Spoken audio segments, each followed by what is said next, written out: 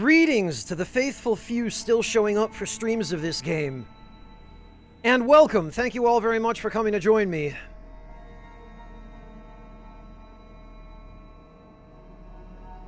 Especially at this somewhat different hour than the times I've been streaming lately, and as one or two of you had correctly guessed, yeah, what even is sleep?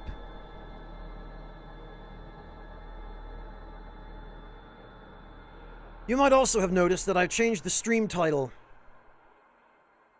so that it now more clearly reflects what actually is going on here, because I am very much still learning how this game works and how to play it correctly. Hello, Breakfast. Welcome. Good to see you. You did certainly time that very well. And it looks like tonight's basically just going to be mod night in chat. It looks like my mods are more or less the only people who've shown up for this, other than maybe a few lurkers and the odd chatbot.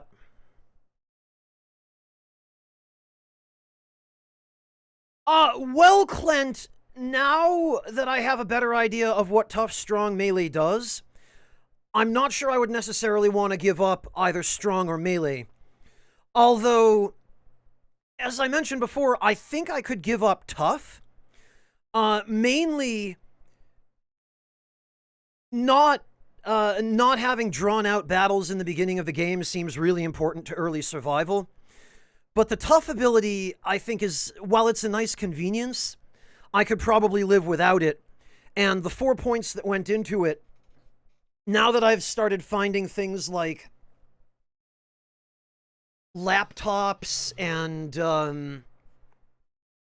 started running into events where it seems like maybe some proficiency with computers would be helpful, I think maybe on the next playthrough that I do, I might drop tough and instead switch in, I don't know, hacking probably, and maybe electrician.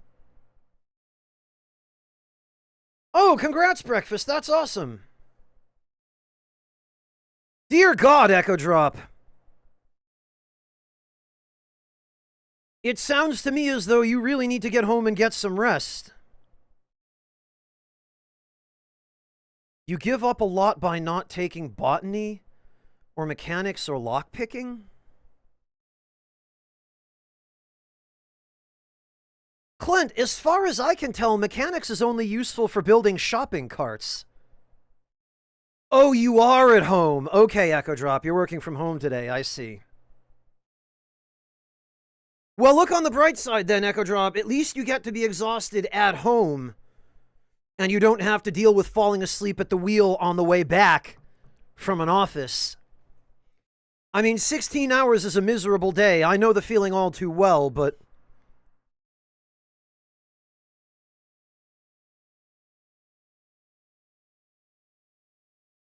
hello, Anonmaru. Welcome. What exactly do you give up by not taking botany, Clint?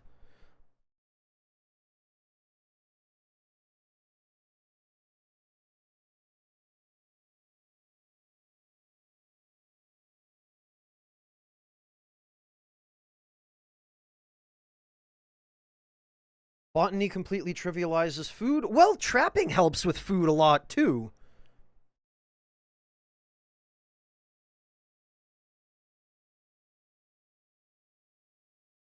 You have access to a forest, you have access to unlimited food and first aid. Ah.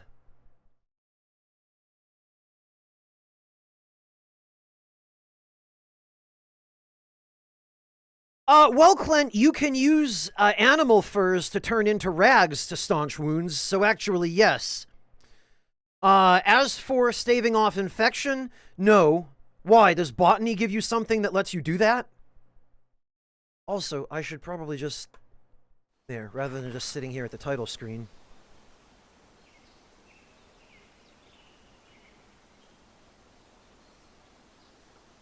Well, Monotone, basically what you do, I guess, is you boil the animal hide and essentially turn it into, not quite tanned hide, but processed hide.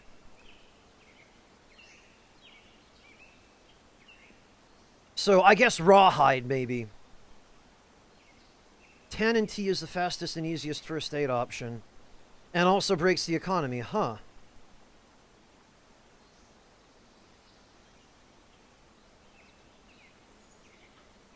Also boosts the immune system when you drink it? Interesting. So maybe the next run will be, tough will switch out with hacking and botany.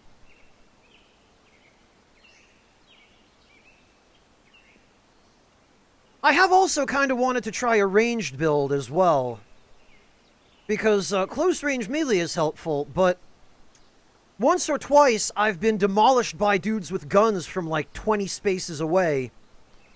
And it got me thinking, well, it would be really handy to be able to do that to an enemy. The only problem is, I've had a lot of situations, and in fact, more often than not, encounters seem to go this way, where the encounter starts off with the enemy 3 or 4 spaces from me.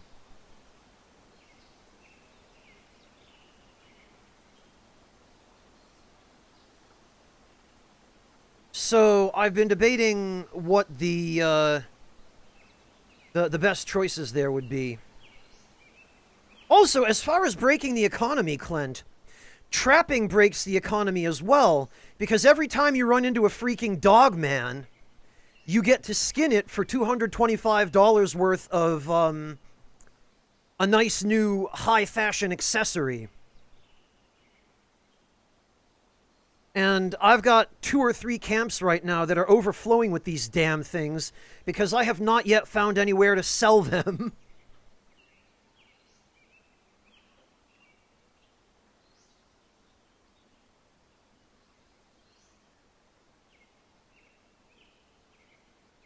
I have, however,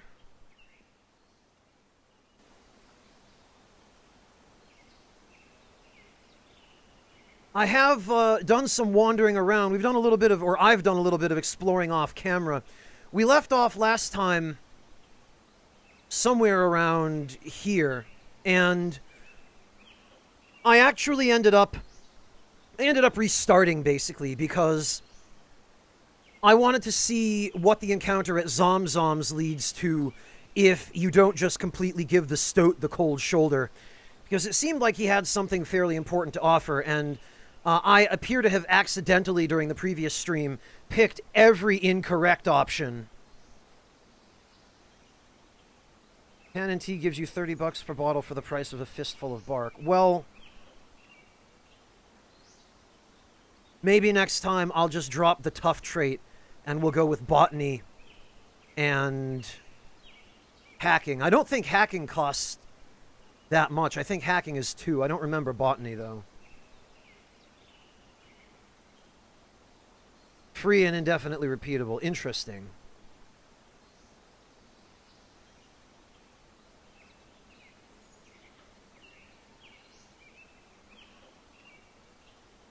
Well, all that to say, we're going to go back to Zomzoms and do the encounter there over.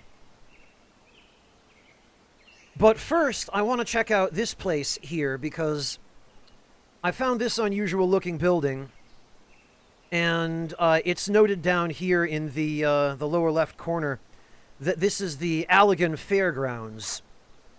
And I figure there must be something pretty good there. We'll have to come back to this campsite and retrieve that fur coat, but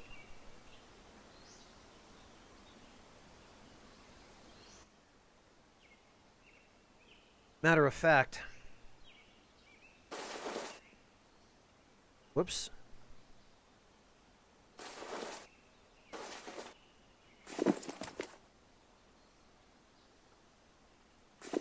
Let me just put this here as well. As far as I can tell, enemies are not able to loot anything that's stored in a campsite. They can take whatever is on the ground, but they can't take stuff from one of the camps.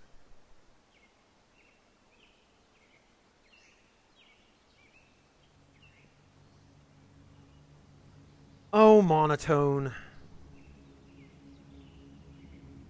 Also, I found this plastic sled. And I've got this handy little bag here that we're going to take. And I would like to relieve some of that burden there. Actually, I have food in this sled that I need.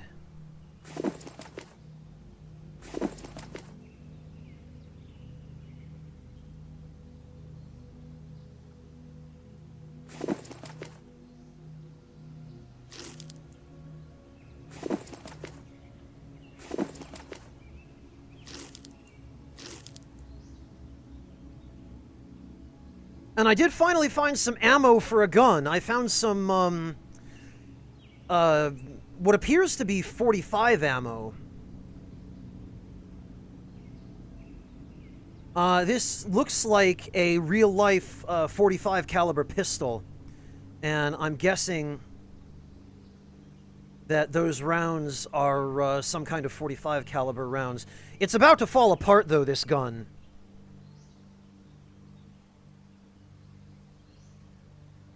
Its condition is only 4.9%, so I've been trying to save it.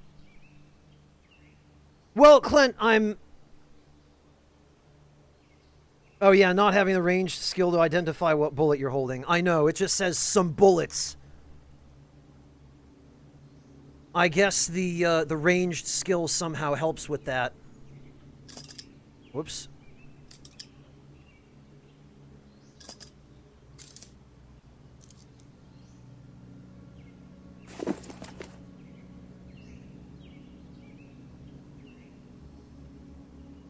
Yeah, Famond, I'm thinking the M1911 just because it's a much more well-known firearm.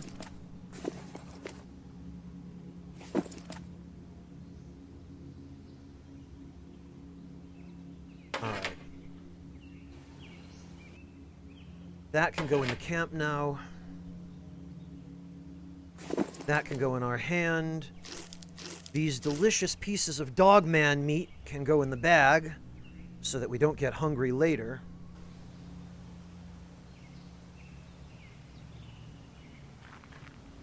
Or rather, so that we'll be prepared for when we do.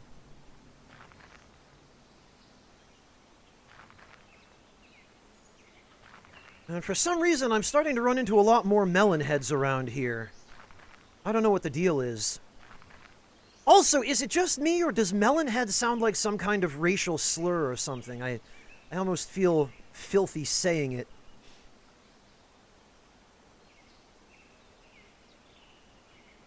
Alright. Allegan Fairgrounds. Whoops, that's not where I wanted to go.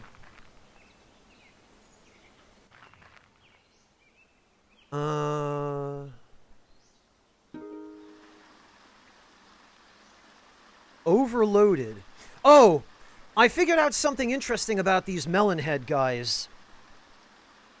Apparently, I don't know what the deal is with them. They look like some sort of mutant human or something, but for some reason, they always seem to carry random gear with 100% conditions, so like brand new stuff. And they seem to run away a lot, but I've always found it worthwhile killing them, because they always seem to drop something good. Oh, okay, I guess he ran away. The area around the Allegan County Fair is pretty unassuming. Once sleepy neighborhoods with detached homes make up the bulk of the area, with streets lined by aging trees, not much different than any other place you've walked lately. But as you round Delano Street and turn up Park Drive, things start to feel off. One house has some white lace curtains that won't stop moving. Another features a gaping hole in the second-story exterior wall as if the wall was sucked in by a powerful force. A third has some sort of menagerie or diorama of dolls in the front yard in varying states of decay. And at the end of the street, a glaring 10-foot rooster statue stands on the leftmost of a series of brick booths that cross what must be the fairground's entrance. Roosters, you decide, are creepier when they're twice your size and have an army of disfigured dolls as backup.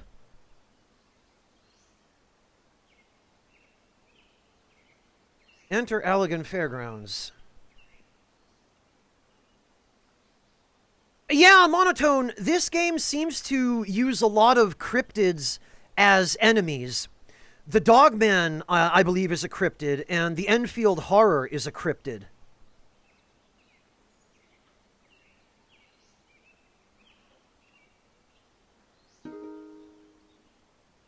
Bah, that rooster doesn't scare you. In you go. Behind the rooster's back, though. You know, just in case. Inside, there are heaps of refuse under sagging canopies. It looks like some sort of antique fair or flea market was interrupted here. Further into the fairgrounds, you spot a large permanent hall. Sliding hangar doors frame a yawning black entrance over which hangs a sign. Marketplace Exhibitors Building.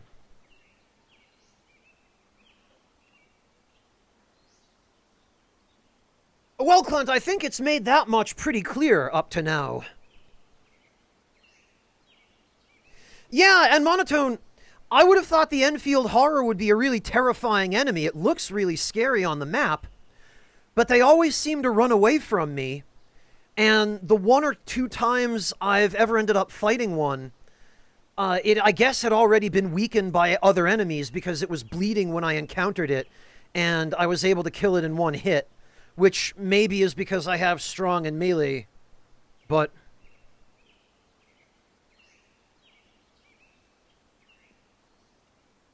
Hey, amateur! No telling when that rooster will make his move, so you probably shouldn't tarry here long. Alright, what are our options?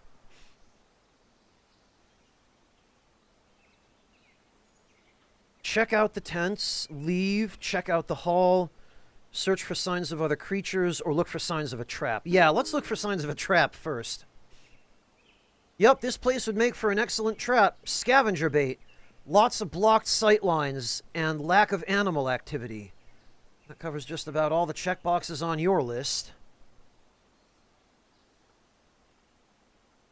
Okay, what about tracking? It's not a heavily trafficked place, but the fairgrounds has had some visitors. Not many animals, though. The humanoid tracks appear to have left a lot more hastily than they entered. By the looks of it, whatever spooked them came from the hall. Ah, so there is something here. Oh, fantastic, amateur! What are you making, or rather, what are you using to make your potato leek soup? Other than, obviously, potatoes and leeks. And good on you for getting from a farmer's market, amateur. They usually have fresher stuff, and it's always good to support your local farmers. Alright, let's check the tents. Because I have a feeling the minute we walk into that hall, things are going to get very interesting. Hey, Chopin, welcome! The tent market looks pretty run down. Weather and time have done their work over the years. Most everything looks faded, soiled, and waterlogged. But there is still useful material left here, which is odd. Looters are nothing if not thorough, and you know there's no way some of this would be left behind for long. Okay, nobody's gonna hurry to carry off this fast food clown head or anything, but why hasn't this place been picked clean? Are you serious? Take the clown head! Yeah, don't mind if I do.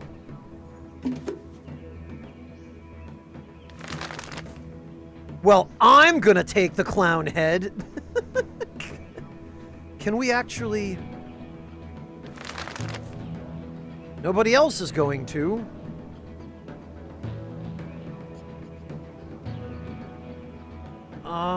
Is this actually... Oh, there's a humanoid corpse. Get rid of these so I don't accidentally eat them. Is this actually something I can wear? Oh my god. Are you serious? Hey, do you kids like corn dogs?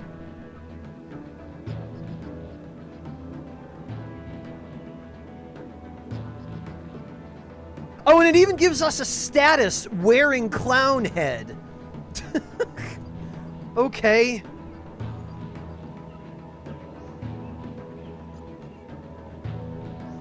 Oh, maitakes! I'm impressed you were able to find maitakes at an American farmer's market, amateur. Those are good mushrooms. It sounds like you've already had them. So, I guess I won't bother trying to describe their flavor, but,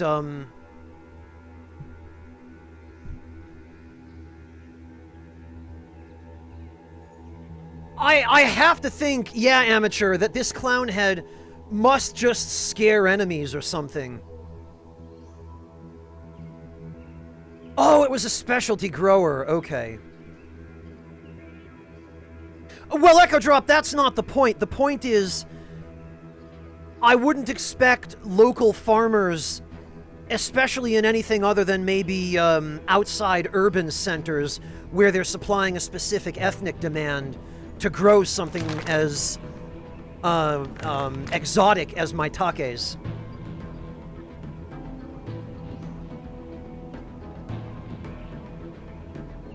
A dogman pelt, a clown mask, and carrying a spear. Yeah, I'm looking for the other tactical boot, so that my boots can match the color of everything else. I really wish there were a black-colored hoodie, but I've only ever found brown ones up to now. The only fear modifier you don't have yet is a gun. Well, Clint, I mean, I've got guns. The guy was selling almost exclusively mushrooms? Really, amateur? I wonder if he's supplying the local hippies on the side.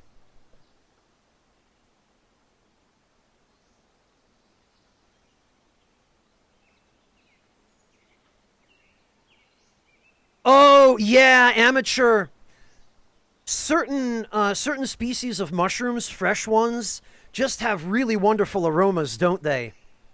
Mushrooms in general have this really pleasant, or I find it pleasant. I know some people don't like it, but they have this really pleasant kind of earthy aroma that's almost reminiscent of wet leaves in a forest in autumn. And I know that sounds excessively poetic, but mushrooms really have a great deal of diversity in their flavor, and even in their texture in some cases. And I really love them. So I'm really happy for you, amateur. I'm really glad you were able to find a farmer who sells a wide variety of mushrooms. Yeah, amateur. A nice, strong, punchy mushroom like maitakes are going to go really well in potato leek soup. Normally, the problem I have with potato leek soup, at least when I've ever had it at restaurants, is that it always comes out bland. It always ends up being mostly potato and not a whole lot of anything else. You know, not a lot of seasoning. Usually, if there's anything they add a lot of besides potato, it's thickeners. When I make it at home, which is very infrequently because I don't make it very often, but the couple of times I've made it at home, I've always gone out of my way to use lots of nice, fresh, or dried herbs. Sometimes dry herbs will give you a stronger and more concentrated flavor in certain cases, but always fresh leek and always some nice potatoes.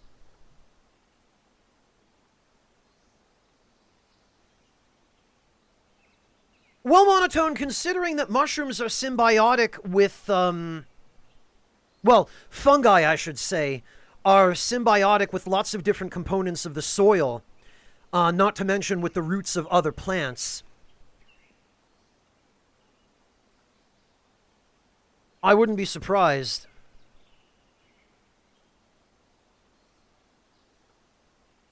Oh, breakfast, for God's sake, man. Hey, good on you, though, amateur. That means you're thinking about what to do with your ingredients. That's good. And I know that might sound silly, but when I was a kid, before I learned how to cook, I would open the refrigerator and stare at what was in it and have no idea what to do with any of that stuff. You know, I didn't know how to use any of it. I had no idea what I could make. So the fact that you're looking at leeks and thinking, oh, what can I do with them? And getting that immediate flash of insight, that's awesome. And I encourage you to continue being creative like that.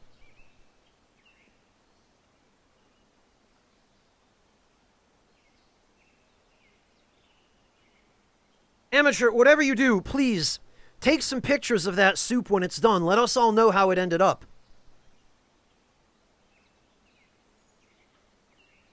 And I'm also very curious to hear that you... to hear, rather, what you think about the maitakes. I recommend, Amateur,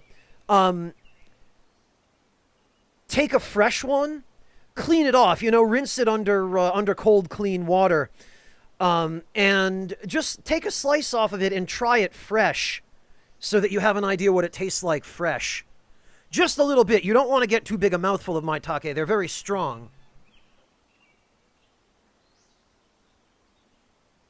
And then let me know once you've had them cooked into the soup what you think.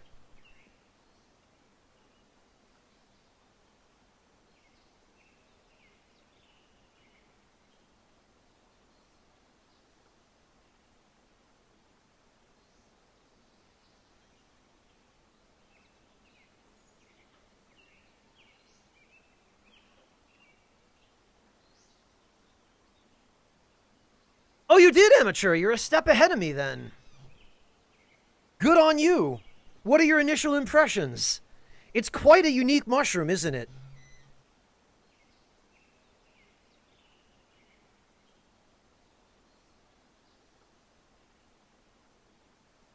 Monotone, if the potatoes are crying, that's only because they've been hanging out with the onions.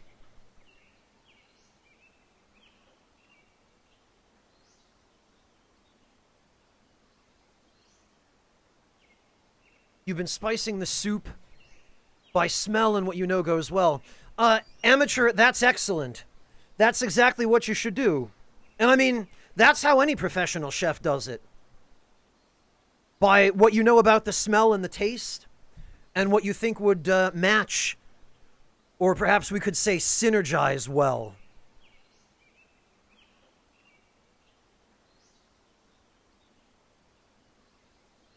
Echo Drop, it's not like crying because you're sad. There are sulfurous compounds in onions. Similar, actually, to the compounds that are used in tear gas. Not anywhere near as strong, not as heavily concentrated, but they have a similar chemical effect on the human eye. And basically, they're a powerful irritant, and they induce the eyes to water. It's not like you cut onions and all of a sudden you're overcome with a wash of emotional sadness. It's just that when you cut the cell wall in an onion, breaking the cell wall releases those sulfurous compounds from the cells, and they disperse into the air. And when they touch the sensitive membranes of the human eye, they cause irritation.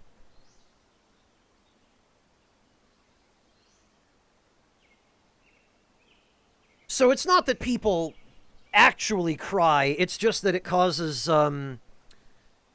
uncontrollable and intense watering of the eyes.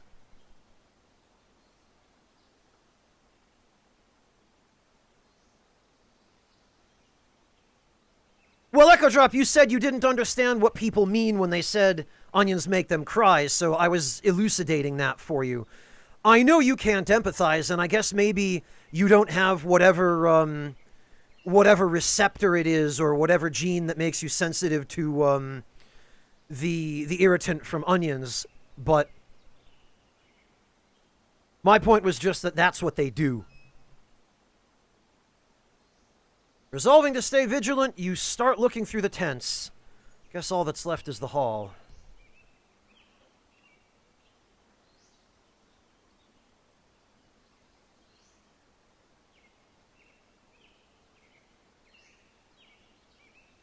Well, Clint, take that up with Echo Drop. I guess he's just a cyborg.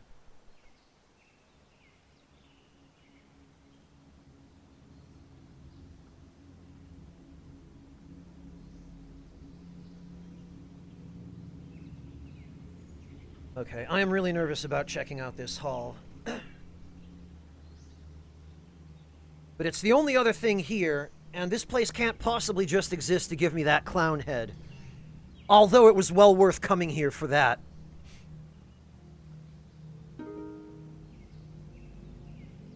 The exhibition hall looks about as foreboding as it does promising.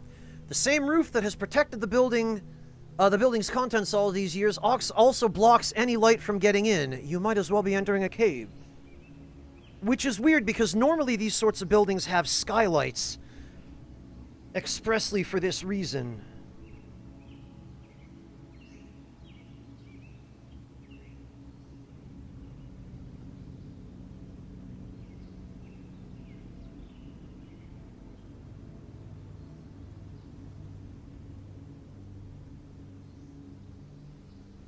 Passing through the doorway, your nose is assailed by the stench of stale perspiration, urine, and rotting teeth.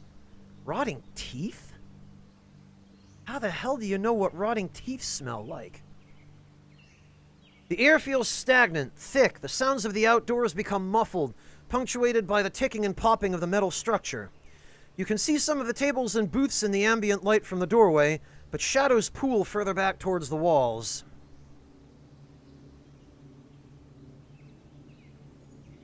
Much obliged. Magnus, thank you so much for the resub. Welcome back. Good luck, Echo Drop. It sounds like you need some rest, so go get some. Examine a large cardboard box. Examine a booth labeled Genuine Indian Artifacts. Look for signs of activity. Examine a pile of blankets and rags. Shine a light to see better. Let's check this booth.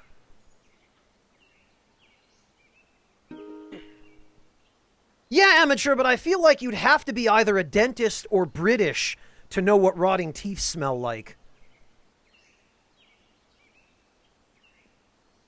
Genuine is neither the word you'd choose to describe most of the wares in this booth nor the person who wrote the sign.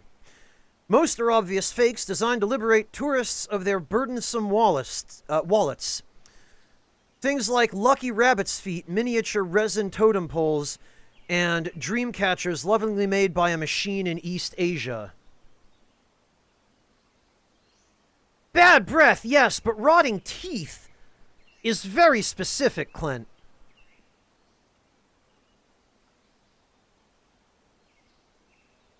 However, as with many sidewalk vendors, the view beneath the table is a bit more interesting.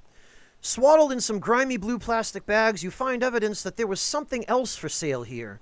Several loose cords suggest there may have been jewelry, and there are bits of worn, tanned hides. There's also a heavy, tightly folded square of paper taped shut. As you pry open the folds, a string of copper beads pours into your hands. Though different in shape and obviously more weathered, it's reminiscent of the talisman in which you awoke. Copper beads on a string. Huh. Well, now we can be even more fashionable. Maybe I did, Clint. The phrasing in this game is kind of weird sometimes.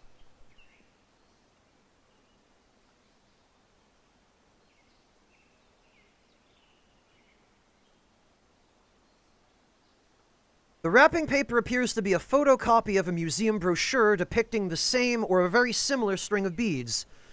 The brochure has the following text on it. Zibiwing Center, Anishinaabe Tribal Nation, Michigan. Anishinaabe Tribal Nation. That is a real Native American nation.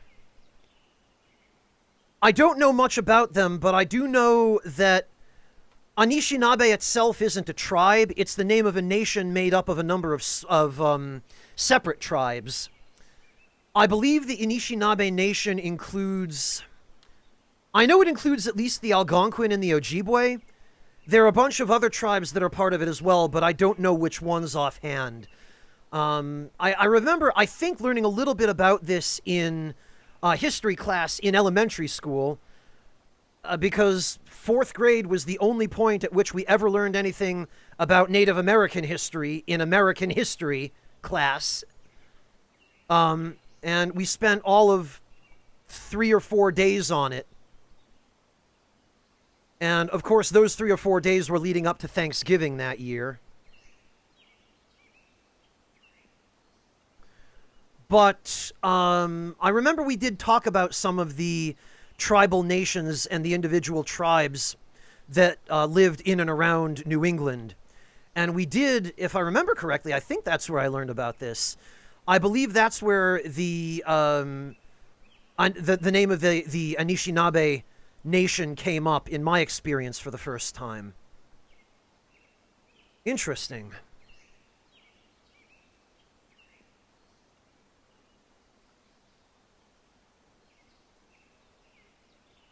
It does say that, amateur, but I have yet to see any vision penalty from it.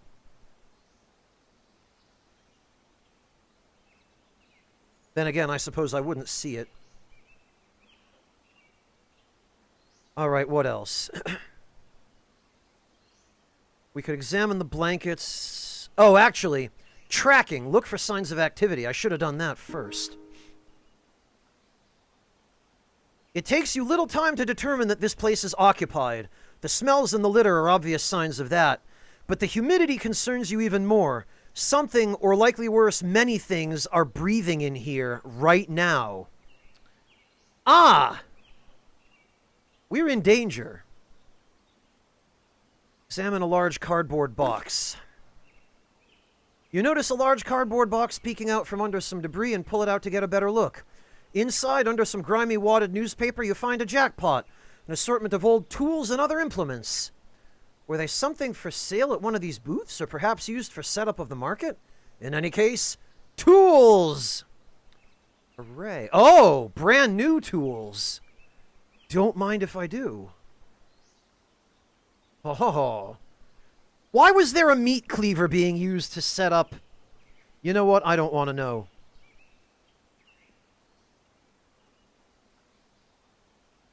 Hello, Regita. Welcome. All right. Well, we are going to throw out this used multi-tool. We are going to take a nice brand new one. We are going to take this shiny new monkey wrench.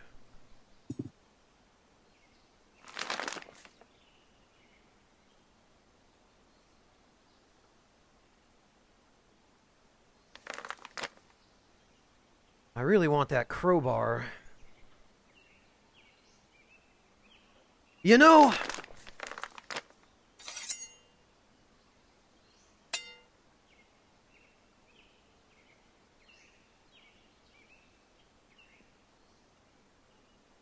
it's not useful as a tool.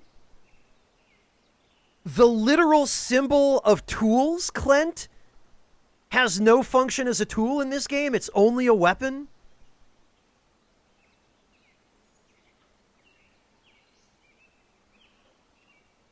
I'm not sure how I feel about that.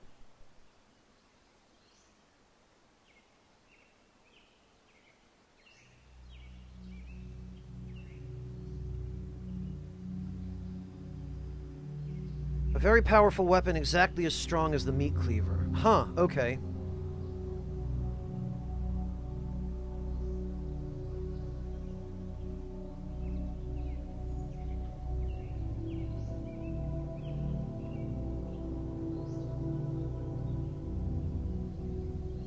Well, I really want this crowbar.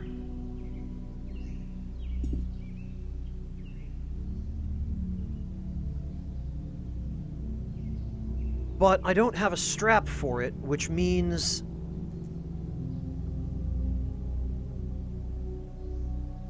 I would have to drop my spear in order to take it.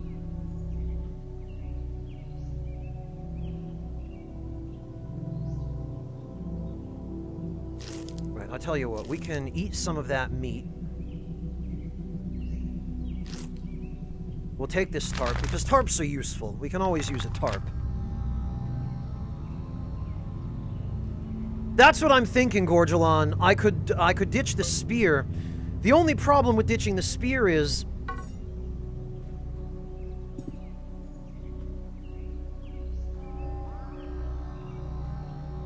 I don't want to get caught with my pants down and have to fight something without a decent weapon. I mean, the crowbar is a decent weapon, but it doesn't have the range the spear does, and it doesn't have quite the damage the spear does either, from what I can tell.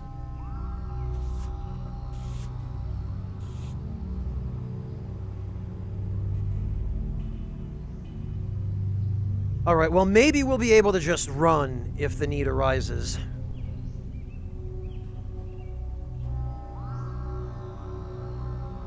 Okay, well, what say we shed a little bit of light on the situation here? Shine a light to see better. Holding the torch, yeah, the torch, my little Bic lighter. Holding the torch above your head, you strain to see into the recesses of the hall. Most of the hall is filled with folding tables and booths. Signage advertises vendors and craftspeople from a bygone era.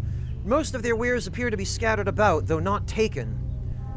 An inordinate number of tables seem to be covered or surrounded in blankets, though, and that's when you notice it. One of the blankets moves. A frustrated grunt is uttered from one of the hall's corners, and it's immediately followed by a high-pitched moan. All around you come the sounds of shuffling and items falling off tables, barely audible over a rising chorus of moans and shrill screams. It appears this is some sort of nest of waking, cranky melon heads. Oh no, and you're in the middle of it. And unfortunately, some of the metalheads have already... metalheads, that's a very different sort of wasteland inhabitant. Some of the melonheads have already closed you in, blocking the doorway through which you came. Try to light some blankets on fire. That will probably just burn us to death. Grab something heavy and clear a path. Grab something heavy and clear a path. Climb towards the rafters. Let's climb towards the rafters. You jump onto a booth and start scrambling up scaffolding to the rafters. The melonheads swarm the area below you, but aren't making any moves to climb yet, so you've got a minute. But a minute to do what?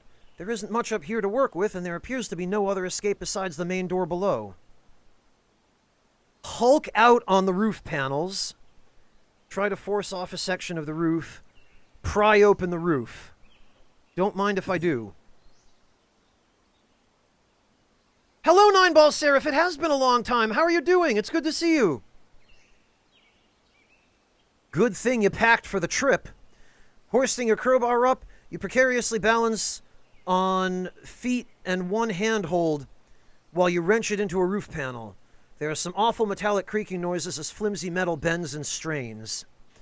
There's a sudden pop as a corner gives way, and the sudden drop in resistance causes you to nearly lose your balance. Oh, Breakfast, thank you so much for the gift sub to Nineball. Really appreciate that. The Tier 2 gift sub, no less. Jeez, Breakfast. Congrats, Breakfast. I'm glad you had such a productive day.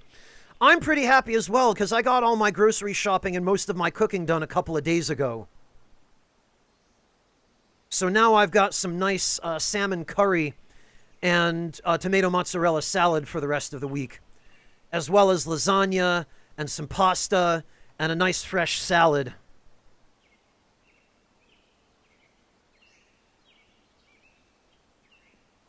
You reach for a rafter with your free hand, but drop the crowbar in the process. It falls through the air, thunking into a melon head with a spectacular spray of cerebral fluid and blood. Ugh, what a mess down there. The wailing melon heads seem no happier with this new development. Regaining your balance, you finish forcing the panel open and squeeze out onto the rooftop. Cold, fresh air was never so welcome. Well, that's fine. I was going to throw out that crowbar anyway, because we've got a new one now. I just need to make a strap for it. All things considered, it looks like we got out of that fairly inexpensively. Oh, you're not out of this yet, though. Still have to find a way down. It'll take the melonheads a minute or two to figure out where you went, so options are limited. Just jump down. Oh, thank you, 8-Ball.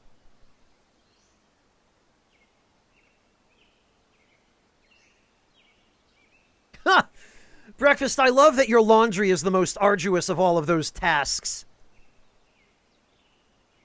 Not much time for anything fancy. Just shimmy as close to the edge as you can and drop. You climb to the edge, lower your feet over, and give a little push. Wham!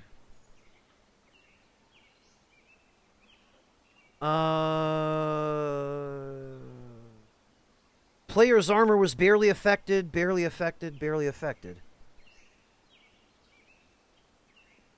Oh. Okay, well.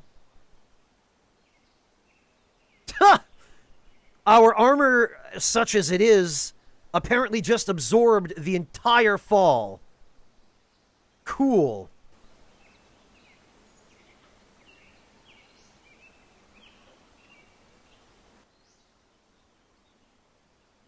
Consume, use this to enter the fairgrounds. I don't know if we want to do that yet.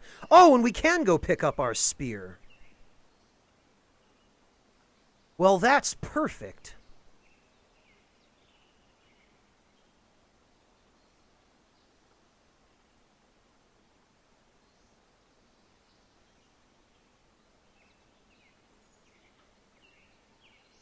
All right, so I think we need...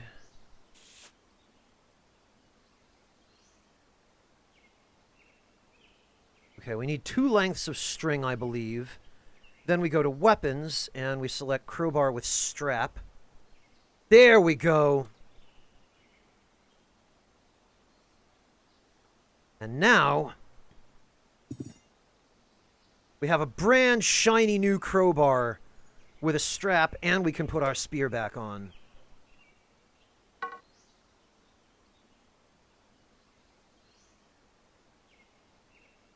Jesus, breakfast!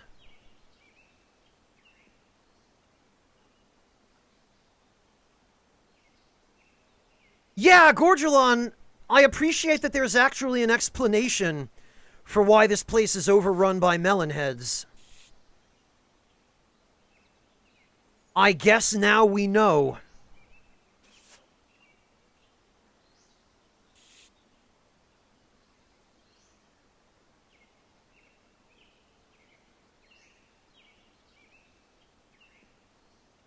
No log. I never intended to finish Tsushima.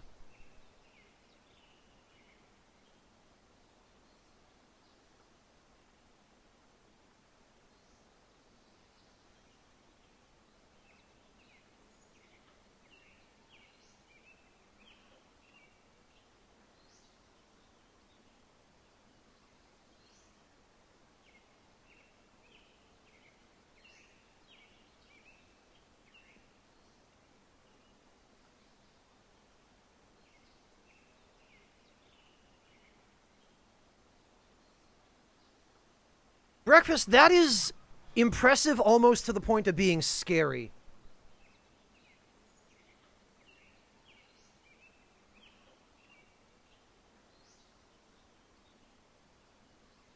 "14 piles of laundry. My God, man.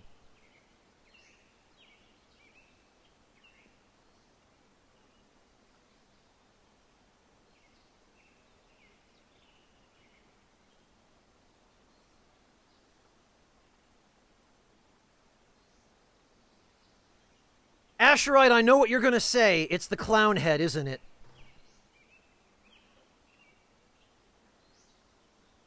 All I can tell you is Ronald McDonald doesn't need it anymore. I can put it to better use. Alright, I don't know if I dare go back in, but... you're back at the Allegan Fairgrounds, and Rocky Rooster is still doing its thing. Re-enter Allegan Fairgrounds.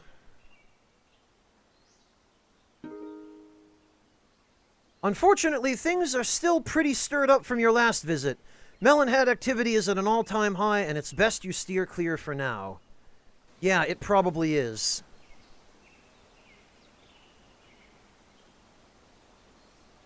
I guess we'd better get going.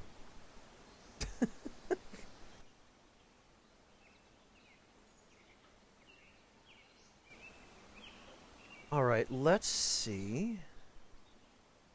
Wait a minute, ATN Enclave?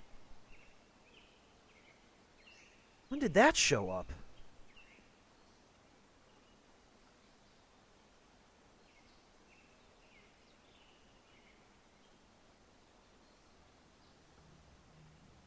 Oh, Asherite for a fair while. When you got the directions... When you were reading the pamphlet, like 5... Clint, the pamphlet didn't mention any directions, I think. It was just a museum brochure. Hang on. Oh, wait, it wouldn't be in the log. It did? I don't remember it saying anything about, directions.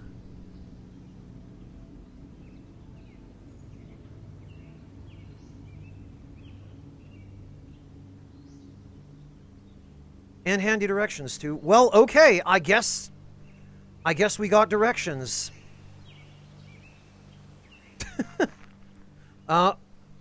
This is almost certainly a melon head. So we're gonna McStab him. Oh, no, he McRan away.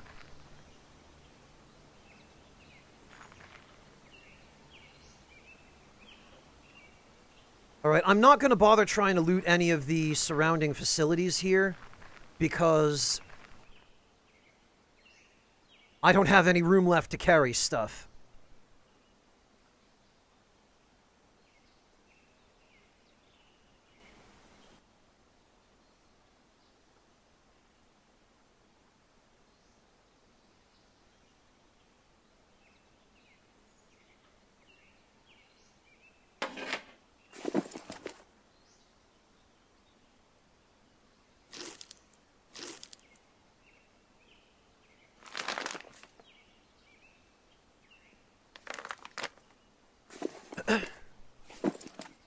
And actually, I'm going to take my my bag with stuff that I can use to set up a camp. Hello, Zyric. Welcome. Asherite, you offer a challenge to me to visit all the places in Michigan that you've lived. I don't think this game covers all of Michigan, Asherite.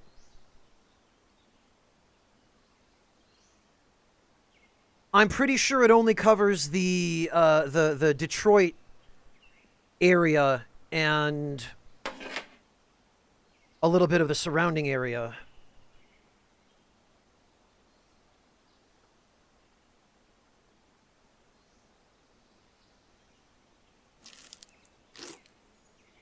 All right, we're going to take that with us. We're going to use that.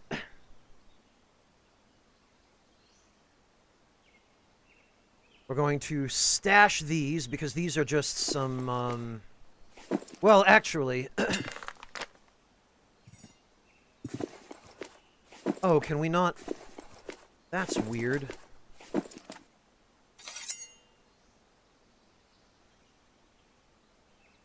All right, then.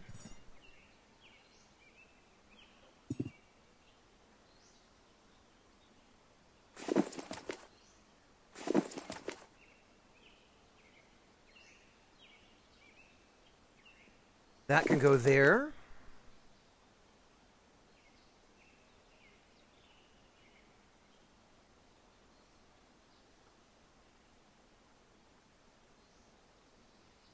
This actually can go in here, because that will stack. This, where can we fit this? Oh, right in there with the other 8 tarps.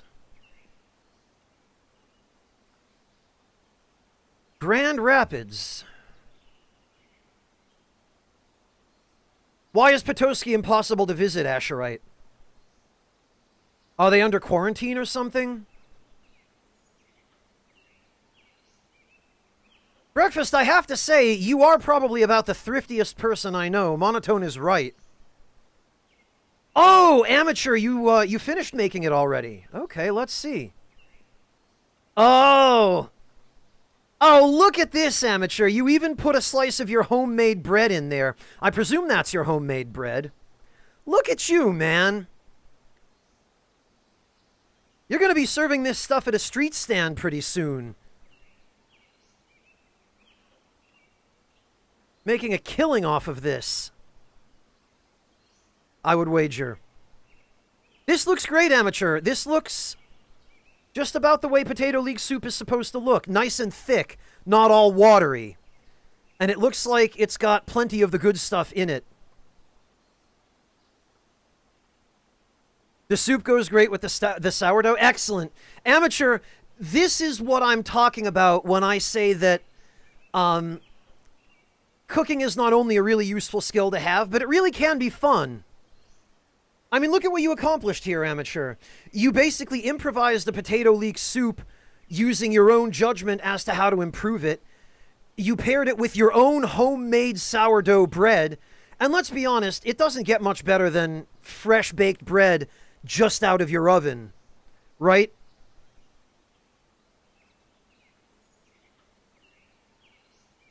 Man, anytime you have guests over, Amateur, they're going to be spoiled. Seriously, man, I'm super proud of you. I know it probably sounds a little weird to have me say that to you, but I am. Like, it feels like it was only, I don't know, a week ago that you were first asking me about baking and pizza and stuff. And now here you are mastering making your own bread and pairing it with homemade soup and... Okay, well, freshly thawed is second only to, you know, fresh out of the oven. At least it's still homemade. Amateur, that's awesome. It sounds like you've really gotten the hang of this. Hello, Warrior. How are you doing? Frozen right after you baked it? Well, that's probably a good way to preserve the freshness, Amateur. Frozen bread is a thing. You can actually buy it pre-packaged frozen bread here in Germany. And there are basically just instructions for heating it up and baking it. Usually the frozen bread that we get here, the prepackaged stuff, is half-baked, and you then bake it the rest of the way in the oven. But you can also get stuff that's not frozen. It's just, it's bread that's about halfway baked, and it comes in a plastic vacuum-sealed pack, and you just take it out of the pack and you bake it the rest of the way. And for what it is, that's actually pretty good, too. Yeah, exactly, Clint. Par-baked demi-baguettes. The ones here are pretty decent. The only time I've ever even seen them in America, they were some sort of gluten-free one that just, ugh. I tried one just to see if they were any good, and...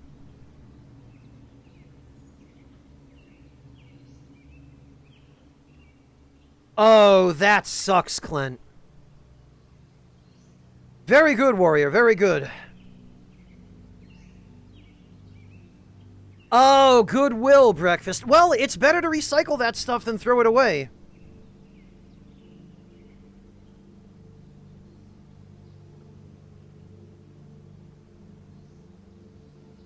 Yeah, Amateur. Potato leek soup is always very light on the flavor, even when it's made well. You have to add a ton of leek to it to be able to actually taste the leek. What I like to do when I make potato leek soup, Amateur, is I add a lot of fresh herbs. I add some rosemary, which goes very well with potatoes. I add plenty of fresh cracked black pepper, which works really well. And I use Cambodian black pepper, the Campote stuff, like the really, really good stuff, which is very, very strong. A little bit of that stuff goes a long way.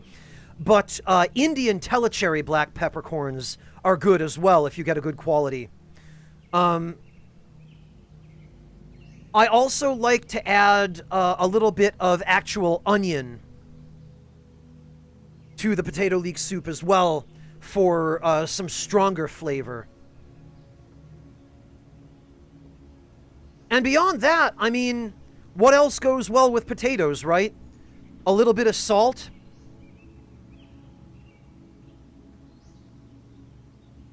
And whatever other seasonings you happen to prefer. And I'm trying to think what else you could do to literally and figuratively spice it up.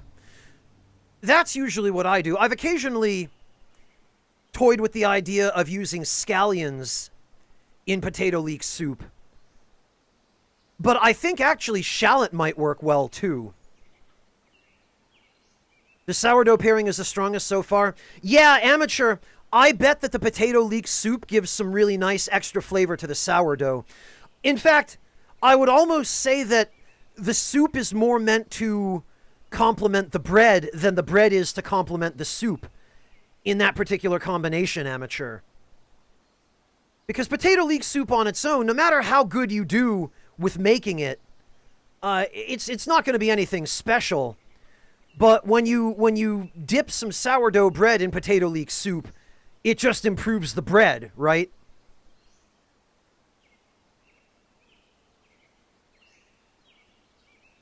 No, actually, Warrior, I've heard it referred to as kakaliki soup before as well. I believe that's just a regional term for it. Oh, cheap packaging, Clint. Yeah. Clint, I've lost track of the number of times I've gotten home from the grocery store and found that the packaging on some vegetable, or even like a piece of packaged cheese that I bought, was too flimsy to stay sealed, and I ended up having to take stuff back. I always keep my receipts for that reason.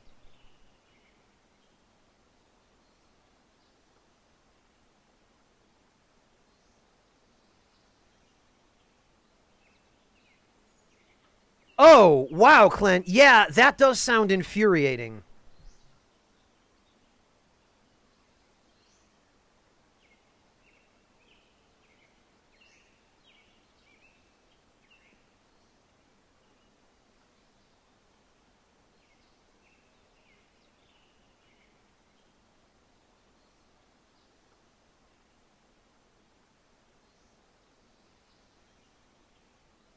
All right, well, our sled is not nearly ready to fall apart yet.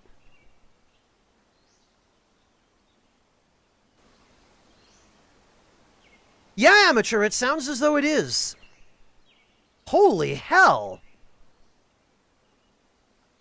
What's all this stuff doing just lying here? My god, okay. Well, don't mind if I do. There's actually some really nice stuff here. That's an $80 sleeping bag.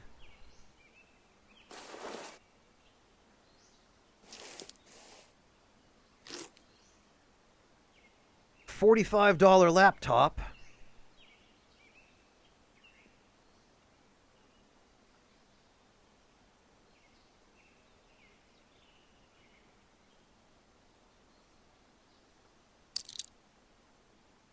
Wonder if we can arrange this just slightly better.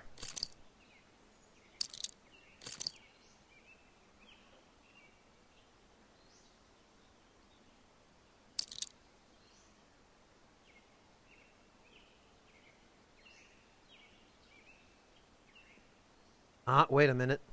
I think we might have our solution. Nope. Oh, it requires just a little bit more. Curses.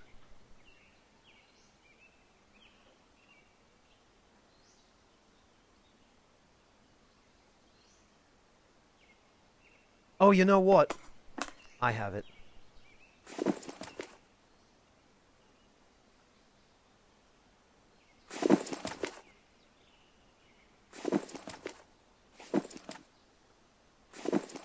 Ah.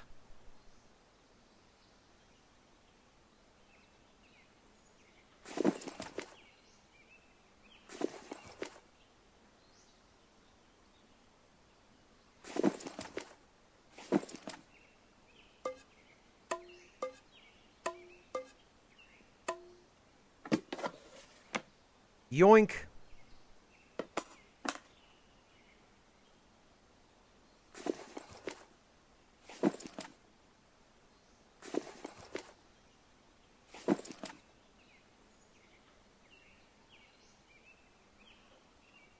And actually,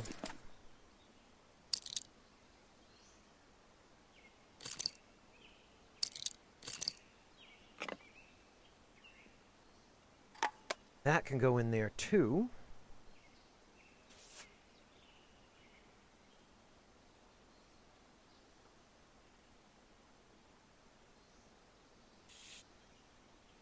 This can go that way.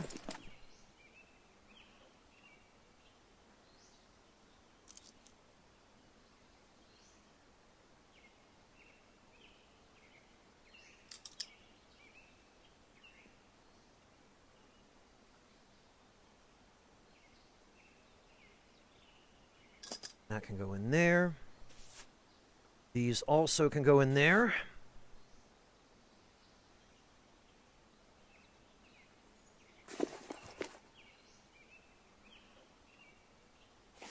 And actually, this looks like it just might work.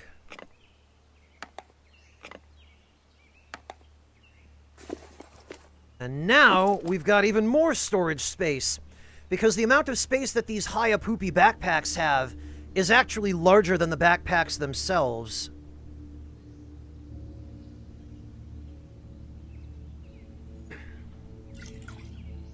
And we got some sterilized water. Awesome. Don't mind if I do.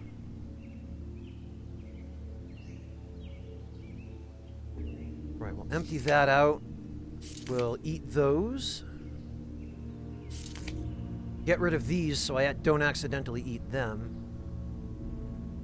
Clear the air. Last week's smallpox outbreaks in Chicago, Minneapolis, and Denver may have prompted a nationwide grounding of all air travel, but the pandemic smallpox continues to spread around the world.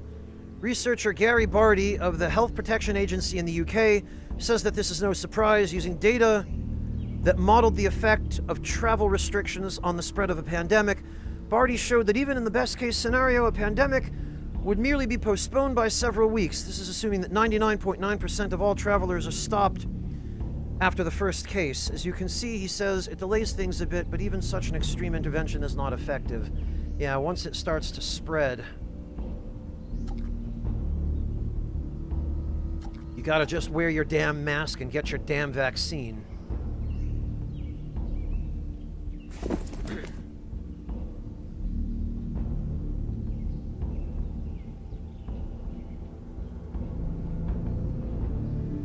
What I'm going to do here is I do actually want that chip bag.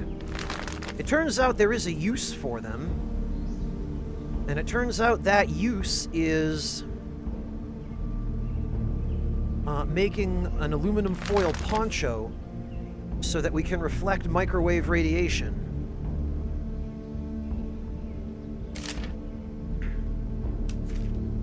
I found out about that in a newspaper clipping.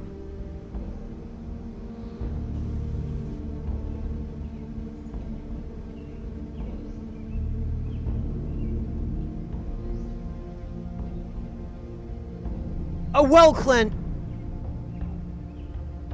Yeah, but I don't have the hacking skills, so I can't use laptops anyway.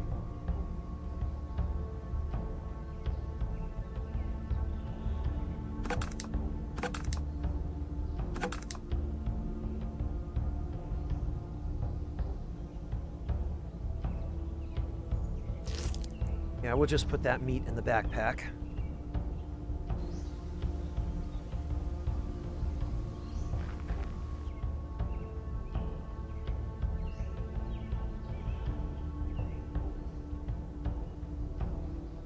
Yeah, and I kept finding these sleeping bags all over the damn place. I literally don't have enough room for them, for all the ones I've been finding.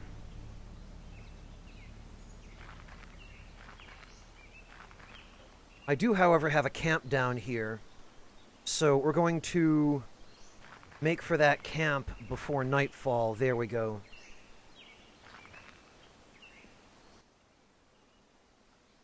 And I've got stuff already here. I've got stuff just overflowing from these campsites. There's literally not enough room in the campsites for all the crap I've been picking up. And these stupid dogmen, they just won't leave me alone. It's almost like they want to give me their hides to sell. Monotone, actually, it has started snowing at night. Originally, it was only rain, so they'll leave me alone now? I don't know, Clint.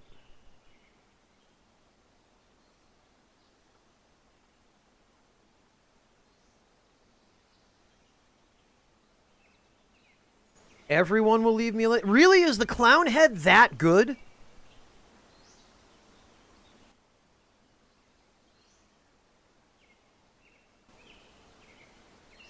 All right. Well...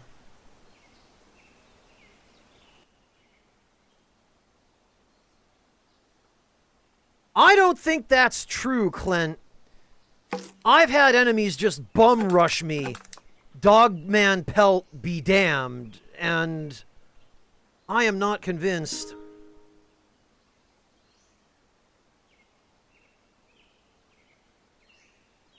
That the pelt alone is impressing anybody.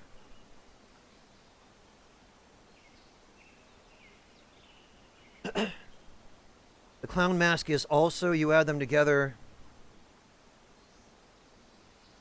The sash-wearing guys and the bad mothers are also really stupid. Actually, Clint, when I put on the Blue Frog sash, the sash-wearing guys started leaving me alone. So that got them out of my hair.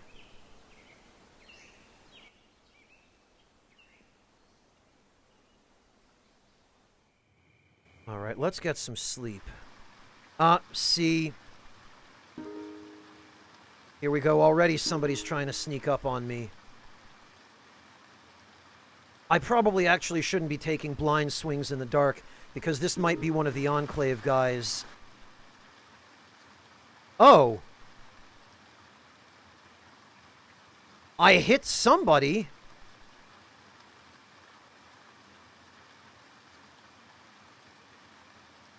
It doesn't look like it was anybody... Oh! It was a melon head that I hit, because some of this stuff is in 100% condition.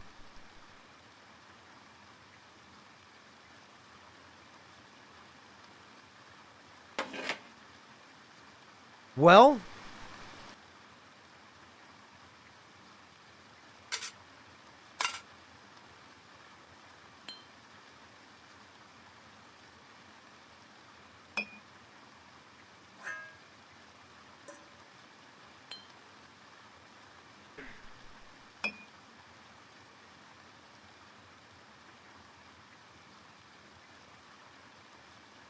We got a nice new shoe.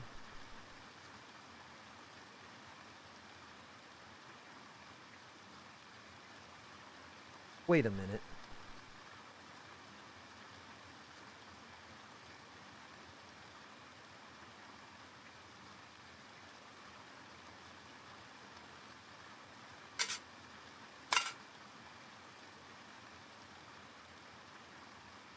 What the hell? Ketchup, some bullets, a lighter, and a lighter? Hang on, something's not right here.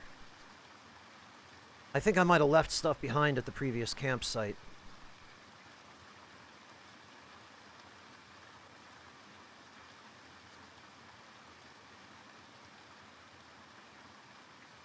Or maybe this is just what this guy was carrying.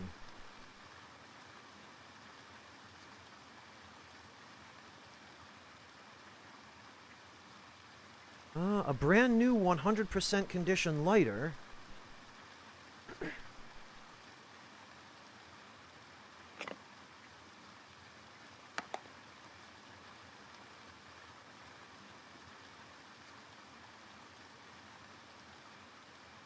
No, I think he just had that.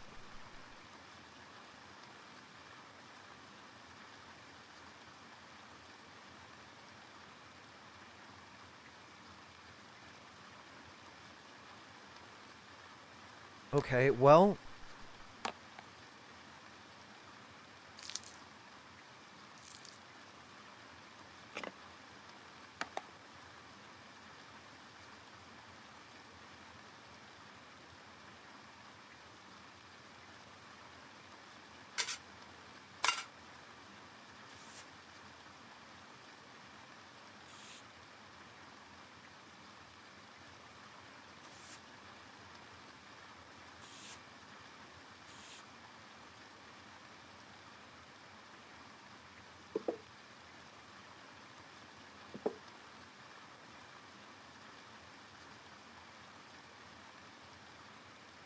I'm quite sure I had a shoe somewhere. Hang on. Let's just get some sleep. We'll wait till daylight. Because I'm not getting anything done here till morning. It is dawn. Okay. Now we'll have some breakfast.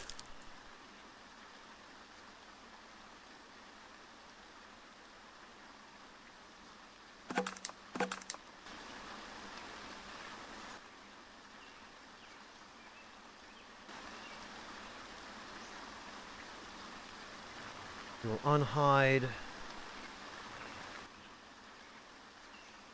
Oh! Holy hell!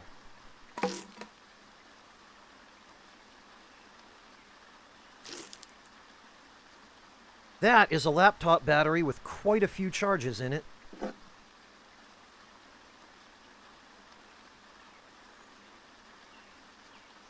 Don't mind if I do.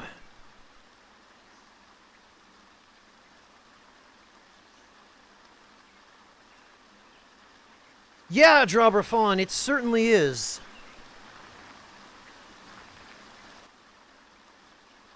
These guys must all just be melon heads.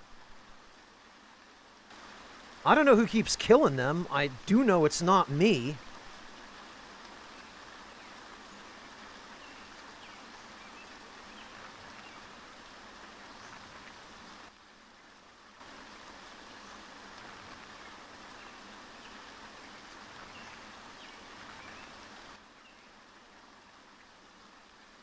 We can't even use that. We've already got too many tarps.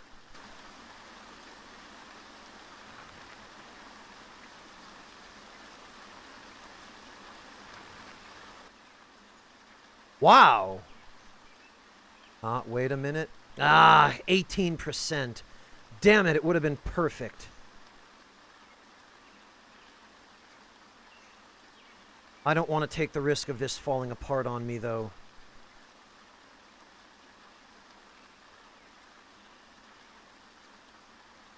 We got another Three Dog Moon t-shirt, though.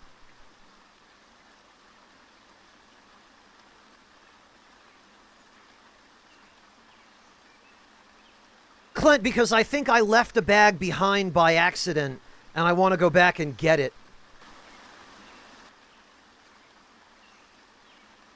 So this we will take.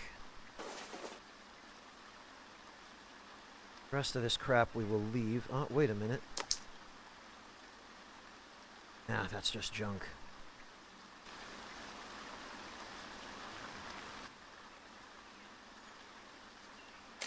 These we want to put in our hands so that we learn the recipes. All this rotten meat here. Looks like dudes have been partying without me.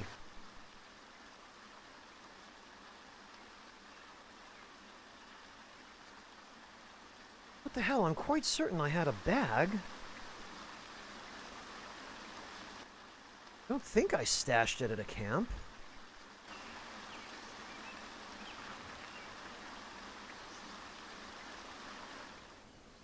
What do we have here?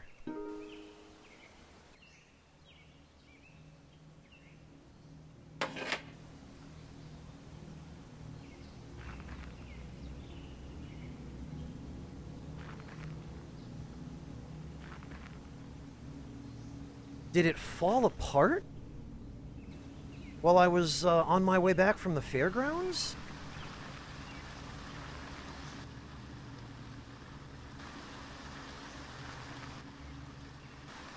Wait a minute.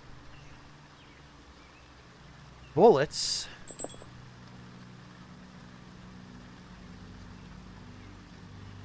Oh, I see where those went.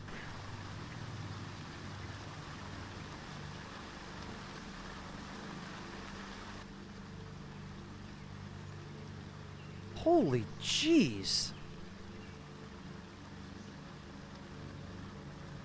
Eye slab.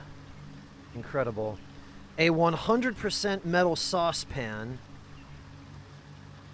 A 99% Wakefield pack boot.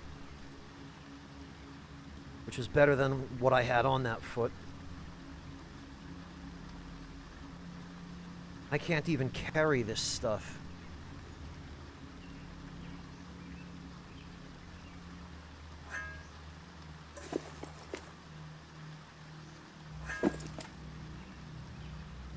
Oh, I see.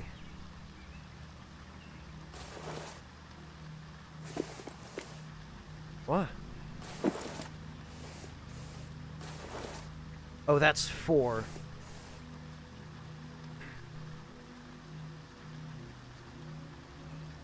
I knew I was going to end up having to rearrange this.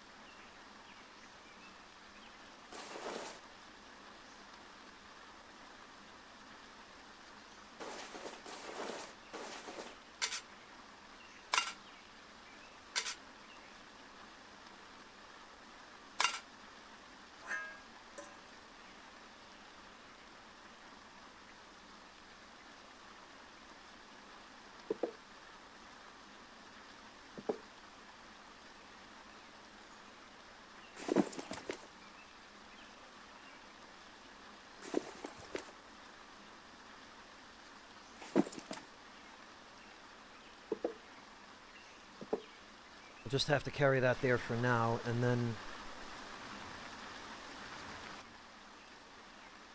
Oh!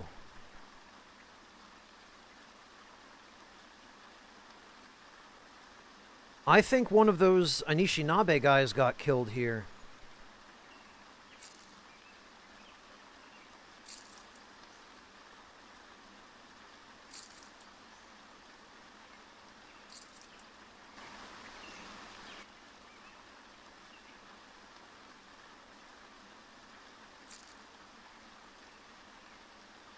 Well, I sure hope they don't get mad at me for trying to sell this back to them, or give it back to them, and assume that I, oh god. Oh, it was a deer. I hope they don't assume that I killed one of them. Look at this, it's all freaking right shoes.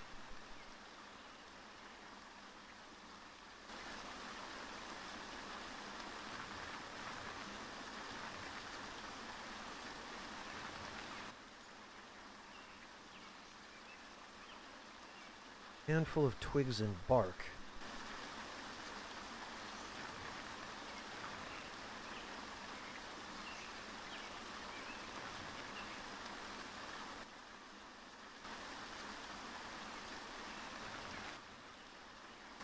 What the hell happened to that bag of stuff I had?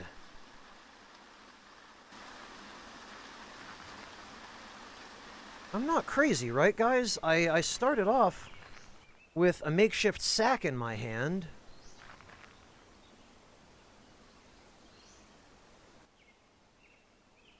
Oh, this is trouble.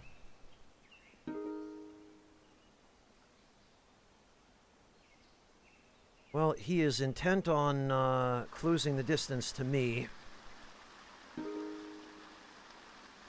His weapon is a crude arrow, so I better take cover in case he decides to fire that at me. Look at him, he's just charging at me like an idiot. Alright, what if we lure him into a trap?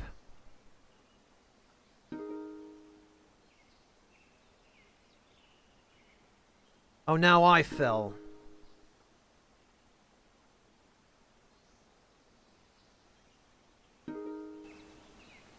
Oh, we killed him in one hit, apparently. Did he have anything good? Oh, he had the arrow, but not a bow.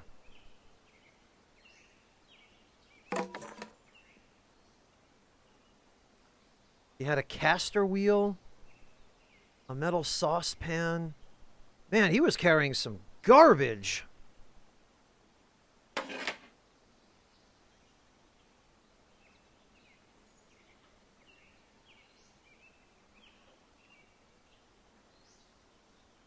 You know, I just realized what would be more useful to have in my hand than a shoe.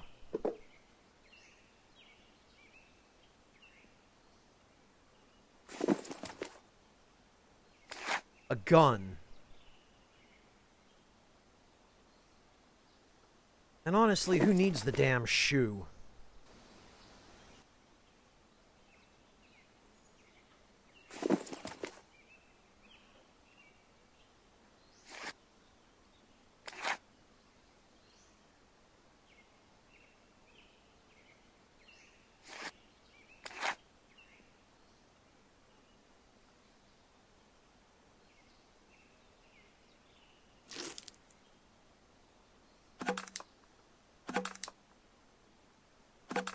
We are also going to need to stop for water sometime soon.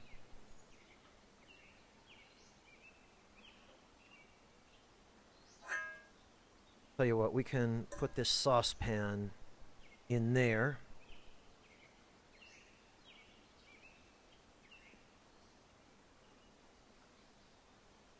And we can say, forget about that sack.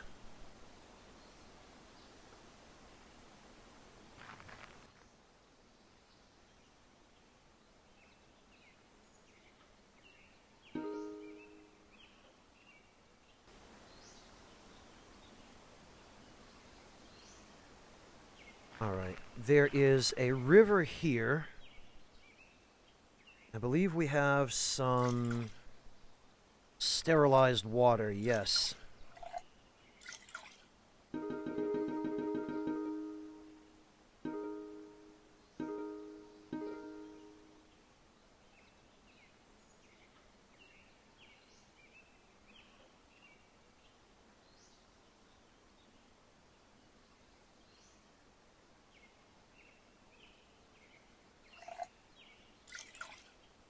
All right.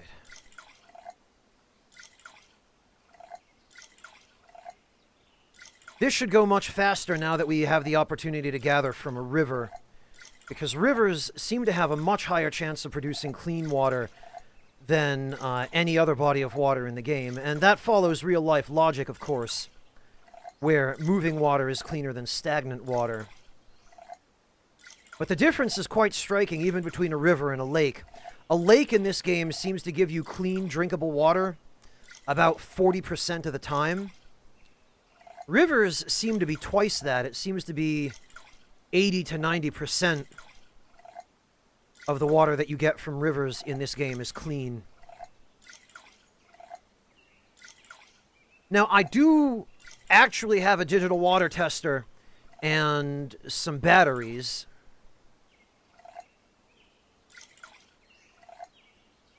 Which are actually charged.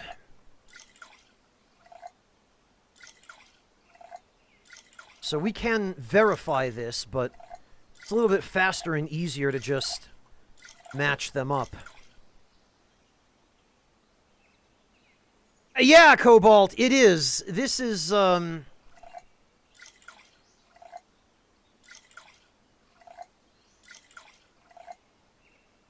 This is when Pennywise really wants you to know he's, for real.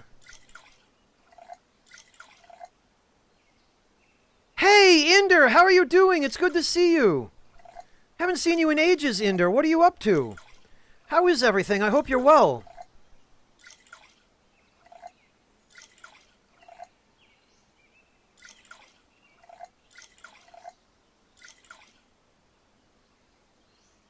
Yeah, Clint, although I guess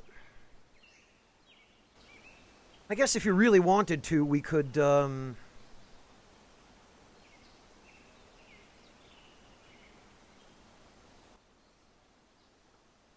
where is it? There it is. We could empty out...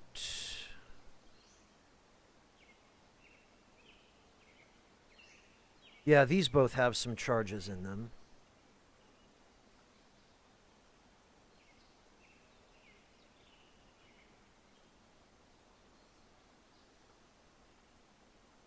And then I think I have a...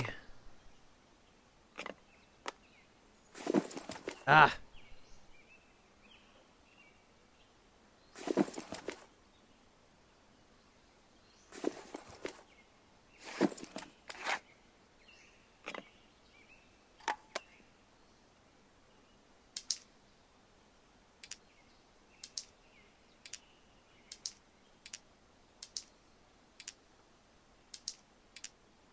We can put this in here.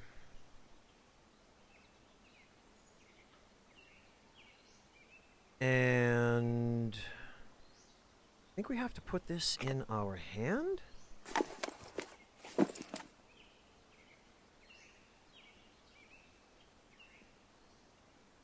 How do we use this?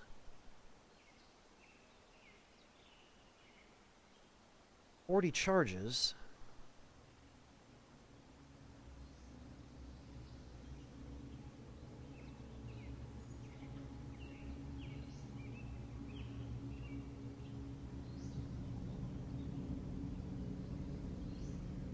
What do we just... Oh, okay. No? How the hell do you use this?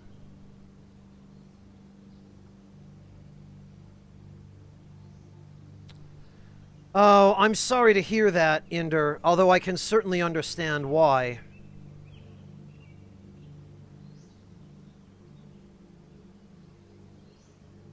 How the hell do you use a digital water tester?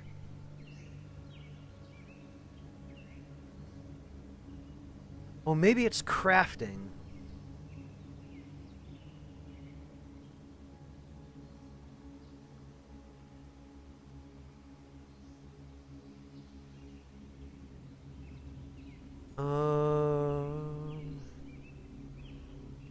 Where is it, though? Oh, it's over here. Maybe?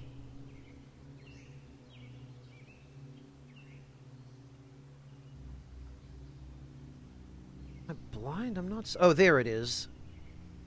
We need that.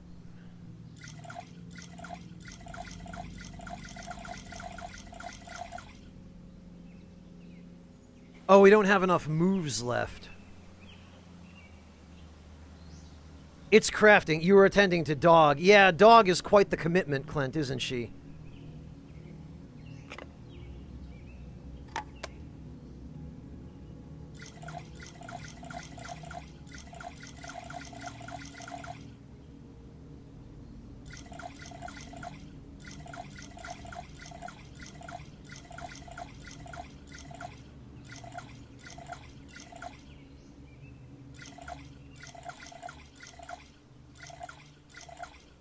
So if we just mash all this water in there...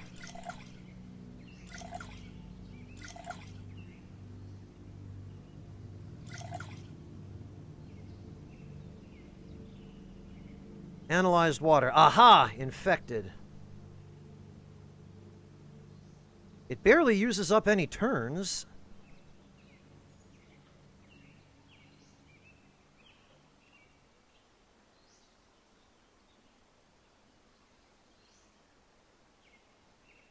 Oh, okay. We need to recharge it.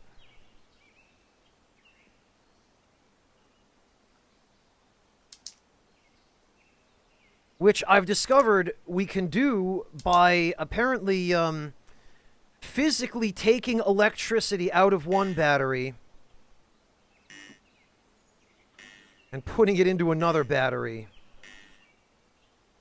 Don't ask me how the hell that works. It seems like you'd need to be an electrician just to do this. What have we here, Clint? Oh,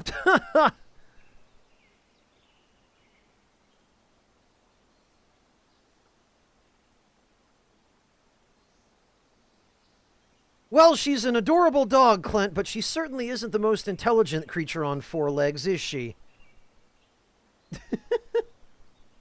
She really does love the corner of that table, huh? What a goofball.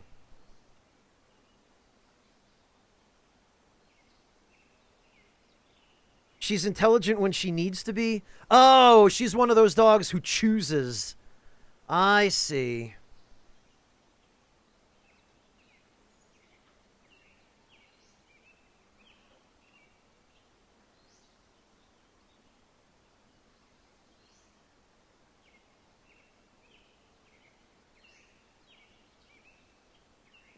No, with those hyper-energetic dogs, it usually isn't, is it, Clint?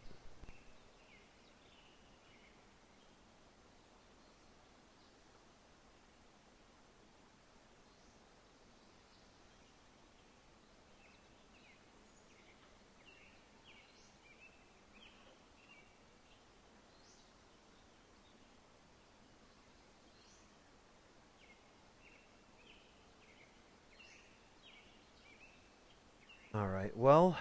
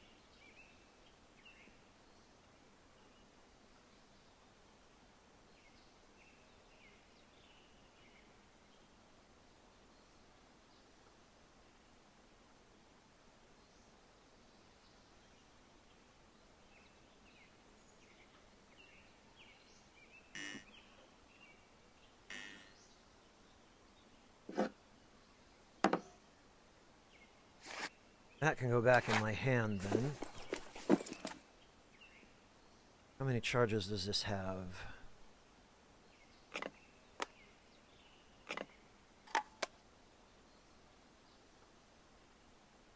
Okay, so let's just... See, this takes way more time.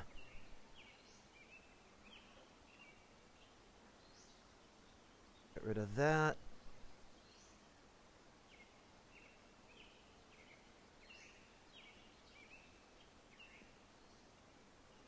It takes way more time to do with the water tester.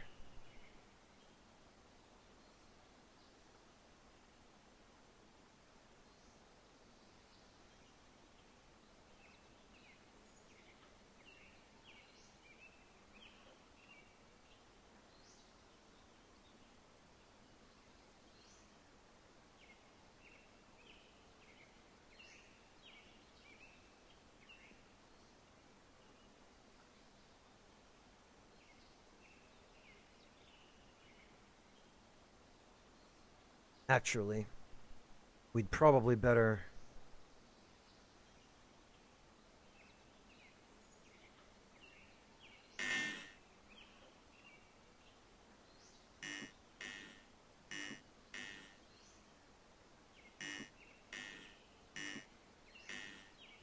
God, this is the stupidest right here.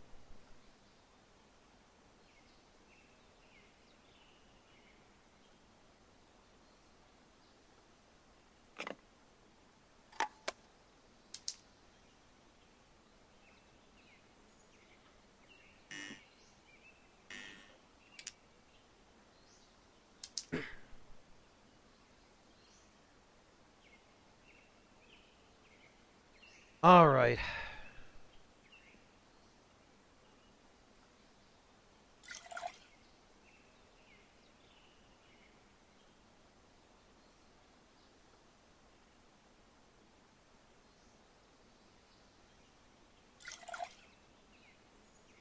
The trouble now is hunting through all of this stuff.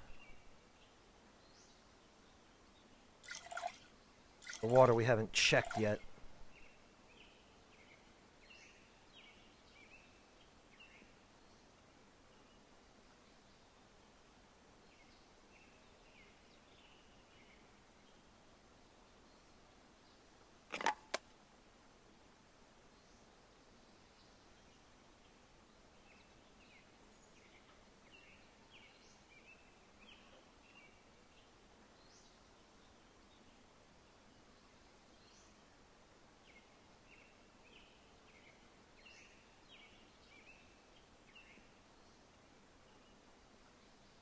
don't see any infected water left.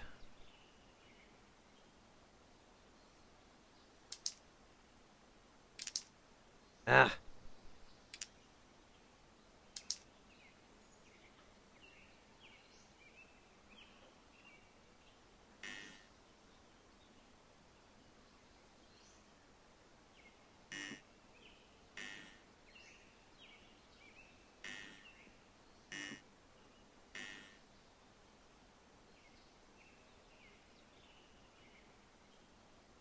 Okay.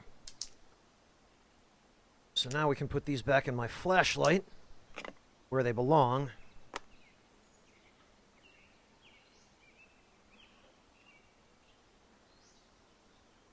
And put this back in that laptop. And put this back in the... What was it? Oh, it was in here. We can put that back on the sled.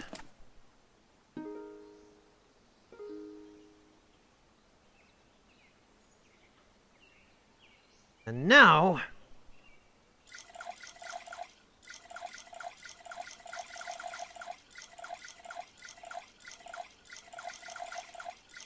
we can refill our water. Thank you. Yes. Sincerely. Monotone, welcome back. Thank you so much for the resub. Great to see you. It really does, Nachmanistan. Well, I hope you had a good time taking care of that little schnoofy dog. I take it it's your roommate's dog that you're referring to here, Monotone.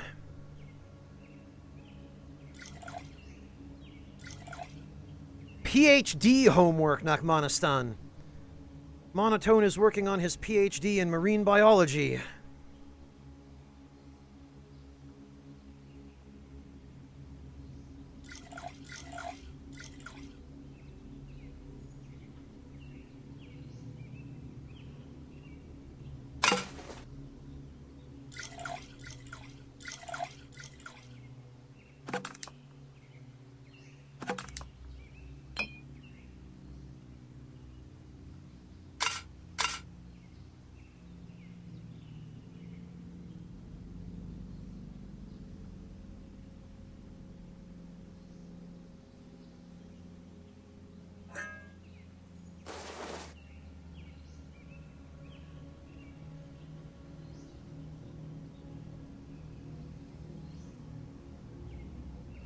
Alright, well, I guess we'll just put this stuff down here so that it doesn't accidentally get mixed in with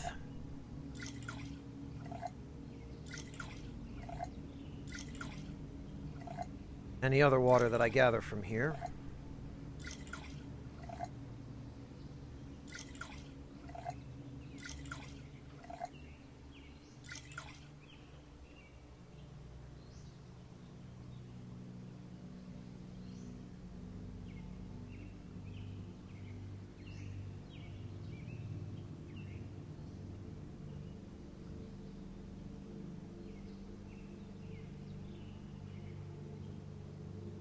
Oh, Nachmanistan, when you say servant, I take it you mean civil servant in the same way that I'm a civil servant.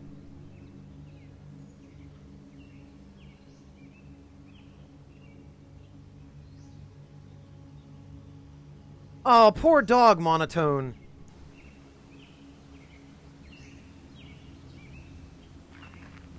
It's a shame for him that that's the case.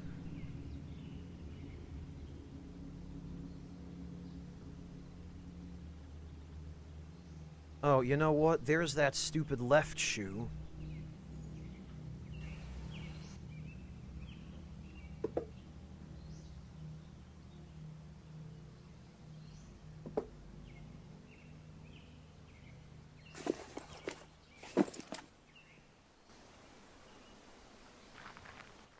So I guess maybe the sack that I was carrying did break open.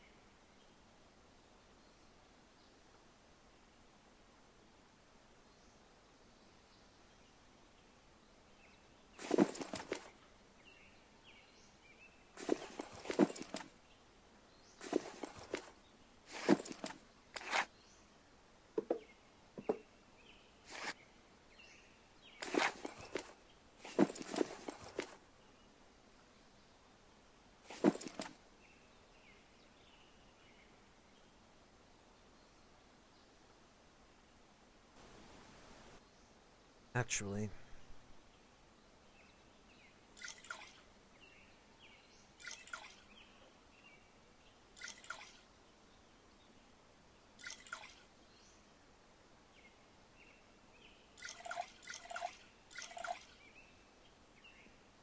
We should have some fresh water on hand at the camp.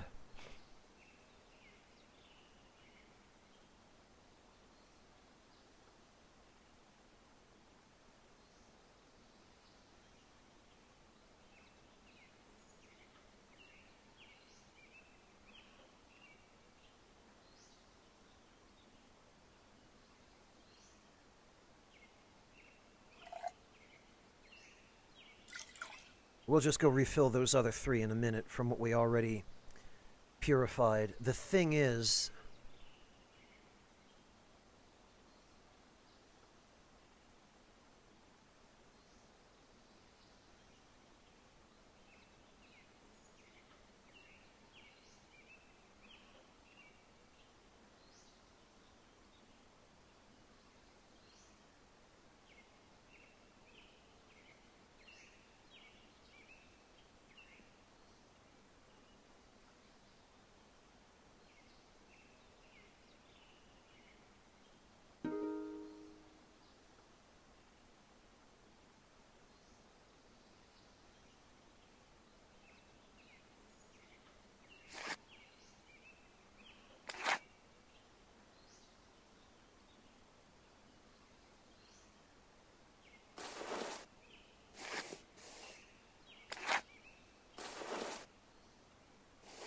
that can go in there. I have to take that to another camp.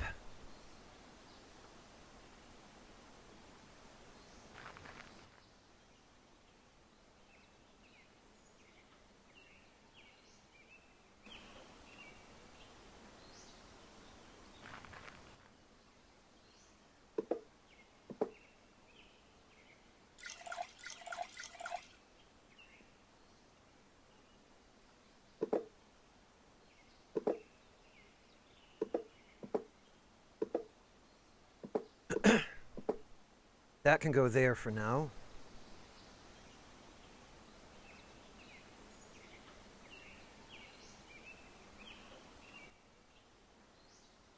Oh, well, look who it is.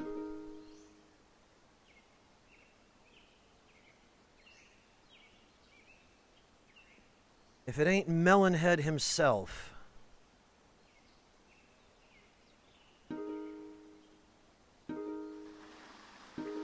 Oh, now you want to leave? No, you don't. Create obstacle. Melee surge. Because he's fallen, and that should prevent him from getting anywhere. Then we finish him with another melee surge. Well, he had a brand new fur tunic.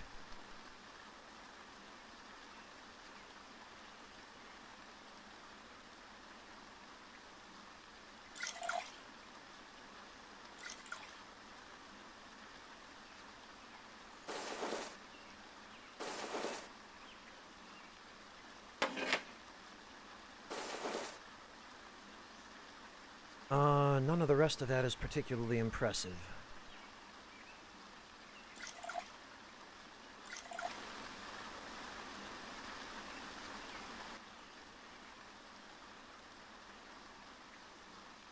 I have a feeling we are going to want a flashlight.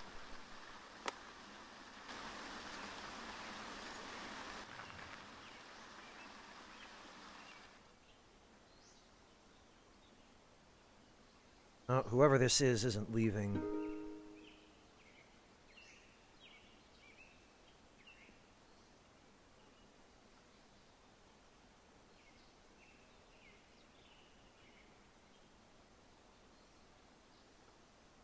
Look at him just charging at me.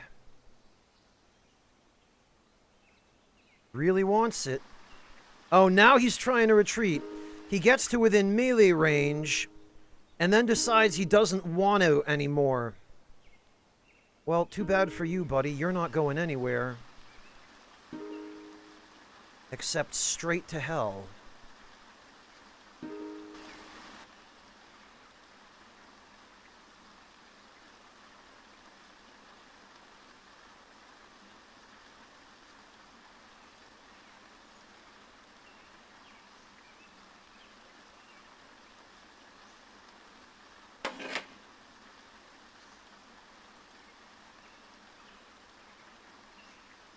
And I guess we can put our flashlight back because I think he had the other shoe that I wanted.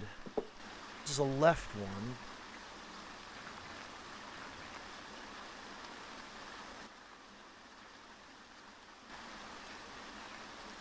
Ah.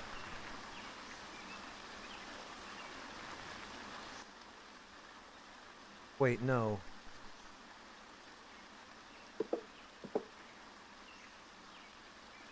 Wait, what? Did you guys just see that shoe change its orientation? Bloody hell.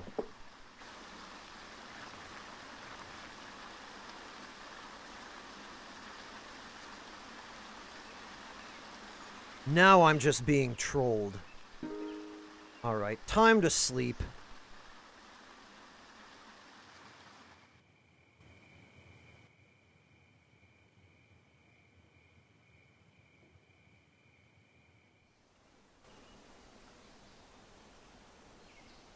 And by some miracle, nobody bothered us.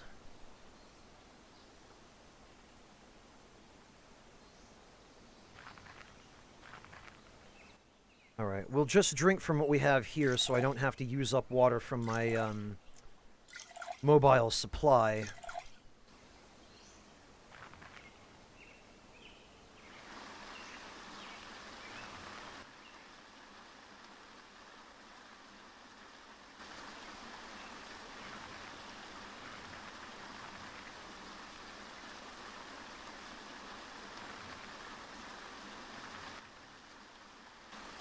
I know somebody left a shoe around here somewhere.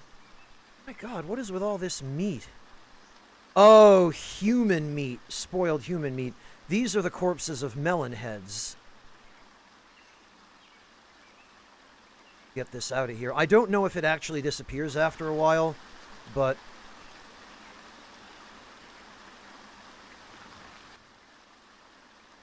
I'm getting rid of it just so that I don't mistake it for a new item and waste a trip out to find it.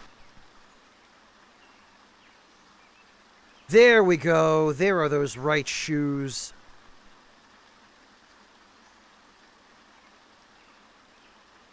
Both of these are 98.9%.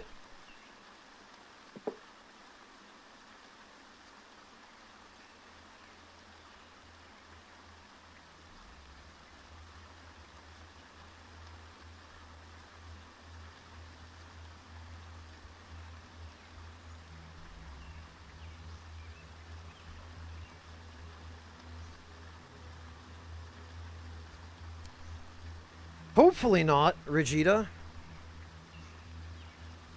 What I want is to get a pair of matching shoes so that I don't end up with blisters on my feet. And so that I have a backup.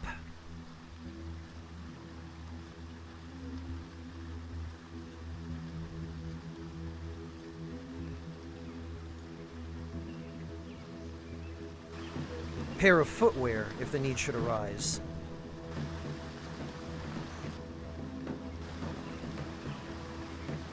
All right.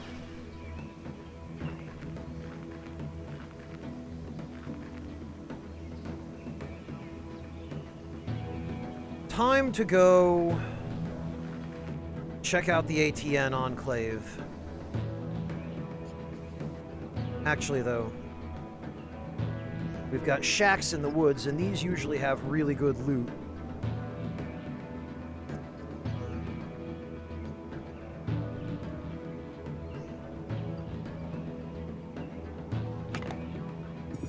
So if we do this...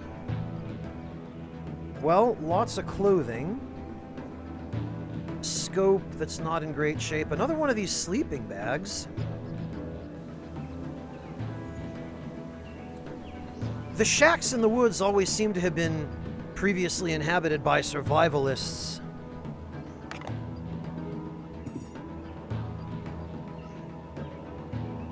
So they often seem to contain... Yeah, look at this. Night vision goggles.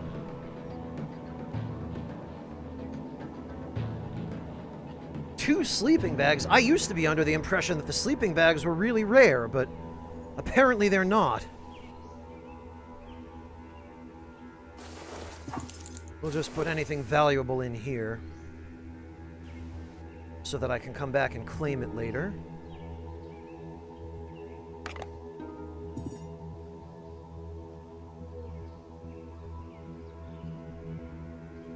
A caster wheel.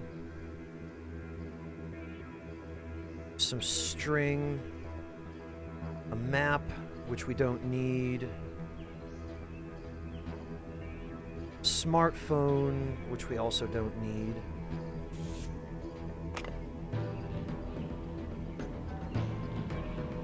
Although that foil bag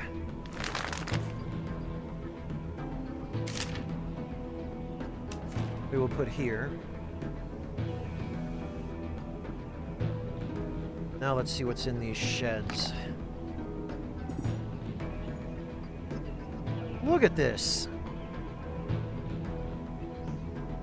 Junk everywhere.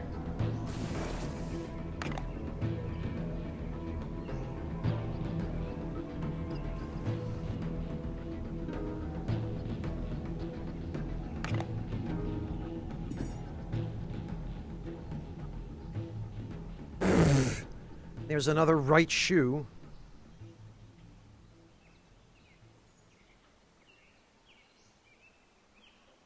And another lighter.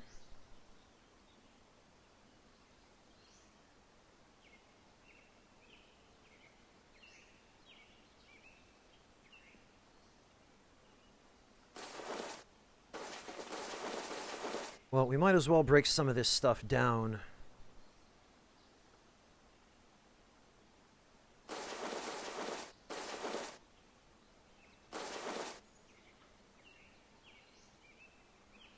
Ah!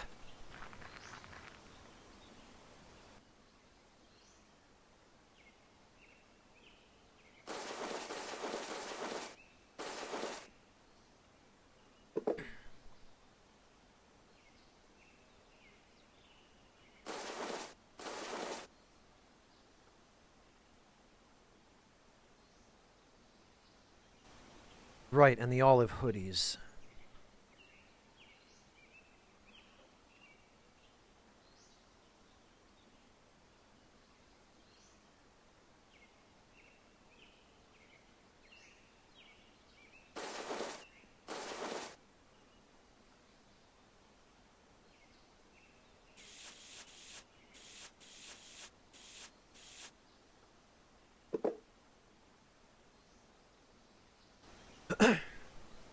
All right, well, we'll keep that operating as a supply cache, I guess.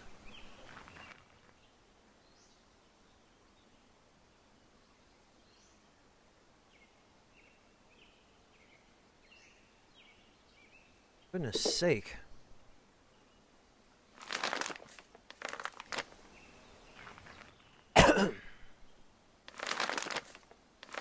We'll just throw that tarp there in case I need to go back and build a shelter.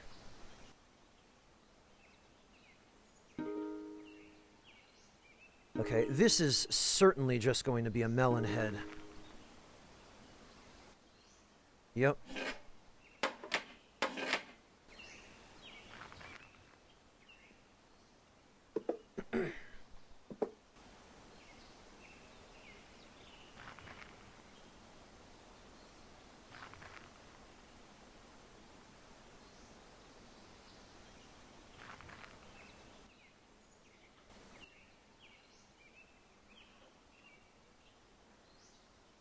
Okay, no, that's not the camp I thought I was headed to. Hello, Tramer, welcome! In some ways, this game really appeals to my, my tendency to want to collect treasure, but at the same time, it's also a special kind of hell. Because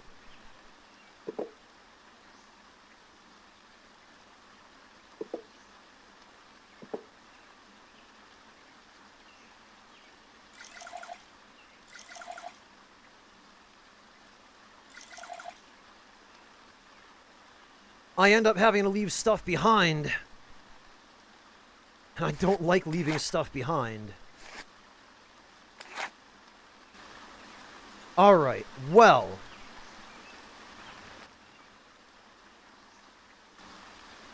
Let's go find that enclave.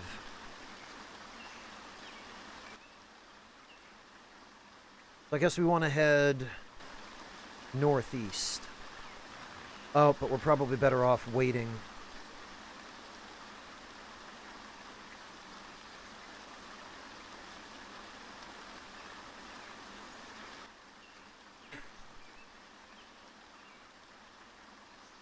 Ah, and I need to make some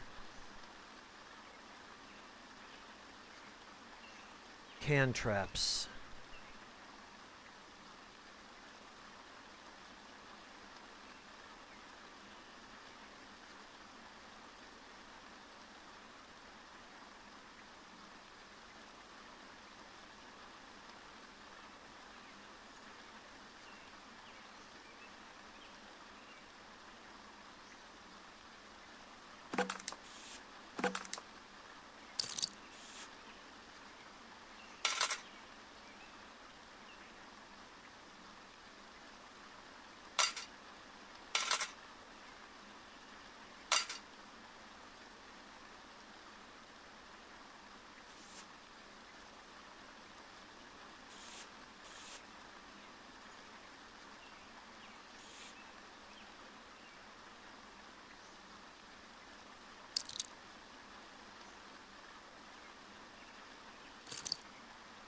Alright, we'll combine those. Now we've got plenty of that stuff.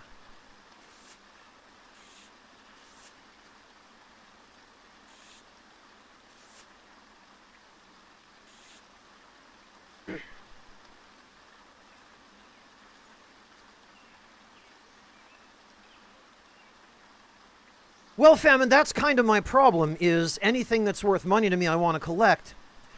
But I only have a limited amount of room, not only to carry it, but also just to store it. I mean, we've got a campsite here with an abandoned IT office building, and it only has enough room in it for a shopping cart, a sleeping bag, a tarp lean-to, and some string. We've got the burned-out shell of a building, and that barely fits a closet full of dogman coats and a couple of guns.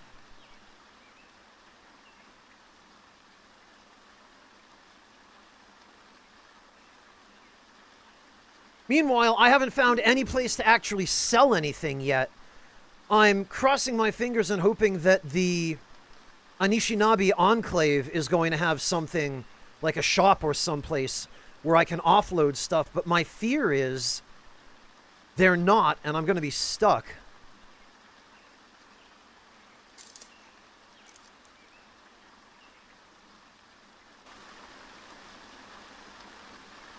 Alright, let's sleep. True, breakfast. You got me there. Ah, yeah, see, now it's snowing. Monotone, you had asked about that before.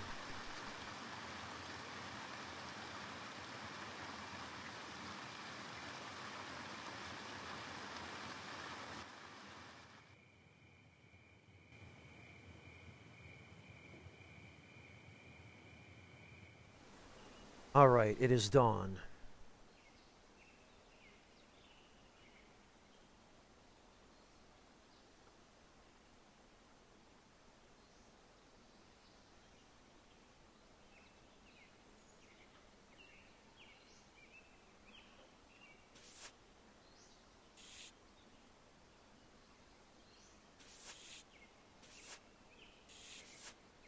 Let's replenish our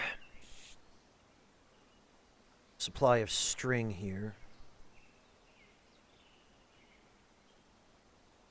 Because string is used for quite a lot. I would not want to be caught without it.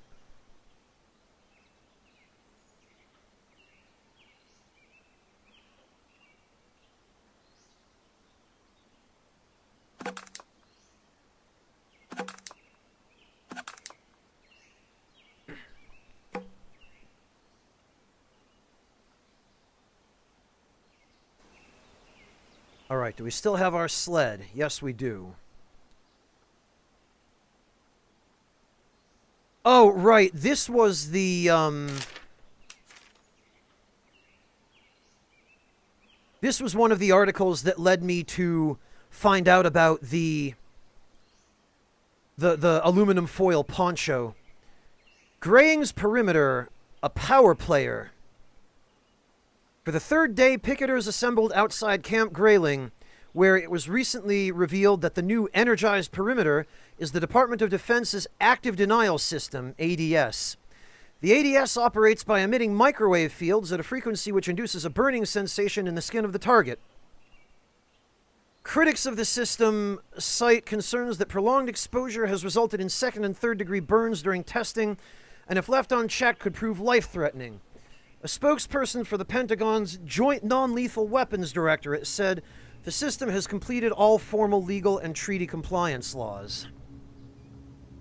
Whatever the hell that's worth.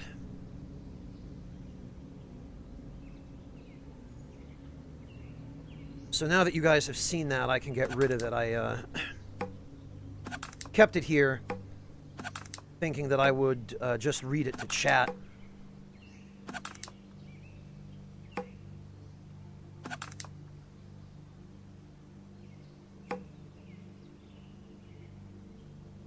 Actually, we can...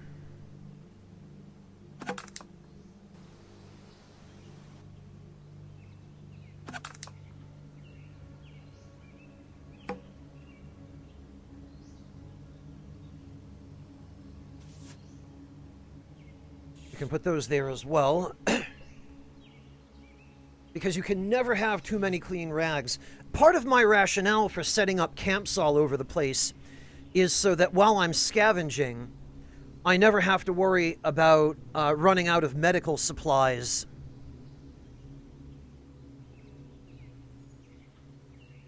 And this I need to eventually come back for, because I'm going to need this in order to carry stuff to wherever it is that you can sell things, if I ever manage to find it. Oh! Would you look at that? 99%, dear God. That's the right boot, and this is also the right boot, but this one is in much better shape. Well, we've got some rifle bullets. This, I believe, is a 308. I think this is modeled after a Remington. I think this might be a Remington Bushmaster or something similar. Bullets can go in the old pocket. That is only worth $92, and I do not need somebody else picking it up and using it on me, so we're going to destroy it.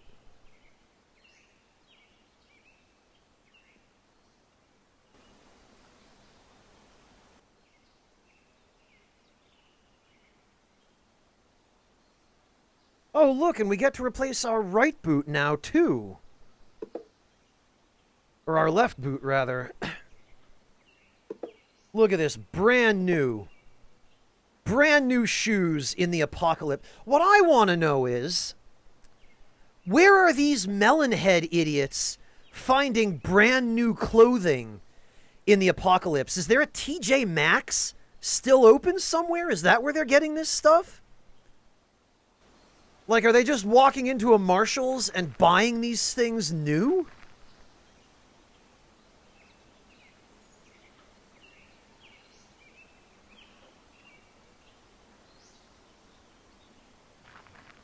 Nobleman, but this is all mass-produced clothing.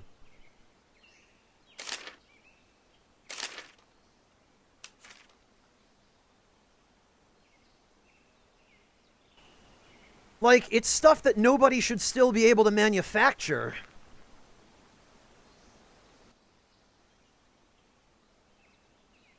Okay, so we need to go a little north and a fair distance east.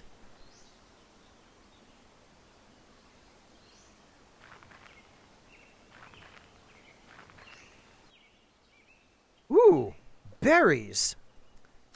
It turns out that blueberries are apparently always safe.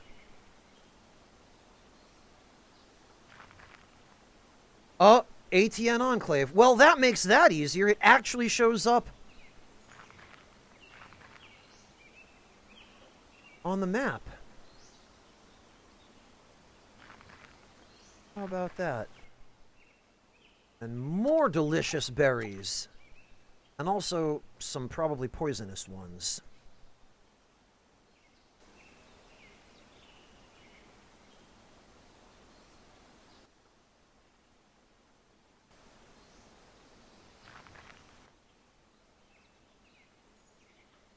Scope with strap. We already have that.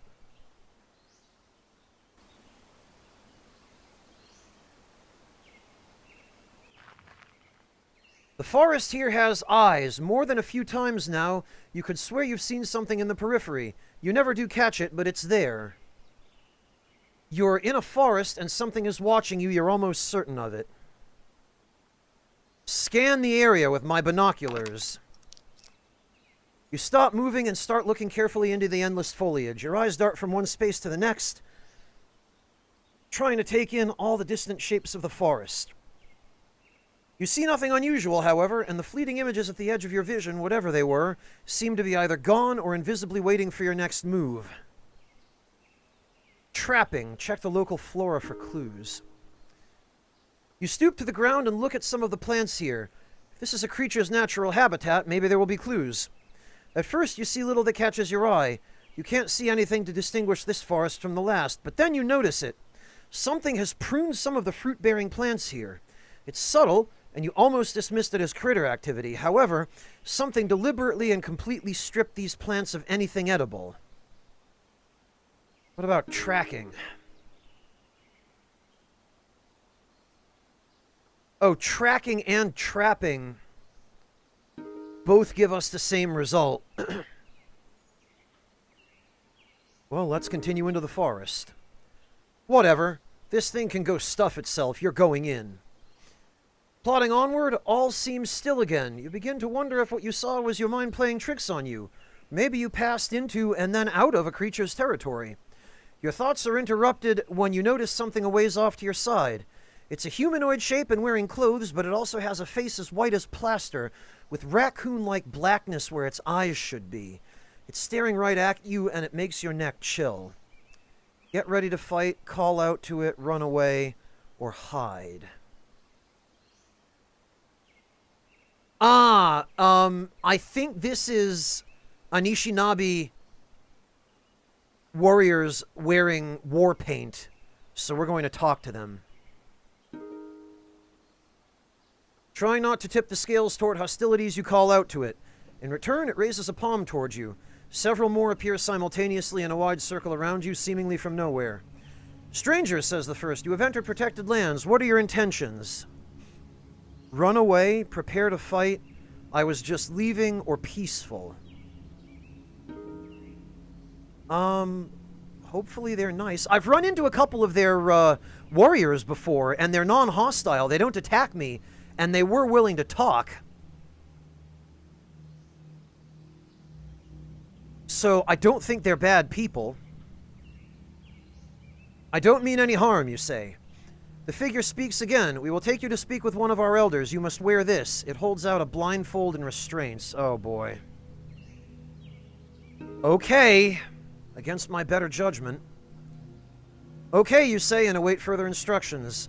One of them fixes the blindfold over your eyes. Meanwhile, your hands are bound behind your back.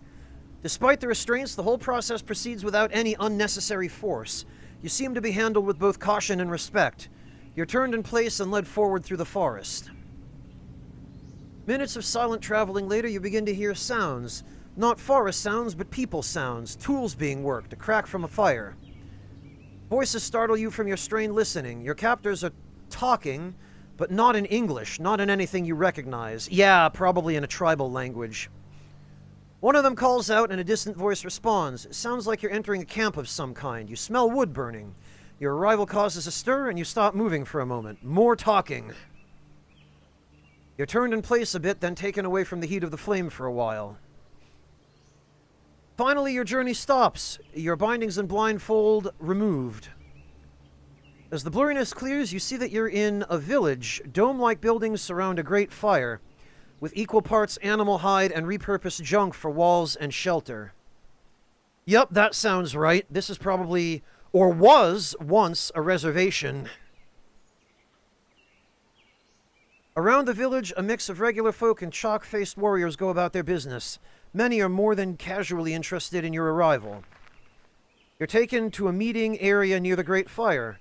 In front of you, a portly, middle-aged woman stands by one of the warriors. Her jacket is the color of a sunset against which is silhouetted a majestic gray crane. Ah, I saw imagery like that on leather goods that were manufactured by the Cree tribe of Moosonee.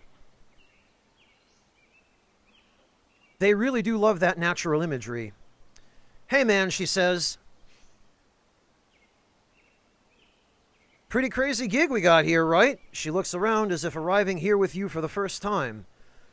She reaches a hand forward. Michelle, I usually get roped into talking to foreigners. Sort of comes with the badge. She points her thumb at the crane.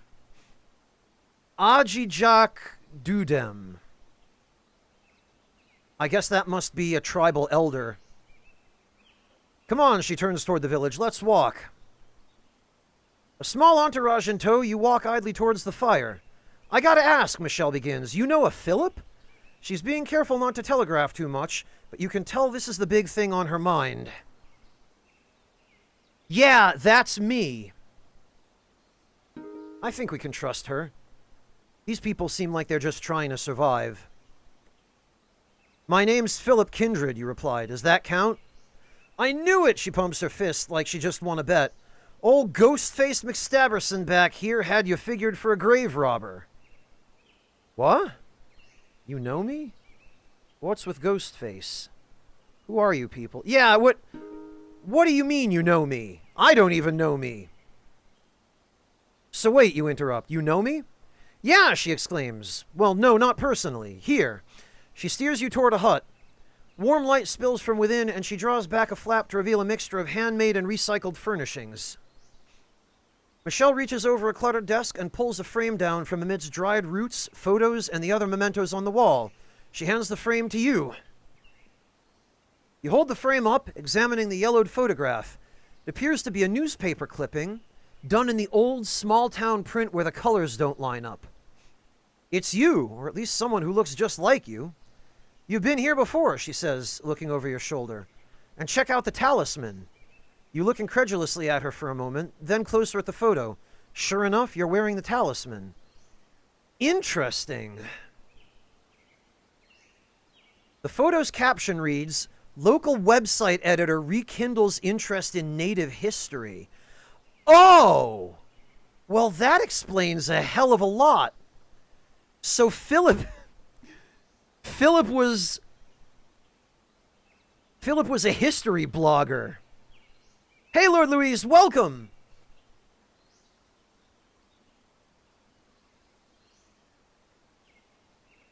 Well, for a history blogger, I guess he was really diligent about hitting the gym.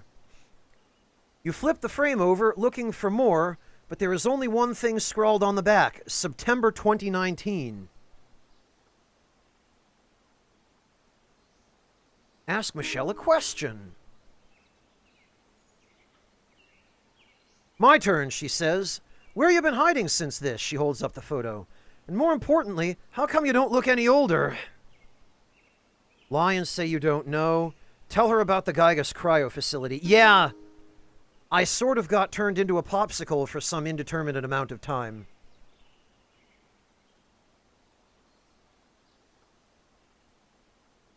Ever heard of Gygas cryo facility? Might as well cut to the chase. I guess that explains a few things, she ponders. Unfortunately, you continue, I can't tell you much more than that. I can't remember anything before coming out of cryo. It's like the hibernation wiped my memory. She looks deep in thought.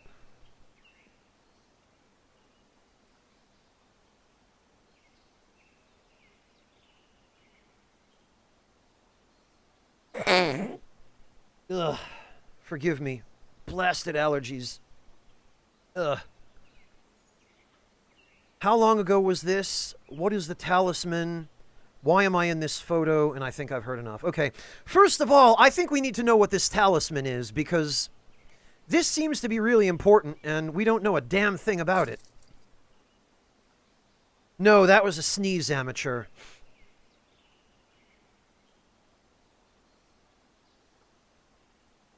It was a failed attempt to stifle a sneeze, and a failed attempt to hit the mute button in time.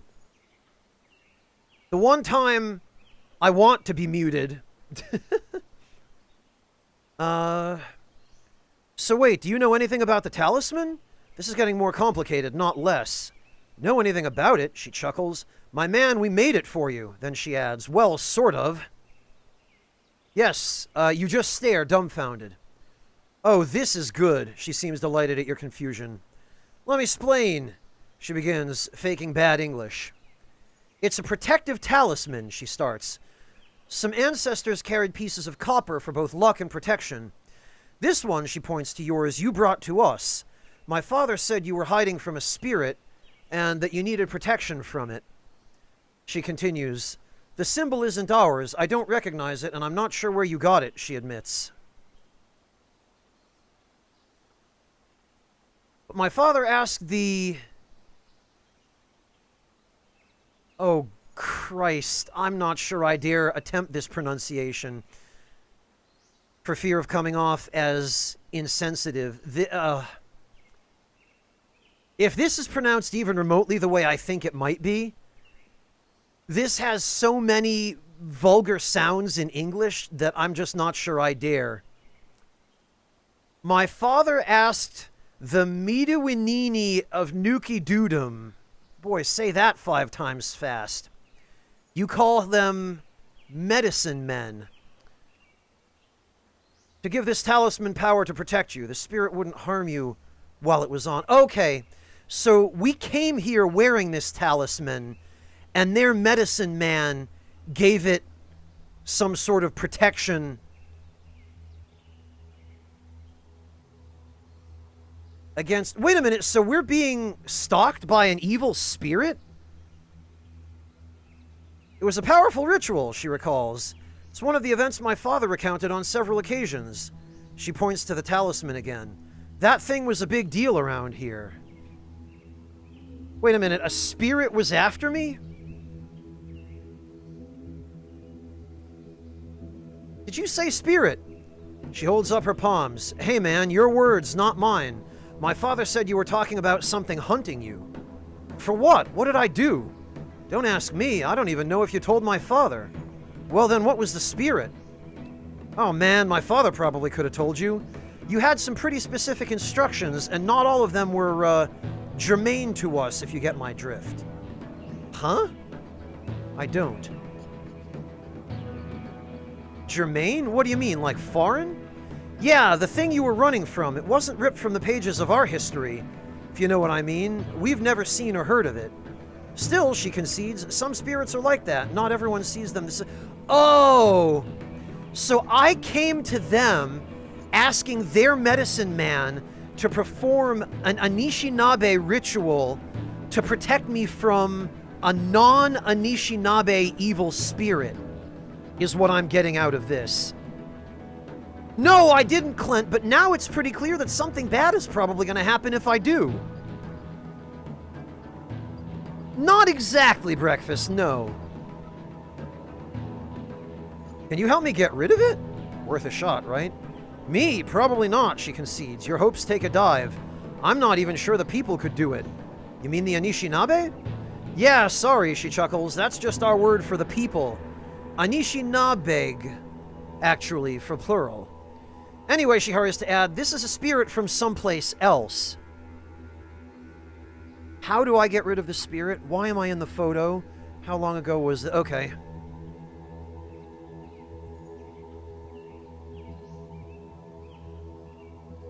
Oh, okay, Clint. I see. So I was the exception where I tried putting the binoculars on without taking the necklace off?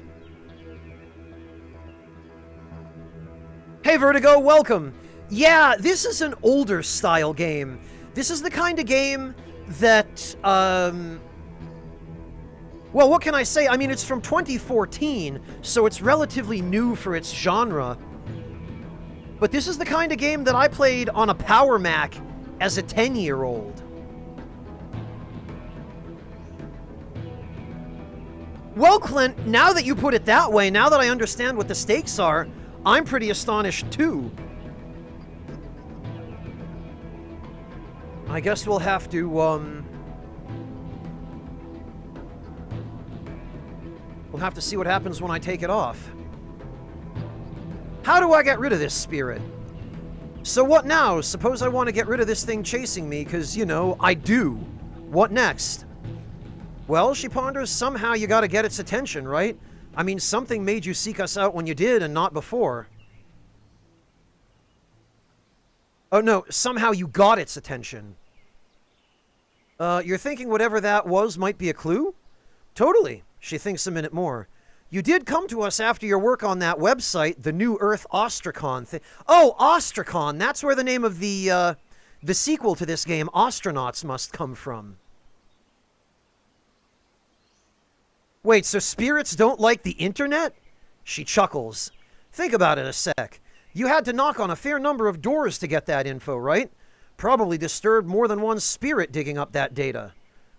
So, you muse sarcastically, we've narrowed it down to any paranormal occurrence listed on a website trying to list every single one in history. She laughs. Yeah, now you're getting it. You shake your head.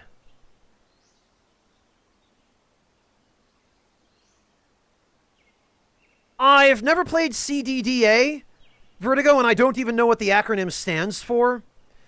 But if you've ever played something like Fallout 1 or 2, it has similarities to that. It's a survival game, mainly, where you survive primarily by scavenging and, by extension, also through combat.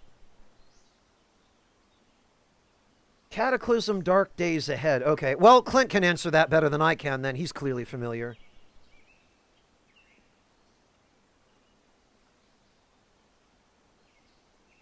All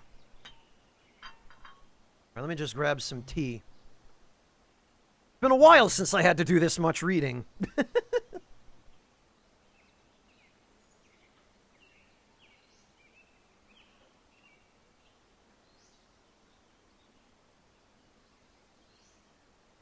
Much obliged.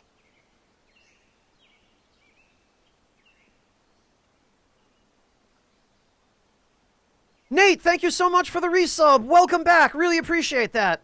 And yeah, Vertigo, it's much more like Fallout in that it shares the scavenging in common, where you have to search through different containers and through different areas and find weapons or craft weapons and other useful equipment that help you not die.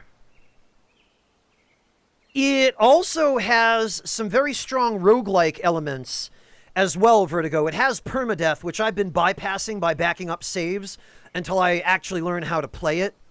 And I'm doing that because these kinds of games, they don't really give you a lot of opportunity to learn when they're constantly killing you and making you repeat the same 15 or 20 minutes of the beginning of the game over and over again.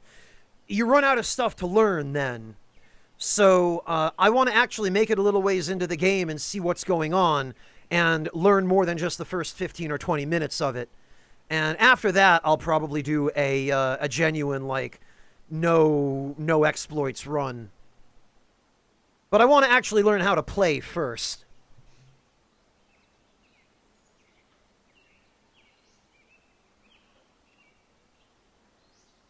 One thing I have learned, though, is that there is a fair amount of RNG.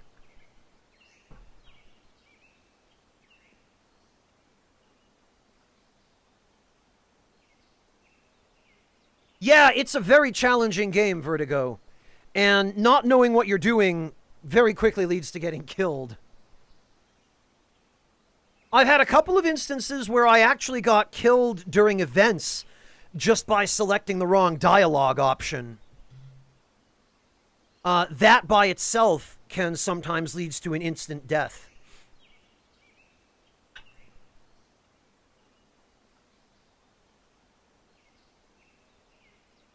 So it's very much the old school style of very punishing. Oh, did you choose to run away when you were supposed to choose to fight? Well, you accidentally fell off a cliff and died. Good job, idiot.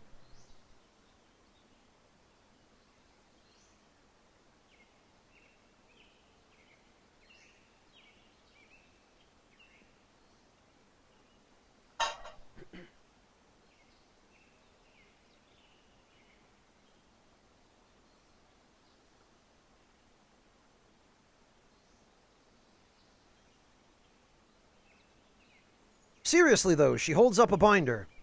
We printed off a section, and this place ain't exactly high-tech, you know? I'm thinking there's gotta be a more complete copy out there somewhere. You mean like the cyber cafe down the block? Geez, man, stop being such a downer. Sorry, you say more calmly. Optimism's a lot of work these days.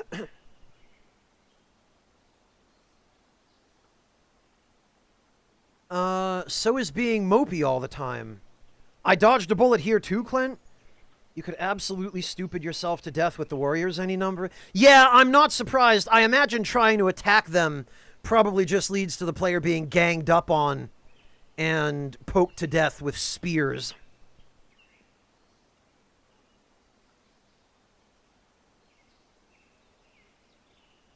It's out there, she says. Has to be. I mean, this data was on everyone's computer at one point, right? At least everyone who contributed to it. That's true. It can't be wiped out from everywhere, she reasons. And if it is, then you're screwed, Philip. That brings a smile to your face. Well, at least we agree on that. Come on, she says. Let's show you around. She starts heading toward the Great Fire. You're standing in the Anishinaabe Tribal Nations gathering area by the Great Fire. Around you, you see an area where people are sharing a meal together, and a trader of goods, finally! Oh, thank goodness. Further away, you see a cluster of huts near a sweat lodge where Joe, the Nuki Midiwinini, tends to the sick and wounded. Oh, there's... Well, it's not exactly a hospital, but I am very happy. Sit down for a meal. Browse the trading post. Yes. Visit Joe. Don't mind if I do. No, Clint, I never went to the city because the city is way far away from here. I just wandered around where the cryo facility is, systematically setting up camps that let me explore further and further while still being within reach of a cache of supplies and a place to sleep. I'll show you my, my overall map when we're done here, but let's sit down for a meal.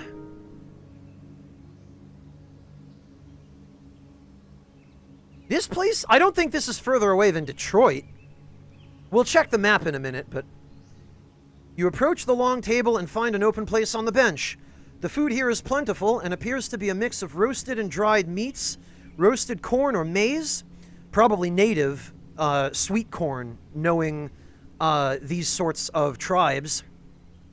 Baked squash and beans. Yeah, very traditional subsistence food that they can grow themselves or hunt or gather.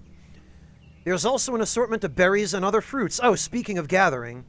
Overall, the meal is hearty with diverse flavors of savory and sweet. It fills your stomach, briefly allowing your mind to wander from minute-to-minute survival. The feeling here is one of sharing and respect.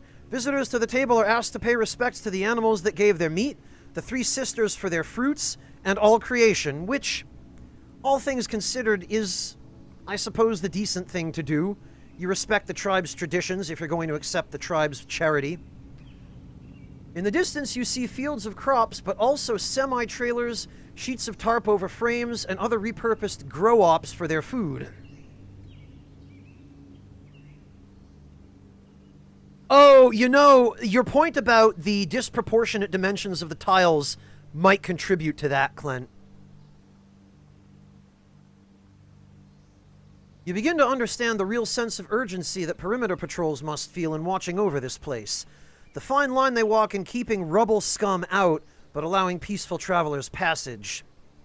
Yeah, I understand why they're taking such severe measures to keep the place secure.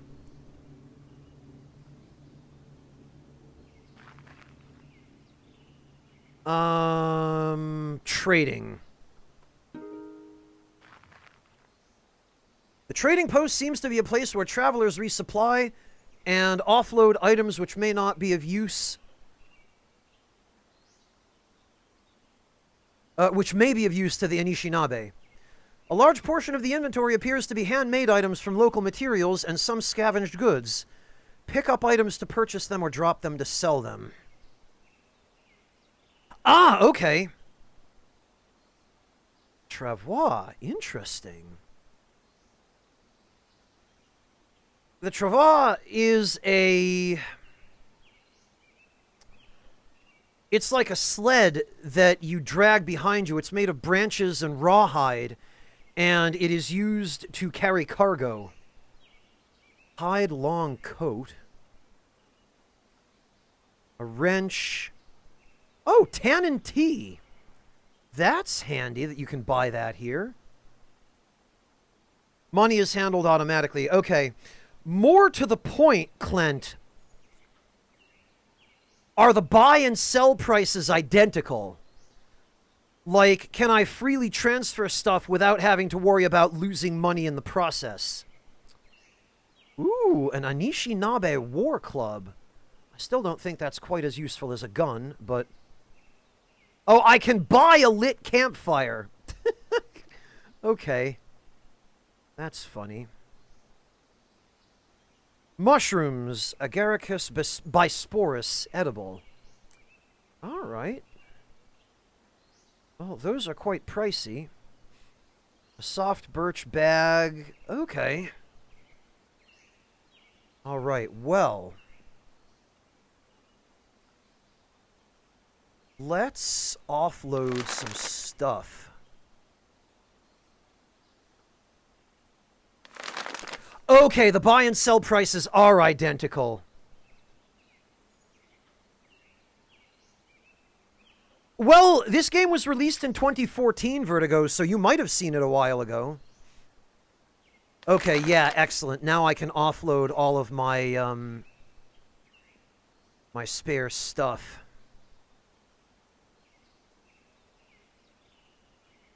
Whole bunch of painkillers that I want to keep, though.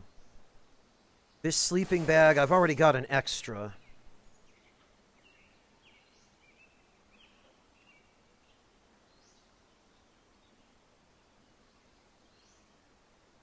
$316 for this pistol with 6 rounds in it.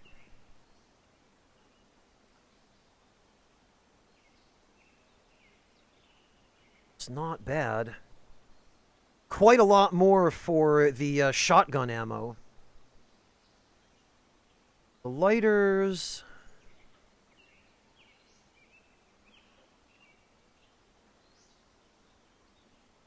Oh, you know what?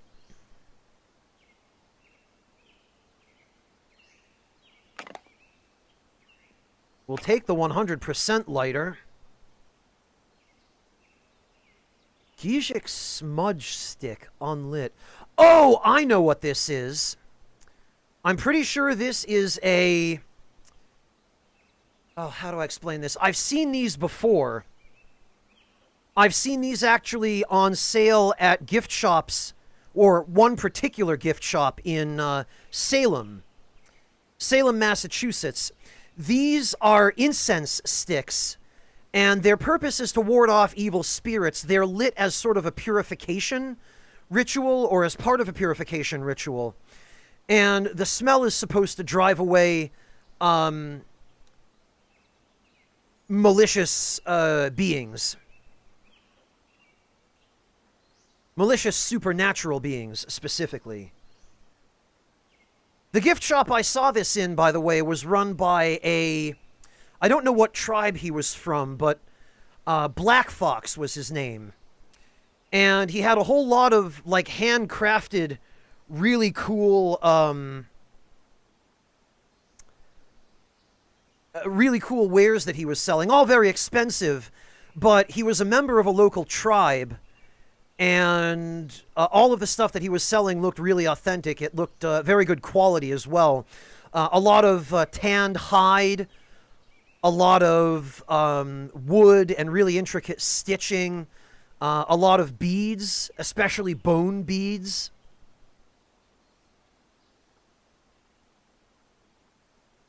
So I might have to pick one of these up. If we're getting stalked by a spirit, this thing might come in handy.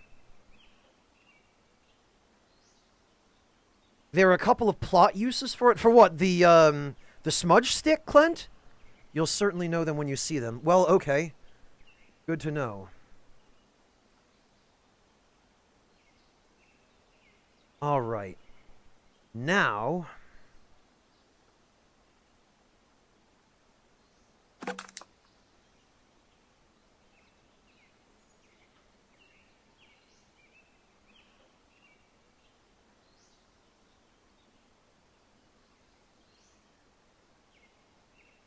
All right, hang on. So it looks like...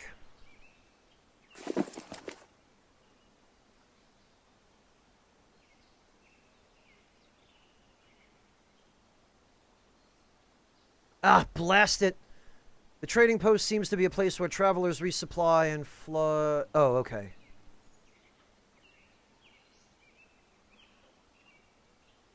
So what I actually want to do here is... empty out. Ah.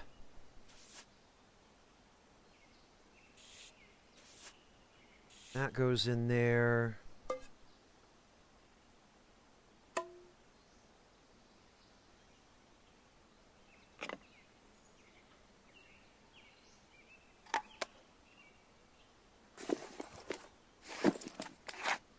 Okay.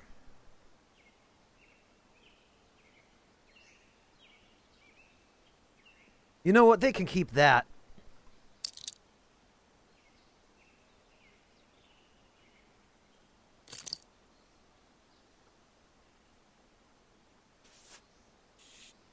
And this I need for lighting fires. These I need for crafting.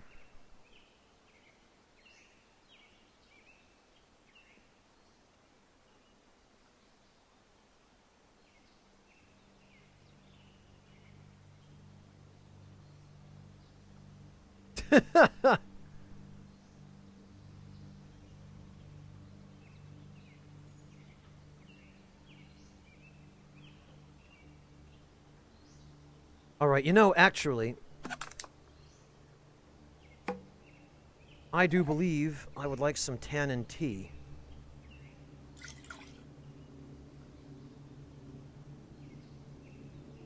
Because I apparently can't make it myself.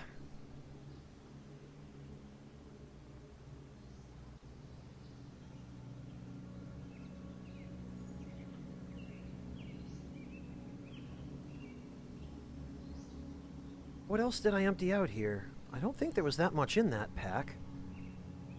Okay, the smudge stick I will take.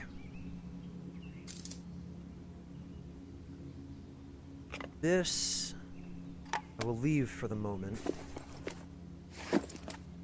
Gun can come back.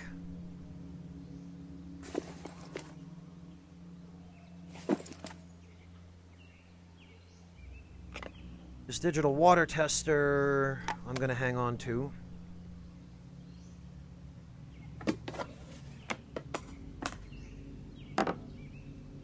And only one of these batteries still has charge, so we're going to hang on to the one that does.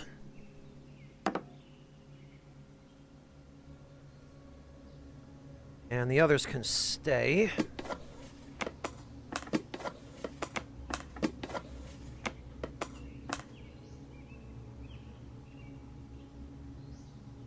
This stuff I need. Although...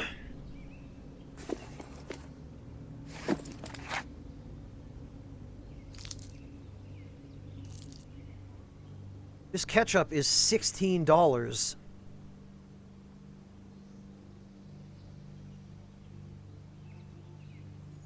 This Three Dog Moon shirt is $45. But this is all camping equipment, so we need that too. Boy, I can't wait to come here and finally offload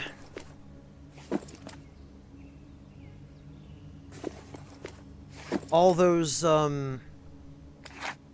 Dogman pelts.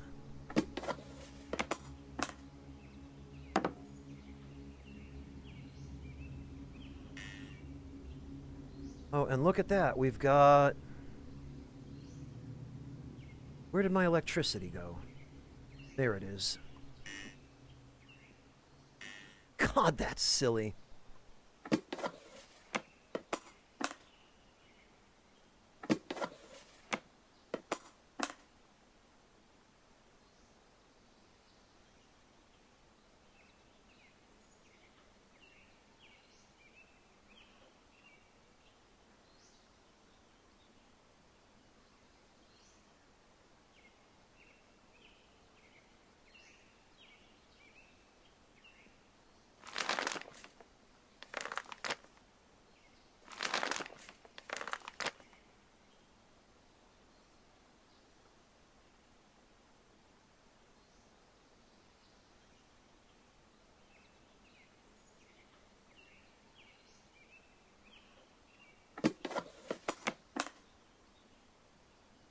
Contents one item?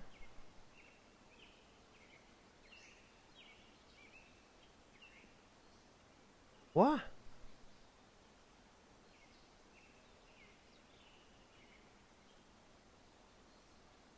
I don't think some of this was registered correctly.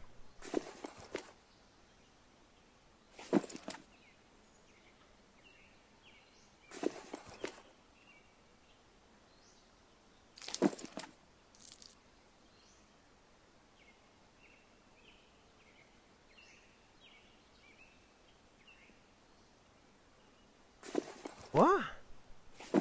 I don't get it. What happened to my...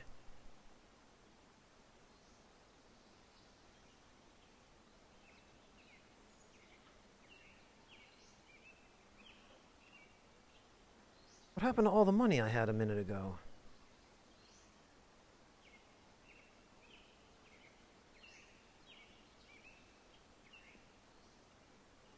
I think this might have bugged out.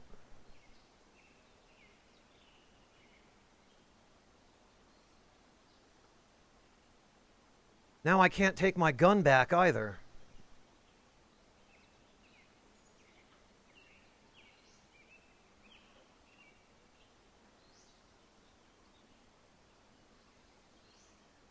No, Azure Wolf. I think just something isn't, working as intended.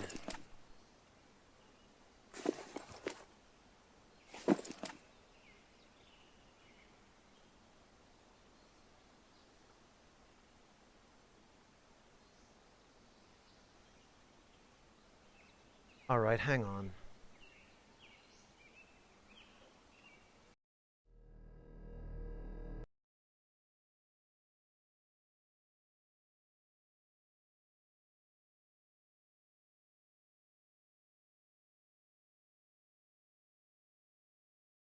I hope not, Clint. I'm gonna be irritated if that's the case.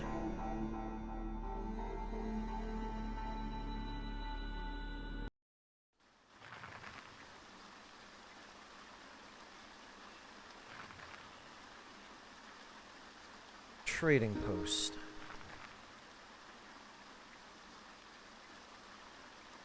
Yeah, I guess a bunch of my stuff just got merged into the store.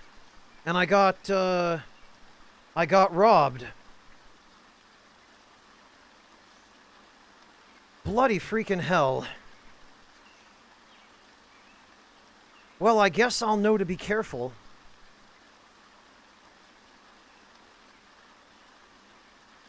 So much for that gun. Damn.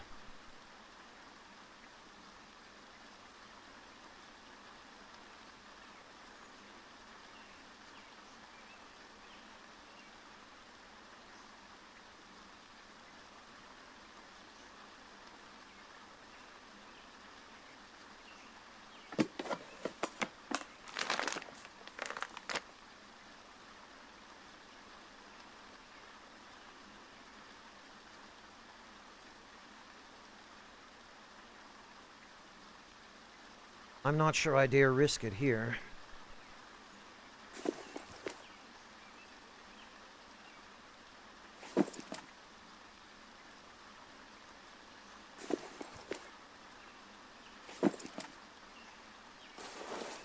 This, I think, we can sell.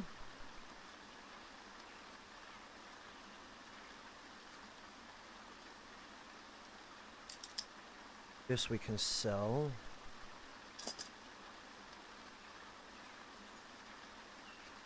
Yeah, Vertigo, at least they didn't steal literally my electricity.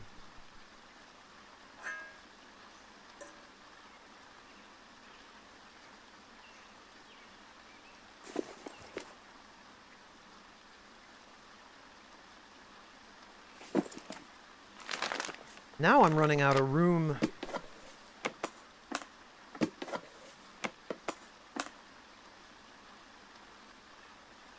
Alright, let's try something inexpensive. Ah, destroying stuff from their inventory deducts its cost from your finances. Bloody hell.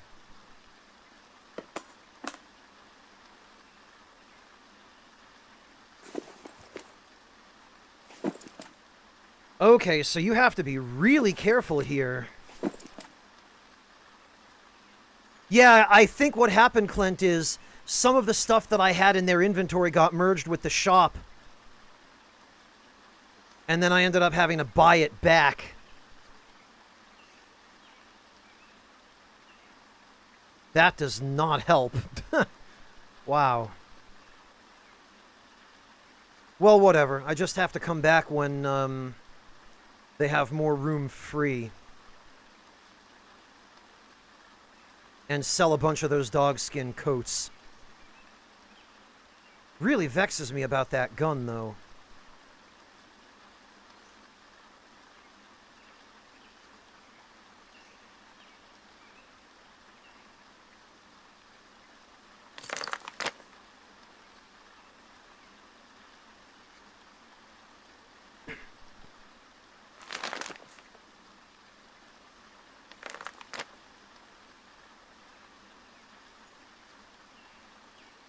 Yeah, Vertigo, that's just rotten. That's just bad programming that that can happen to you. On one hand, I have other guns, and fortunately that wasn't one with really high durability. So if I had to lose one, I could stand to lose that one. It's just, it had a full magazine in it. And bullets are very hard to come by.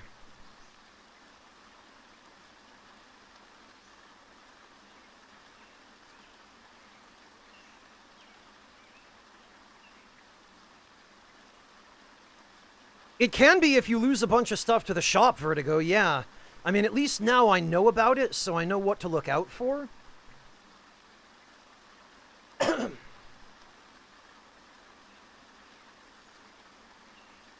But still, that's some crap.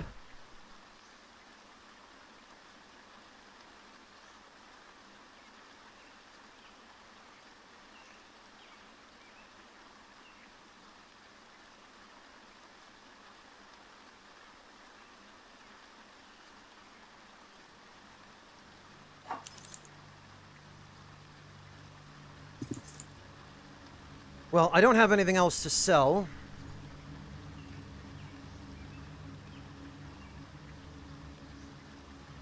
Although, there's this Anishinaabe bow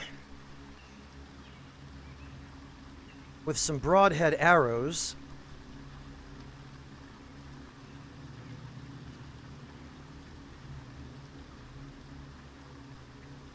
I'm tempted, but I think guns are better. I am, however, interested in how the travois compares to the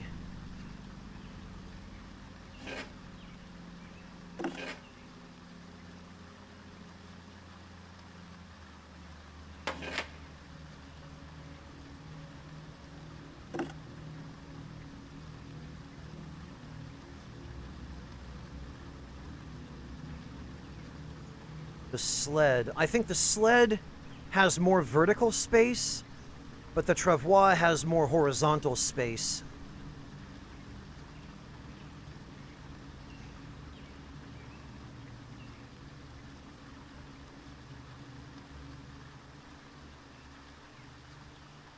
Yeah, the travois appears to be 10 by 16, whereas...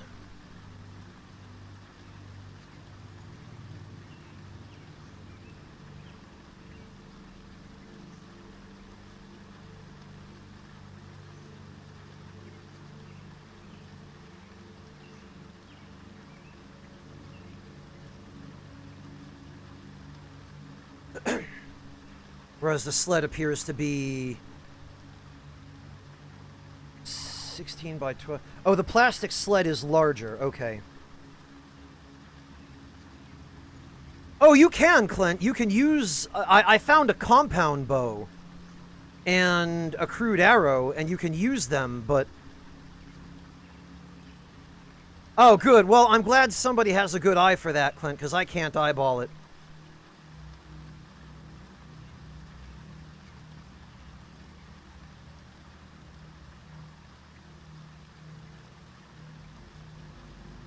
Okay, it looks like that's all I can really sell for the moment.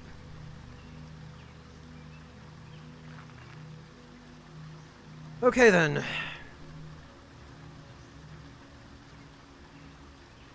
Visit Joe. You head towards a cluster of tents near the edge of camp by the forest. Patients reside here, helping to tend the area, many of whom are in rehabilitation for drug addiction or other conditions. Warriors are more visible here, keeping the peace in an area where frustration and desperation can overcome the healing. Ahead is an oblong dome hut from which steam emanates into the cool air. A man adorned in bear symbology appears to be preparing the hut. This is Joe, Midawinini of the Nuki Dudum.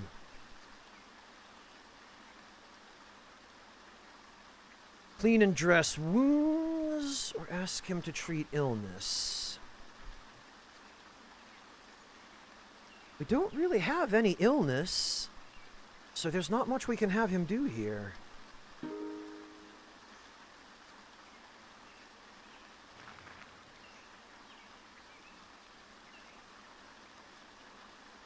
Clint, I just picture that introduction when we meet him.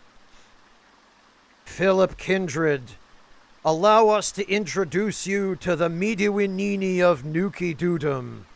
We call him Joe.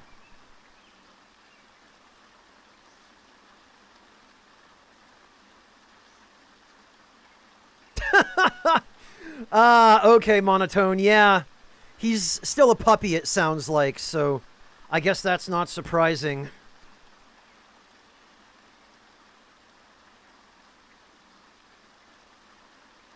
Lucky for you, Vertigo, yeah.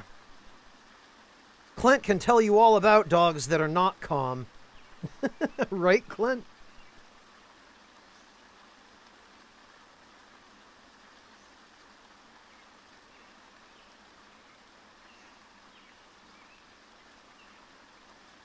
Okay, well, now I just need to figure out how to get the inventory of the trading post to update.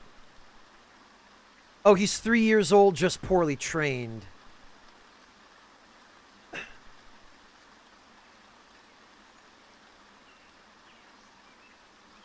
Okay. Gathering your things, you set off for the forest and the wilderness beyond.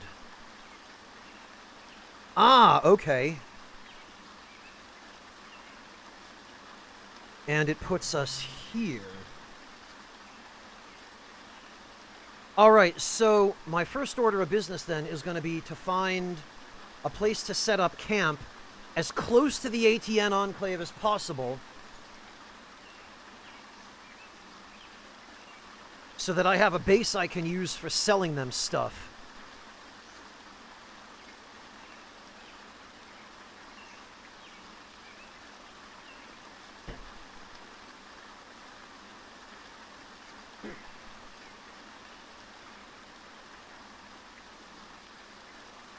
Yeah, it should look a little more familiar now, Vertigo.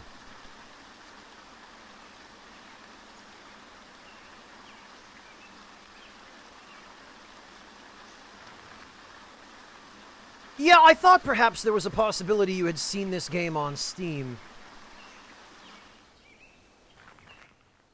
Apparently, it's fairly well known. It has a bit of a reputation, in fact. Ah. This looks promising. The thing is, we need to find a source of water that is not a lake or a swamp.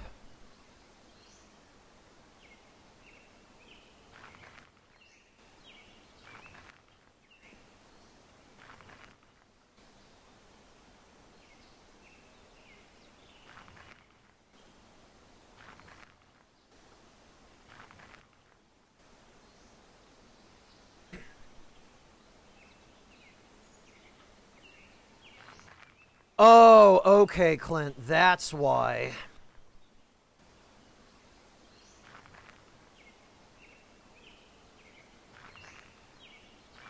All right, then.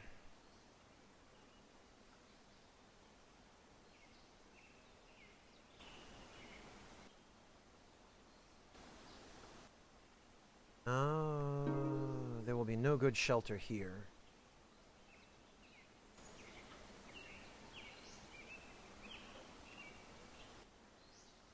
However, we should at least check.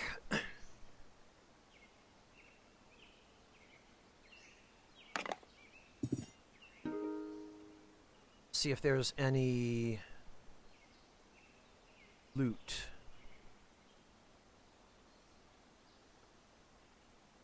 Waves potato chips. So irresistible, they're like an eating disorder in a bag. Yeah, well...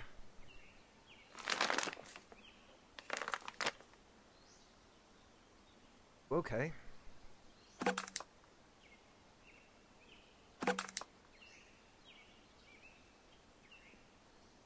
Ooh, jelly bears. Delicious. And saltines, I was a fool to eat those. Locked storage shed, eh?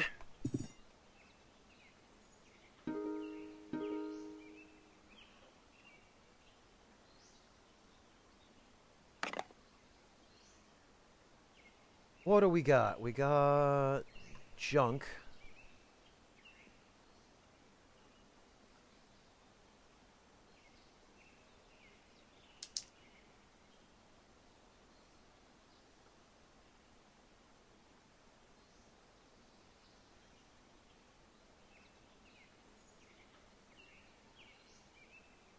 Oh, and we've got a makeshift sack that's about ready to fall apart.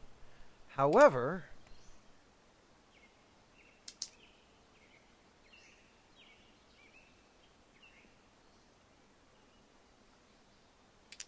we now also have some batteries for our digital water tester that actually even have a little bit of charge.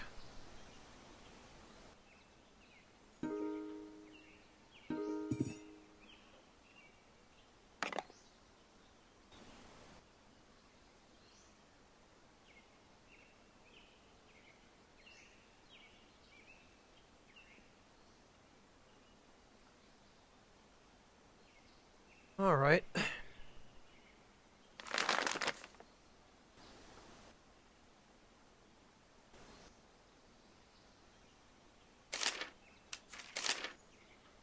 The aluminum foil, unfortunately, I need as much of as possible.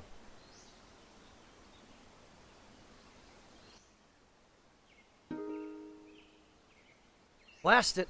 I accidentally double-clicked.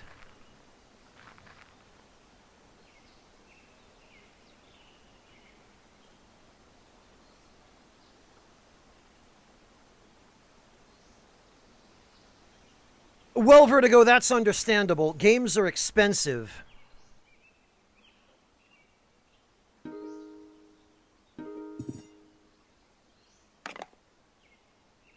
What did we find?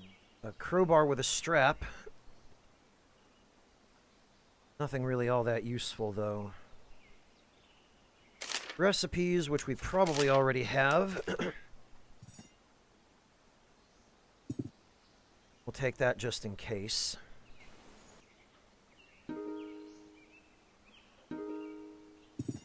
And we'll use this nearly broken crowbar and this nearly depleted lighter. Oh, that was a first aid kit.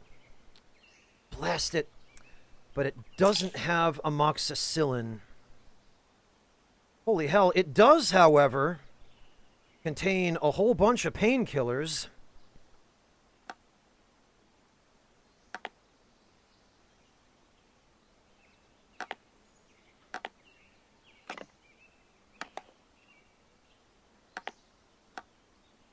Which I believe only stacked to 10. Yeah. So I've got painkillers for days.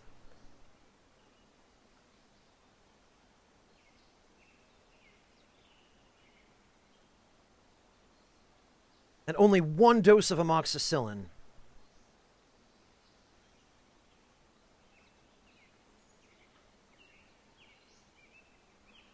It did, however, contain some clean rags.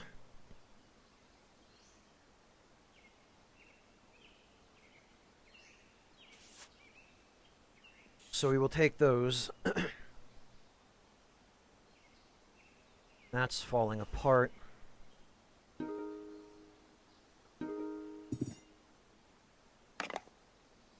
Oh, another first aid kit. And that's an amoxicillin bottle. Come on. Ah, oh, please. Goodness sake.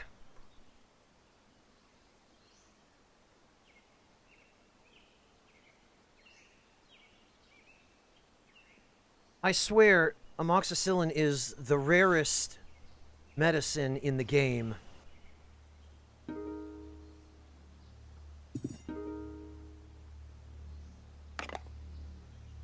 Nothing.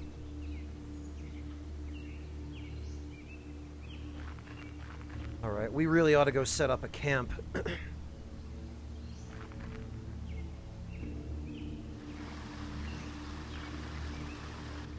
What do we have available?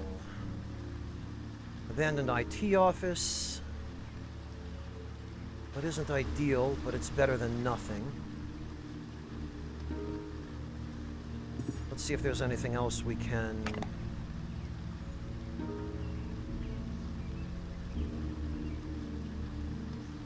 liberate.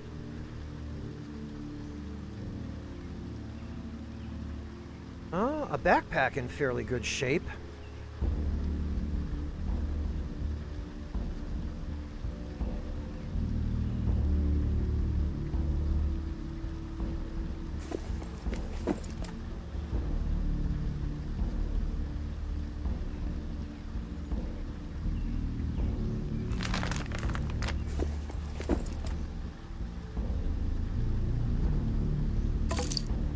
Which we could potentially also sell, in fact.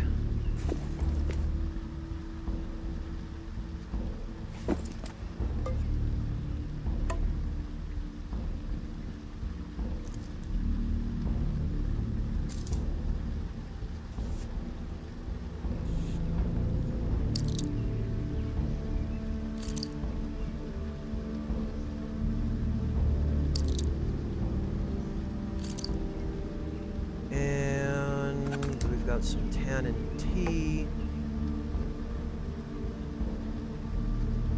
Oh wait, no, that's only $16. Ah.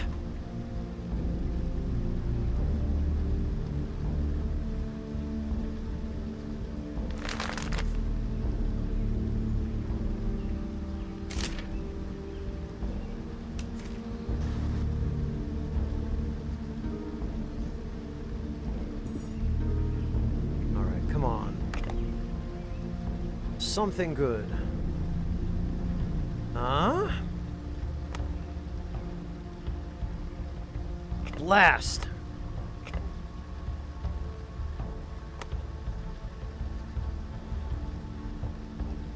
Contains 2 items. I don't know what 2 items those are.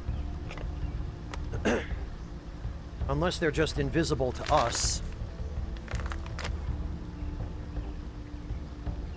Another lighter. Never hurts to have those.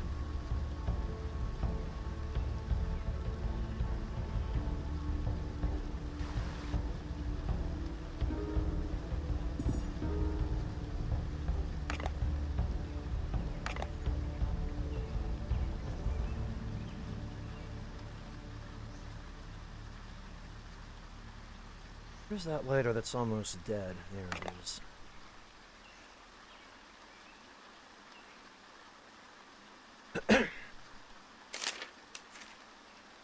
Eye slab. Look younger than the kids who assembled it. Oh, God. That's dark. You sunk my battleship.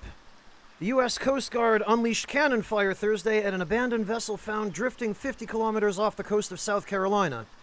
The vessel had no markings other than the code D32 and was not found to have any crew or cargo.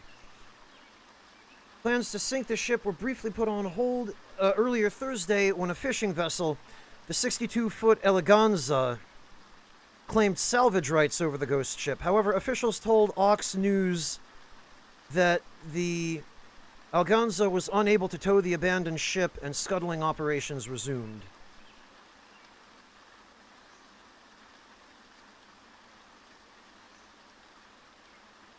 Before I forget, yeah, like, now that we have an opportunity to look at this, Clint, this map looks like it's proportional. Each space is proportional. And from Geiga's cryo facility up here is nowhere near the distance that it is down here to Detroit, assuming Detroit's at the edge of the map. If it says Detroit here, but Detroit's actually over here, that's another story. But all I'm saying is that's how I ended up here before I ended up down there. That's why I didn't go down there first.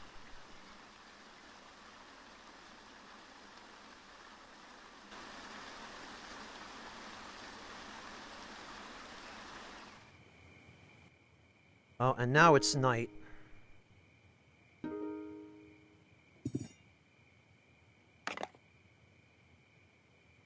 Did we get absolutely anything useful out of that?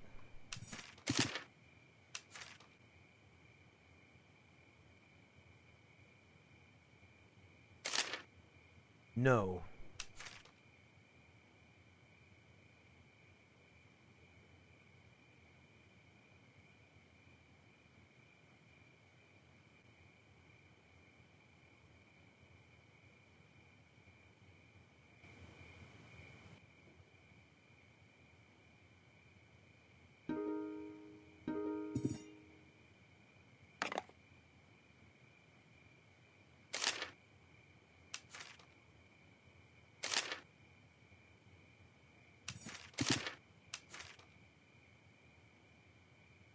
Twiggy twine, the best way to bundle a bushel of cotton socks. Does anybody actually buy socks by the bushel?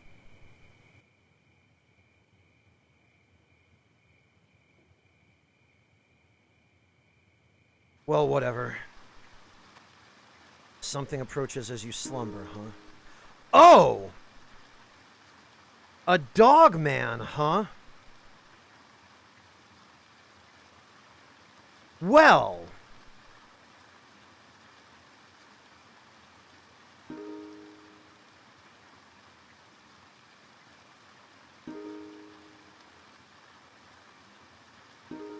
Alright, you know what?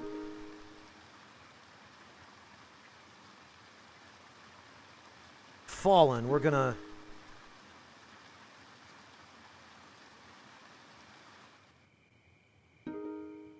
We probably should take this seriously. Leg trip. Now he's fallen. And now we stab him.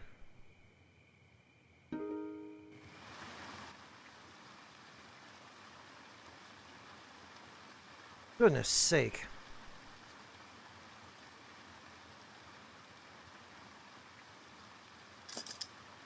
And now we skin him.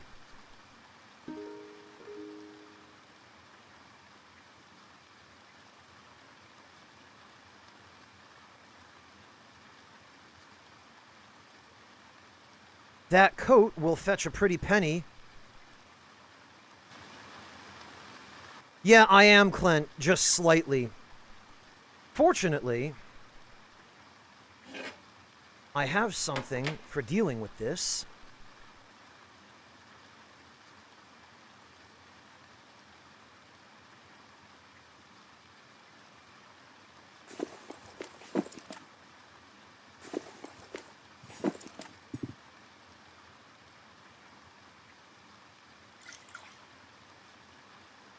We're going to take just a little bit of whiskey. We're going to disinfect these injuries. We're going to take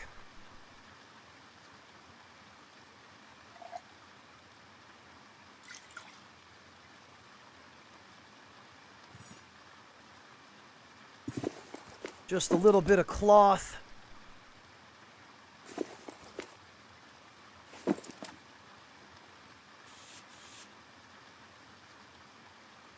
We're going to wrap them up.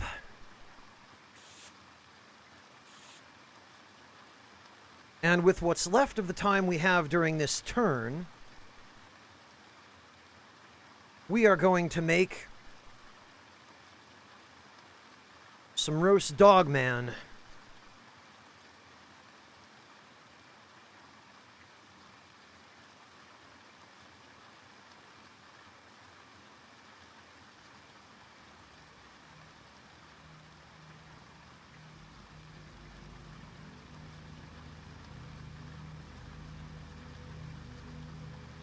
Ah, delicious, delicious cryptids.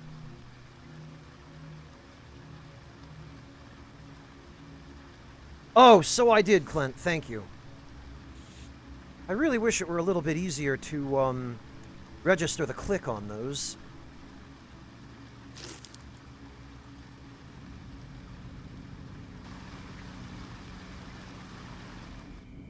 Thank you for pointing that out, Clint.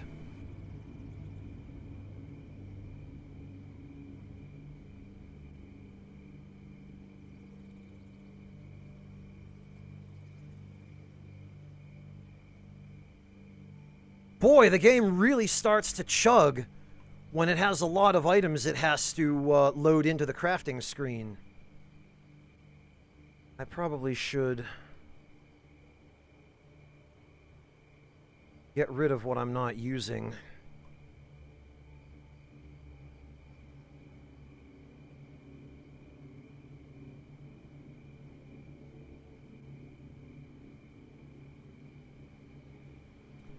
This maybe we can take into town.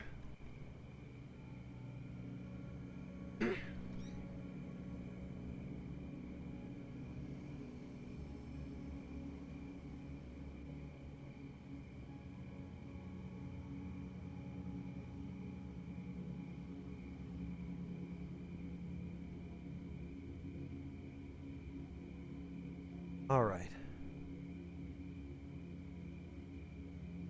Another thing I should probably do is stash that in the campsite.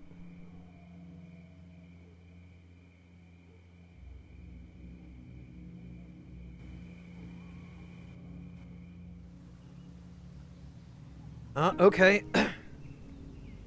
Oh, this is a friendly. We don't want to hurt him. Offer to talk. This is a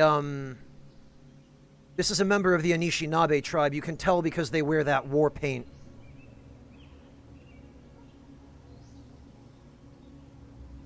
This is not the place for talking, he says, paying more attention to something beyond you. We may talk later. Oh, okay. I guess we'll just talk later.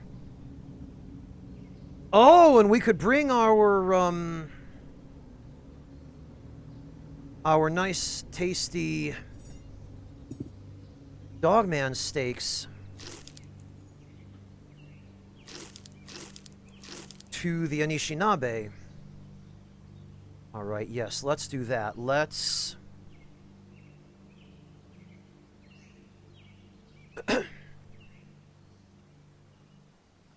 let's craft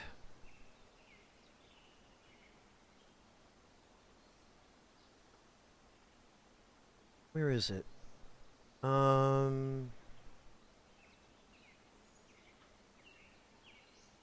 Makeshift sack.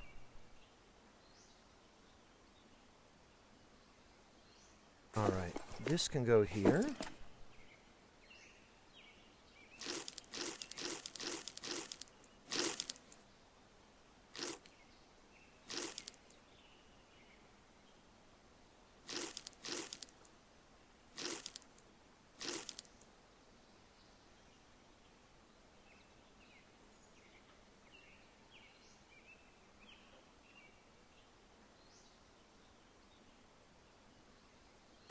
And let me just make sure nobody gets the idea to steal those while we're away.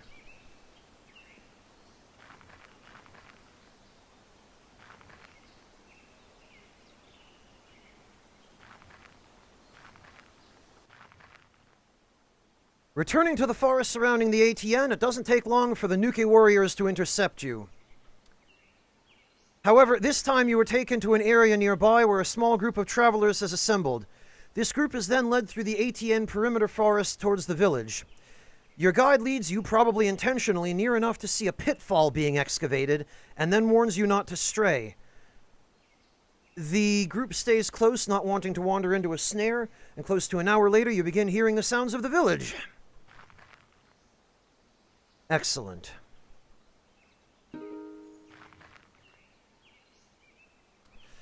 Ah, but the stuff...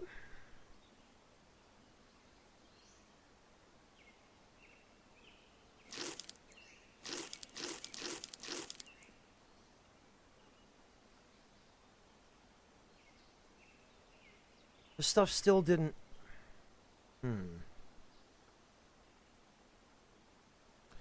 The stuff still didn't disappear, which begs the question...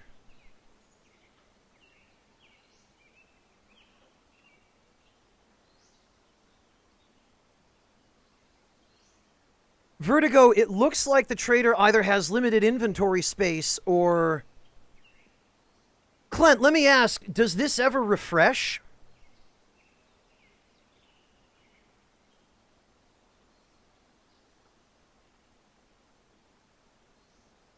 It refreshes weekly.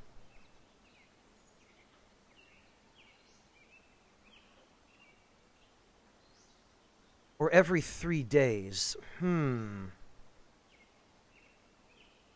Okay, well, as long as it refreshes on some basis, we're okay. We're just going to be inconvenienced.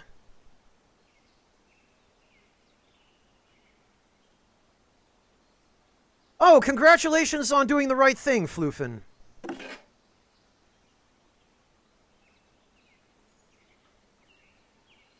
Yeah, for $5, the travois is a pretty handy...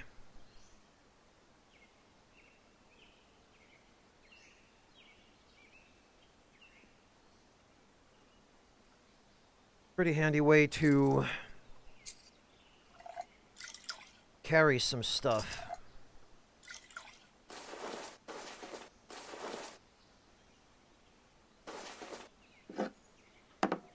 Now we just need to make room for that dogman coat.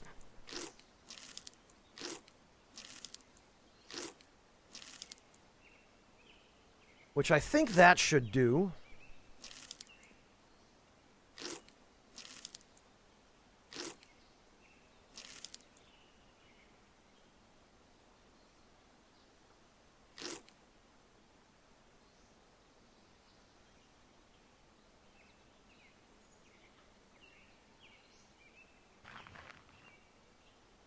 Okay. Now we can finally start making a little bit of money. And equally importantly, clearing some inventory space, because my God.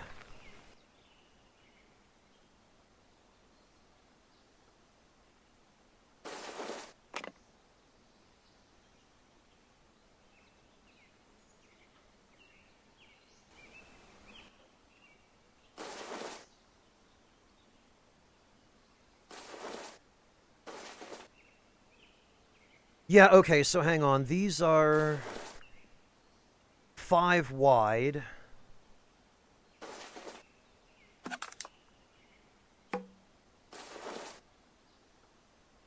10,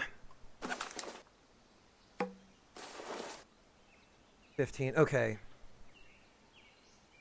So 1 travois will carry 3 of these Dogman fur coats.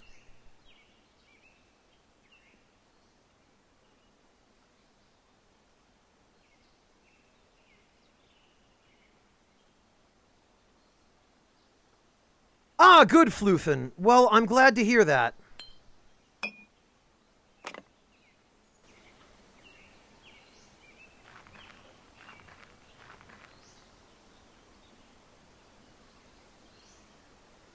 There's another ATN warrior.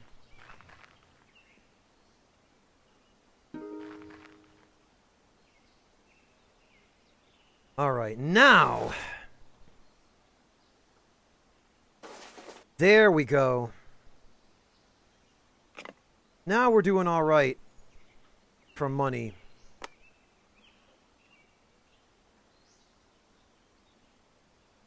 God, it still vexes me about the stuff I lost here, though.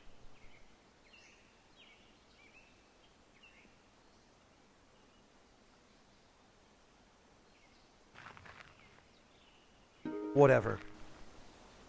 Now at least I know where I can sell stuff.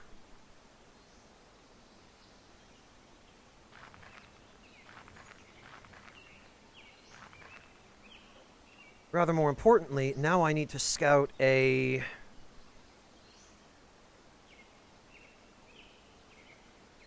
suitable camp.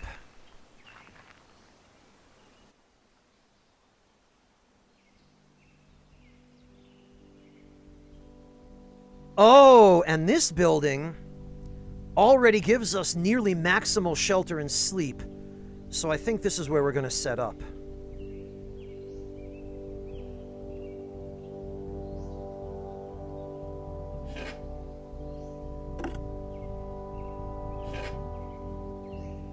That can go there for the moment.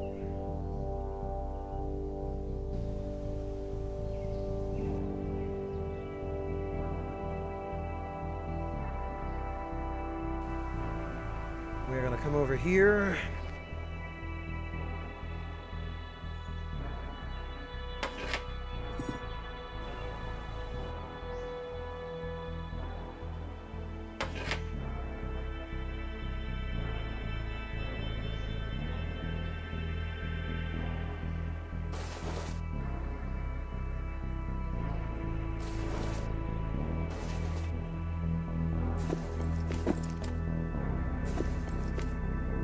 Grab that. No. We can't put...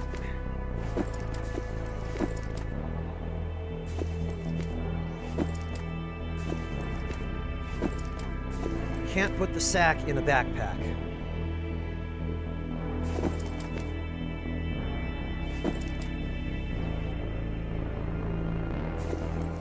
Well, how the hell are we supposed to be able to move it around then? Can't put the duffel bag in a backpack either.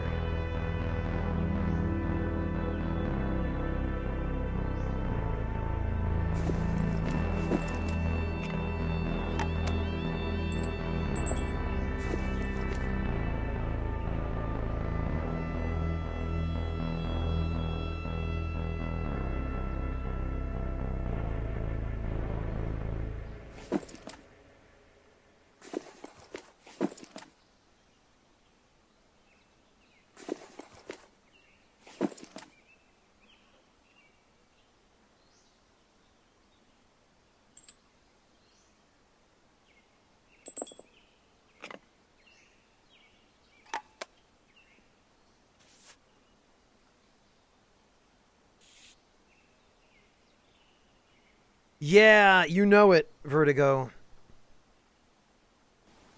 I guess I'll just have to make a trip back.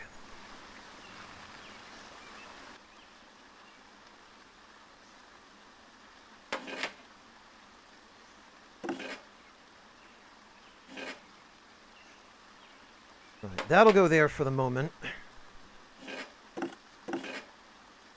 Wow, I don't think it's quite how that was meant. There we go.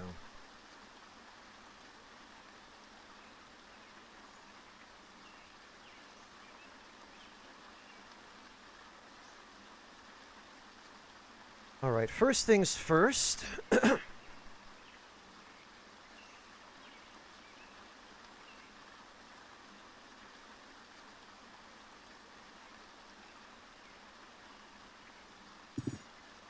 Oh, I see. We need...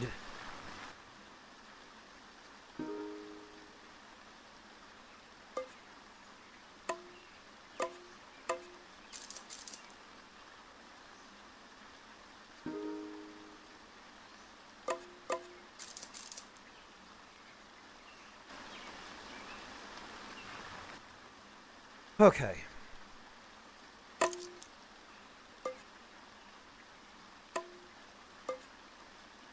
So now let's get our permanent camp set up.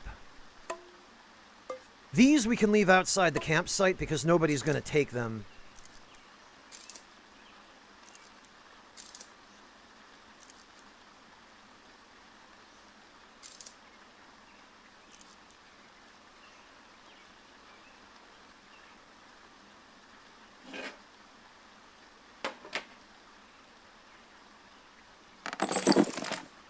There we go.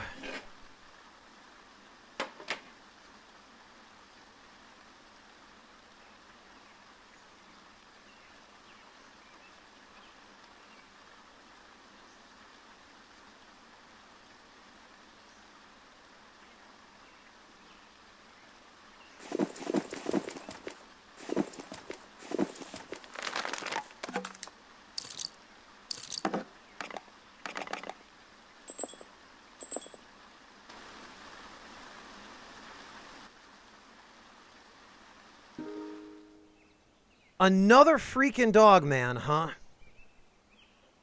Alright, look. If you guys are so desperate...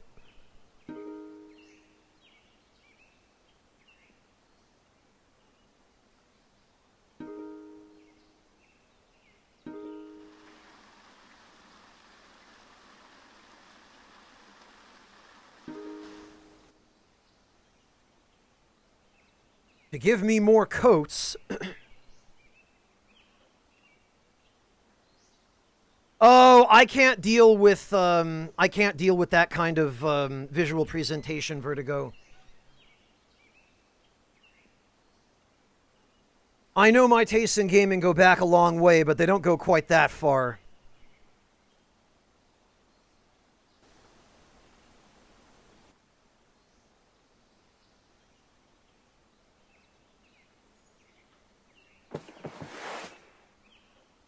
Oh, God. Okay. Trapping.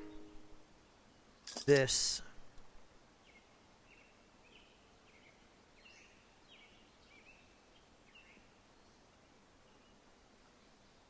Campfire.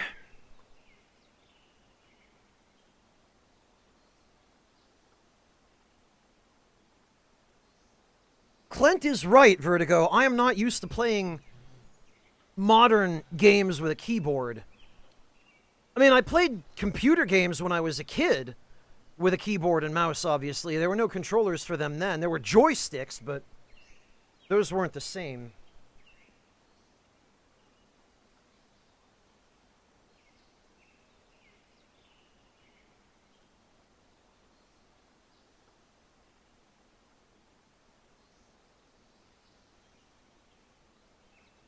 The thing is, Clint, I can deal with a keyboard if... Well, yeah, you took the words right out of my mouth, Clint. I can deal with a keyboard if it's simple inputs and there's not too much pressure to react quickly. Well, read no pressure to react quickly.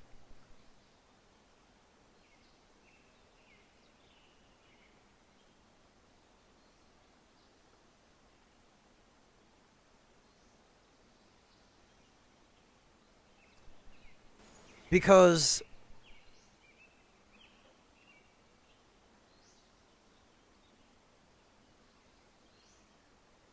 yeah, number munchers is one thing, Clint, but Wolfenstein or Doom.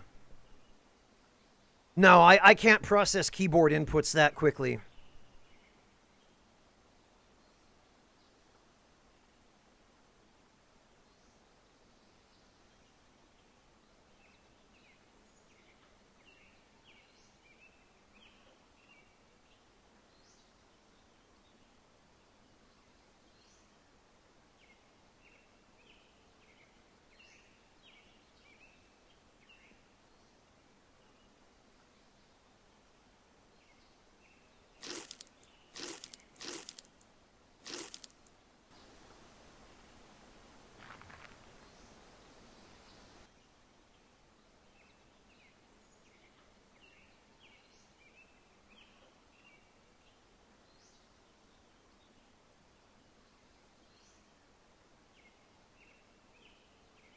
All right, now I would ordinarily go back and try to sell these to the Anishinaabe, but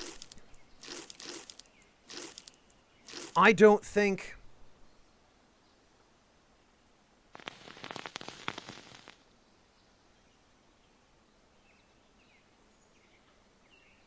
I don't think the shop will have refreshed just yet. So we'll put that pelt there.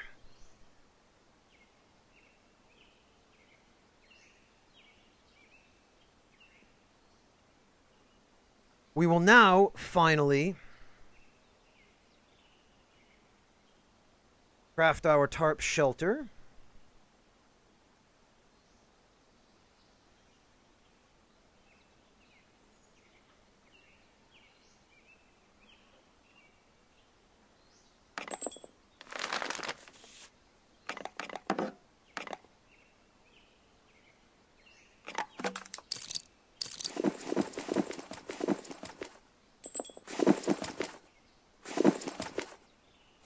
Those can go there. This is not going to fit here, so we have to rotate it sideways, which is silly, and put it there.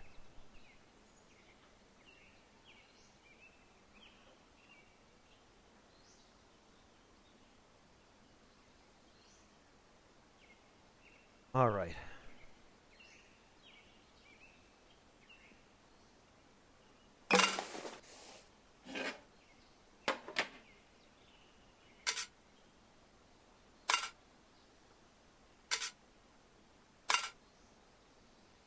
Those we're going to need, and actually this can go down here.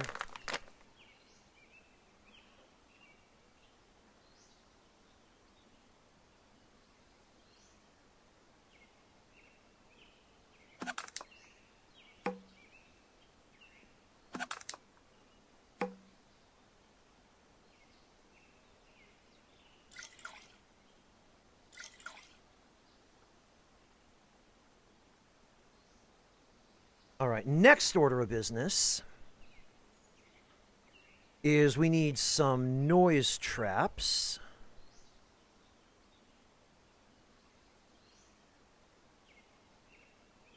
There we are.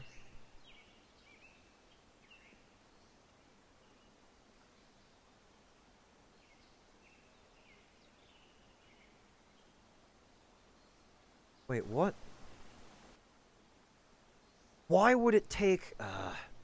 unbelievable.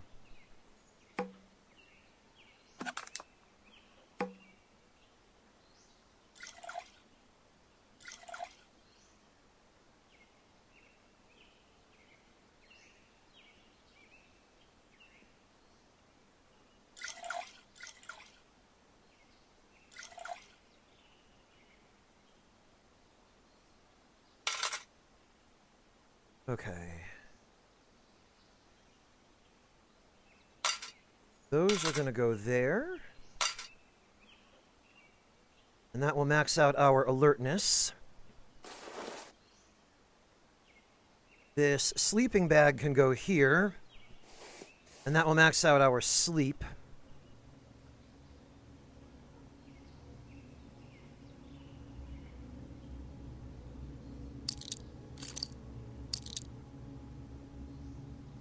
That stuff can go there.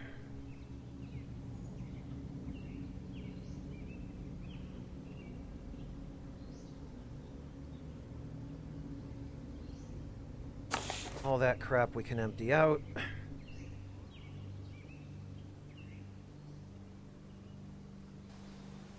And we're going to be pressed for room at this campsite, so what we can do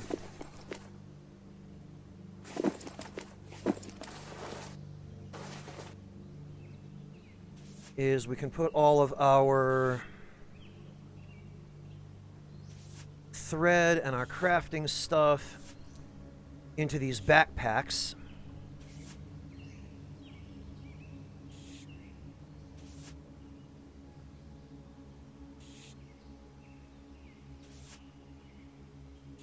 And that will help save space.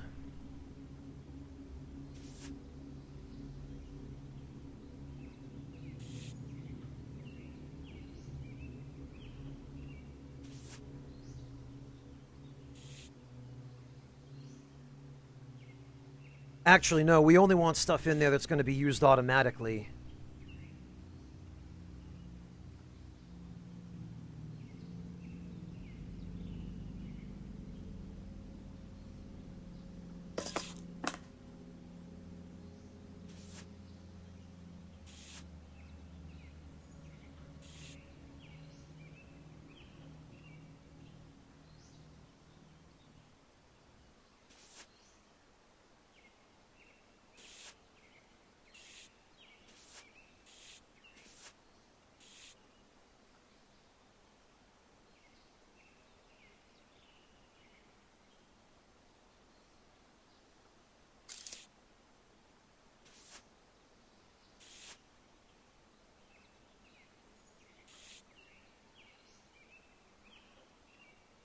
Yeah, there we go. Now we've got all these nice empty containers.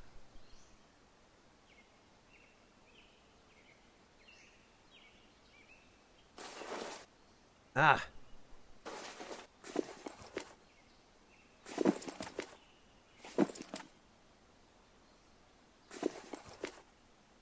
That can go down there. And that condenses all that stuff into this tiny little space. So it's very helpful.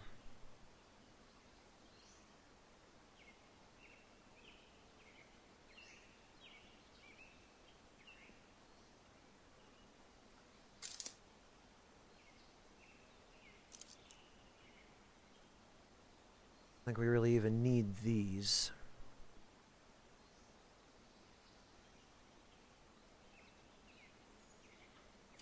Small parts can go in there.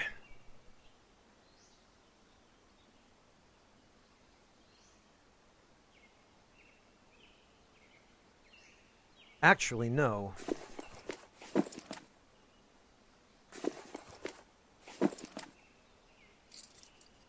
We can make even better use of this space and put the Leatherman in there.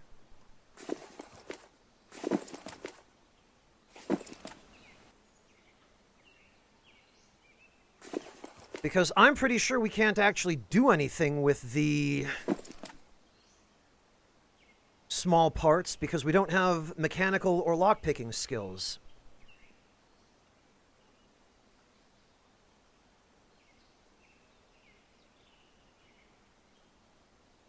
Bottle of whiskey can stay with us.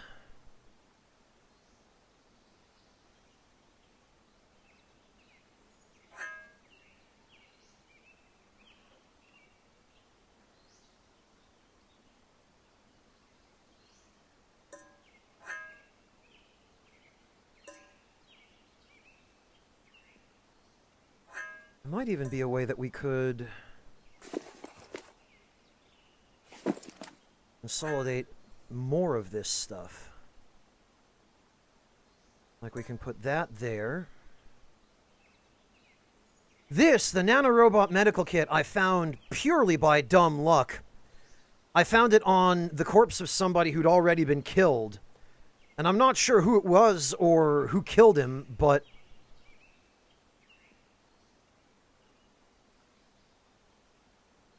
I would very much like to preserve that if possible. And this is probably the sort of thing that I'm going to keep on me at all times because it strikes me as really handy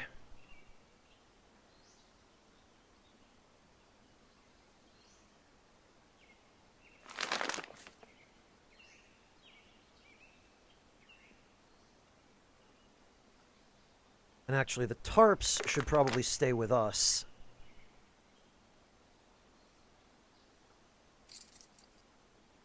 Okay, the mechanical parts, I guess, can go in there just in case there is some use for them.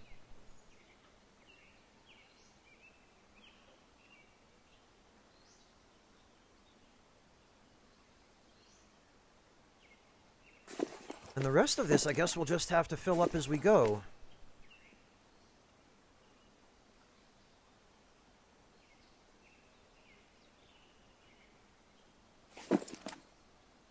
There we go, that fits.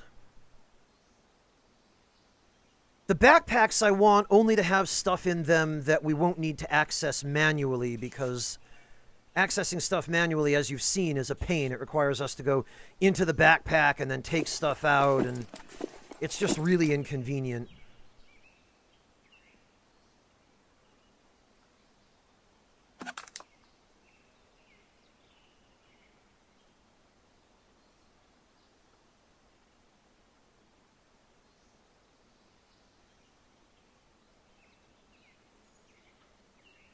Right, so we're going to...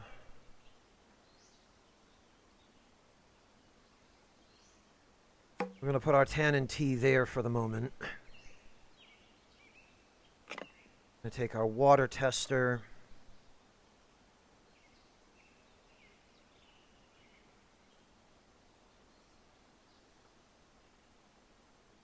Oh, where could this go? Actually, that could go here.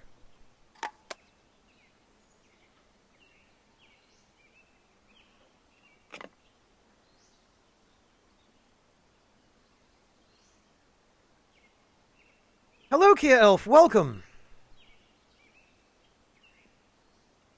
Yeah, Vertigo. It's an indie developer that made this, so the quality of life definitely could be a little bit more comprehensive.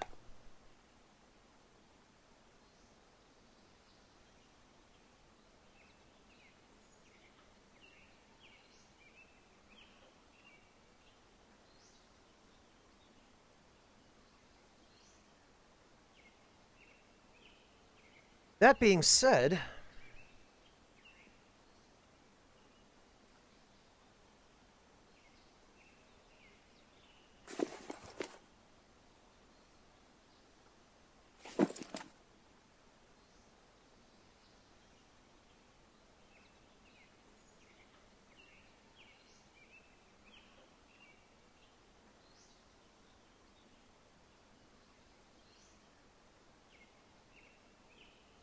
Now maybe we can find... There we go.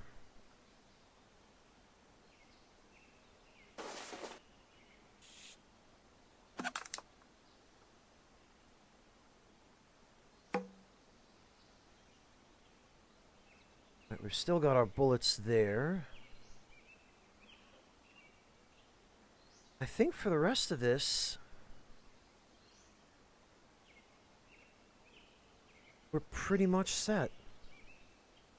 Yeah, Kielf, it is the middle of the night for me, but you know how it goes around here. I can't maintain a fixed sleep schedule to save my life.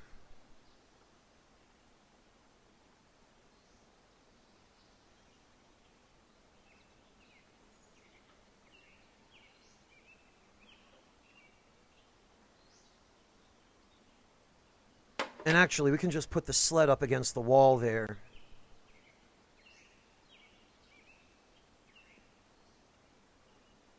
Yeah, in the same universe, Archronomus, but several decades into the future. This game is set, I think, in... I don't know, the early to mid 2000s? And Astronauts is set in 2079. Undead warrior. Blindrar, thank you so much for the resub. Welcome back. Really appreciate that. Well, welcome to the club, Kia Elf. Vertigo, Astronauts might be more your taste. Astronauts is real time. Although you can pause it.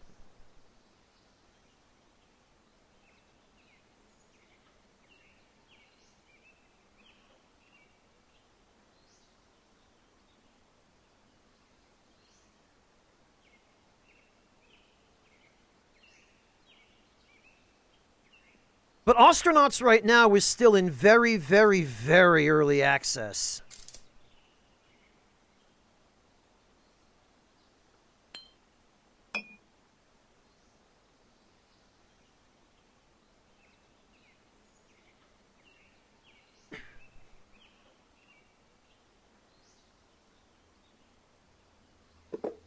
Alright, we should also probably clear some of this stuff out.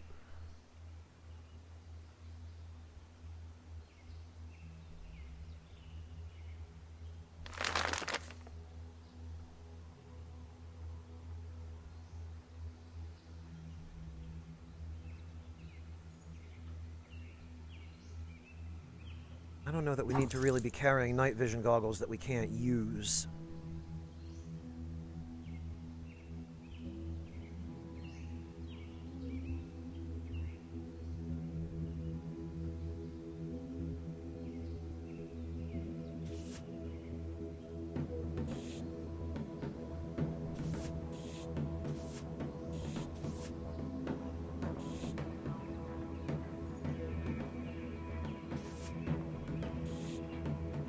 That can go there.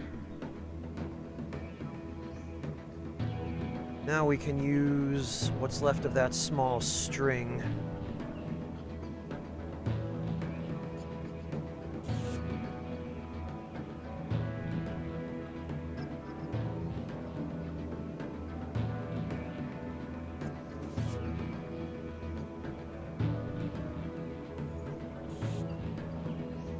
There we go, perfect.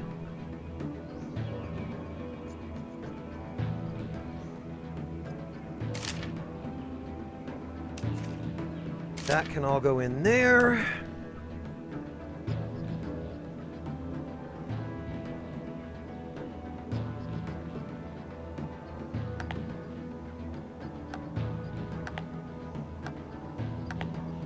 This is all our crazy medication.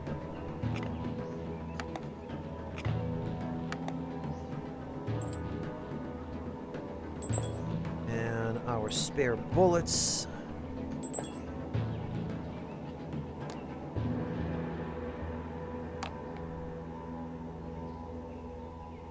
Much better.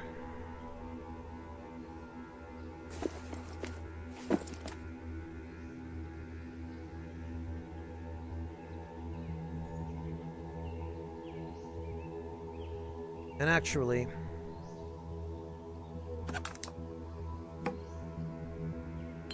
we should carry that with us for disinfecting wounds.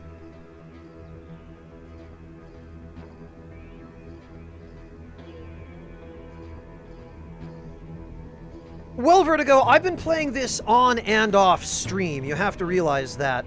Like, I've been getting in plenty of practice.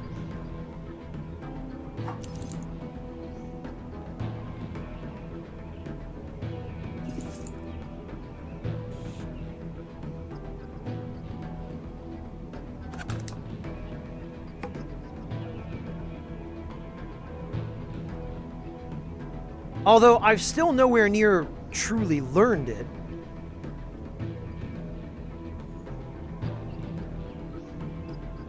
This, I feel like I should probably hang on to.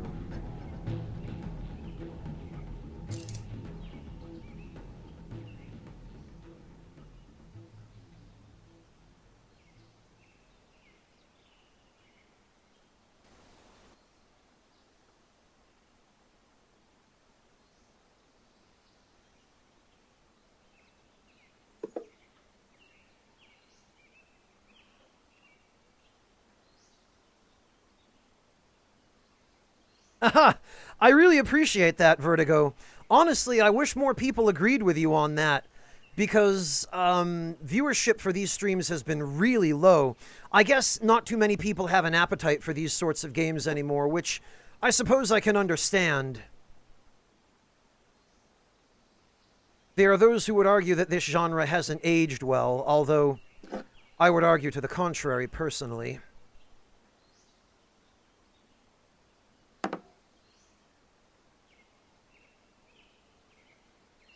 I think, though, it would probably be a good idea to bring this battery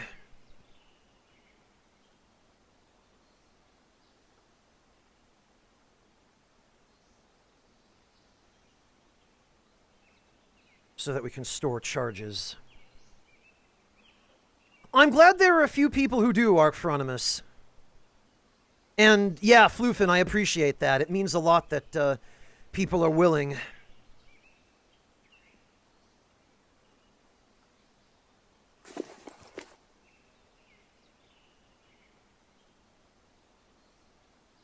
Right, that can go there.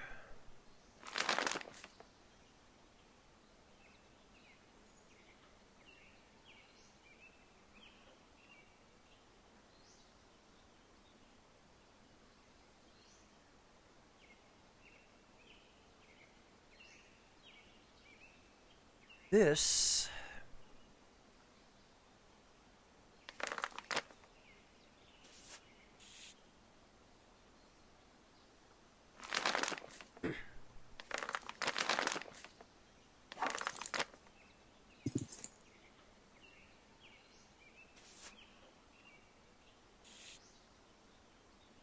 look at this, all these lighters.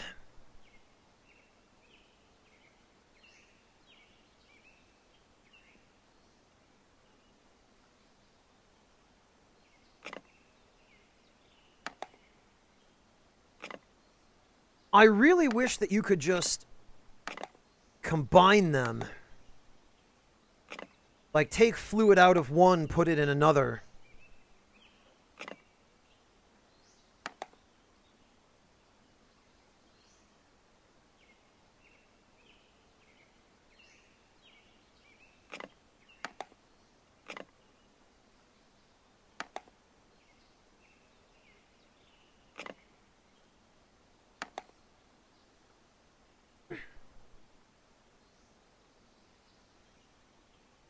Oh, Archfronimus, I've watched Nick stream Kenshi. I can't stand it. That's,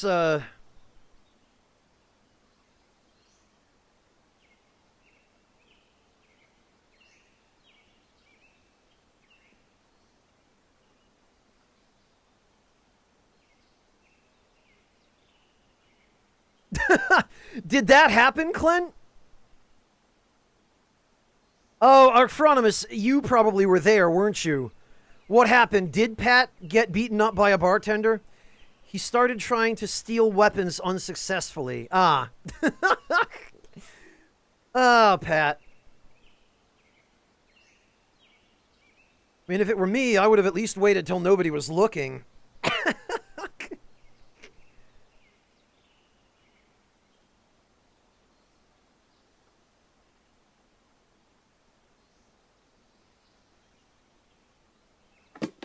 All right, so this...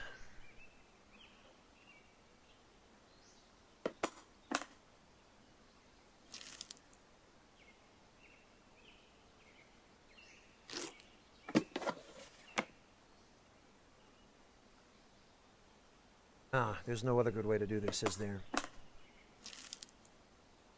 This will have to be my emergency supplies.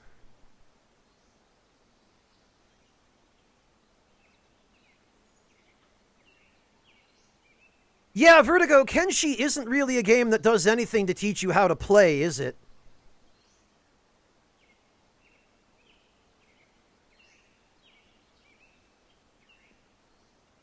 At least it didn't look like it from any of the streams I've watched.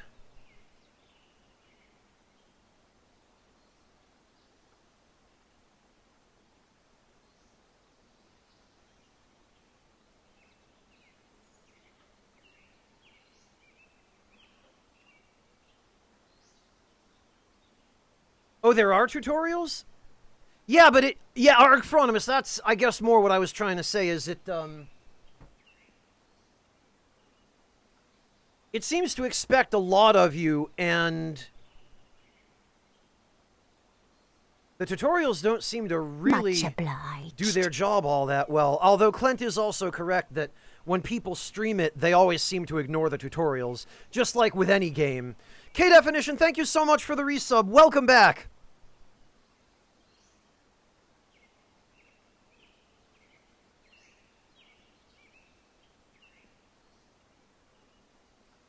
Dumb streamer syndrome is definitely a thing, Clint.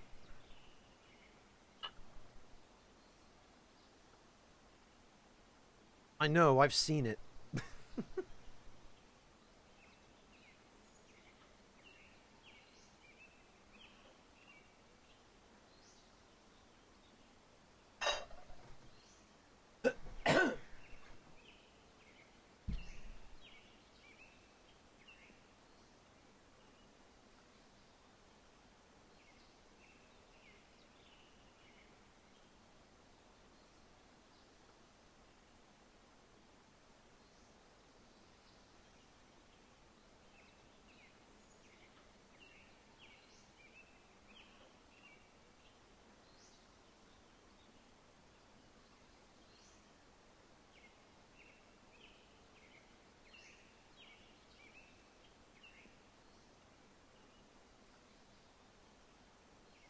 Alright, well...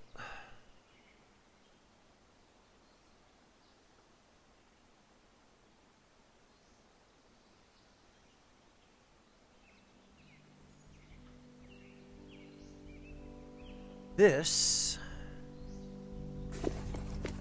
seems to be on the verge of falling apart.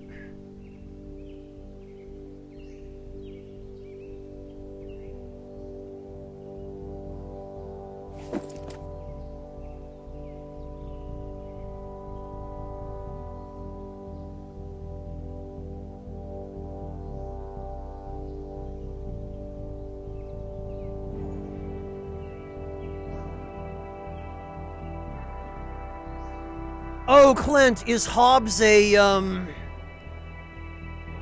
is he a starting ally or something?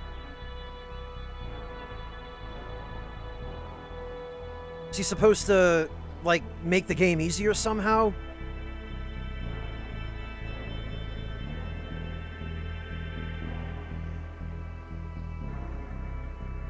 He's an old man who joins you for fun. And I take it having an ally is a pretty strong advantage, it sounds like.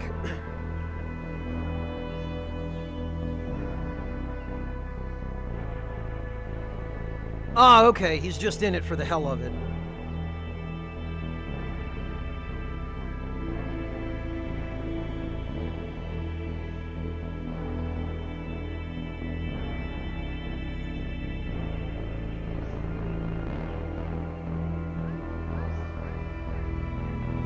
Having one person...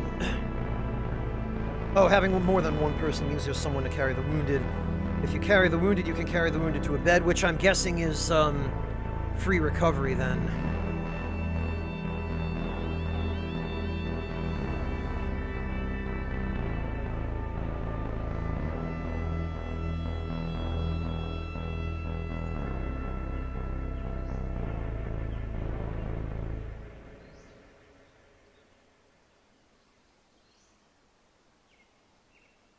Alright, well, I guess all that stuff can stay there for the moment, then.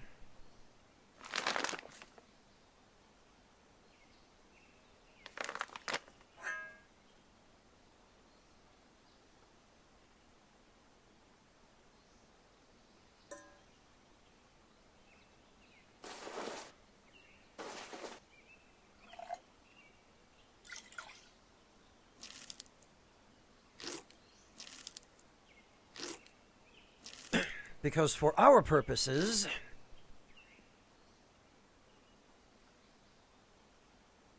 Whoops.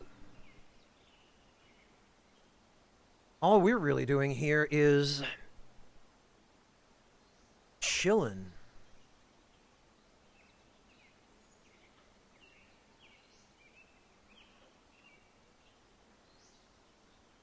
Okay, we do need some rest. First, though, we're going to finish scavenging here.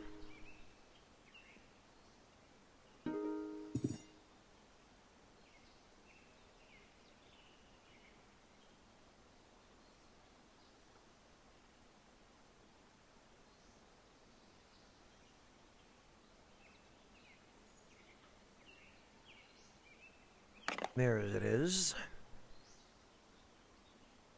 Oh. Ah.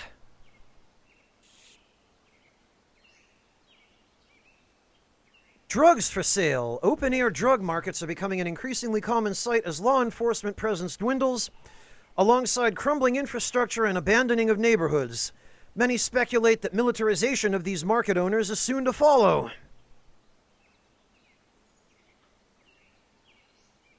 Wouldn't surprise me.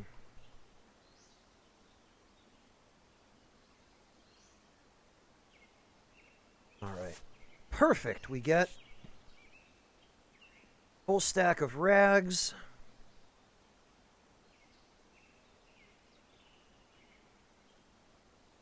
What do I want to do here? I want to break that down.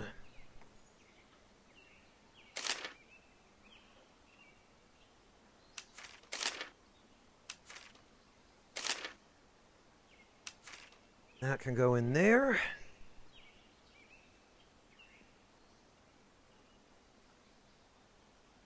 Oh, boo-hoo, Monotone. That she didn't get to drag you out and make you miss doing your important stuff.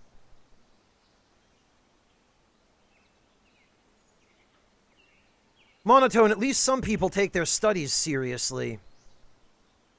Consider yourself fortunate.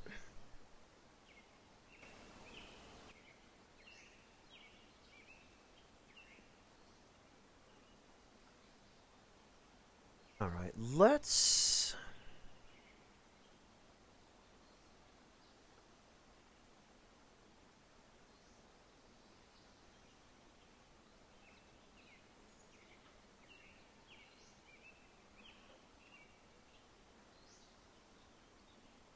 Clint, how does it end up being a mistake to reload a save?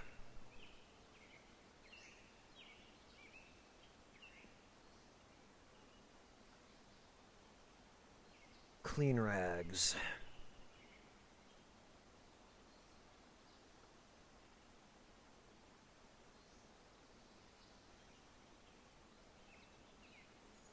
Kenshi is a game where you learn faster through failure? Huh.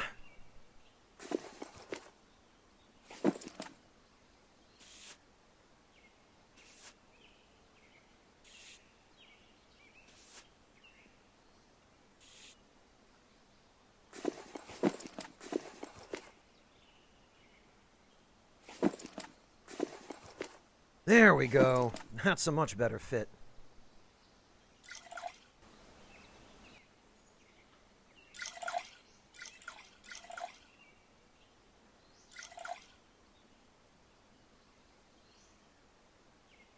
Oh, wait, I already had... Ah! I had a lit campfire already.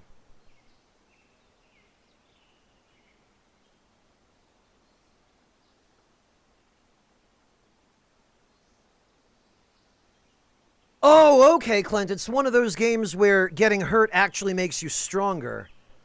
That's interesting.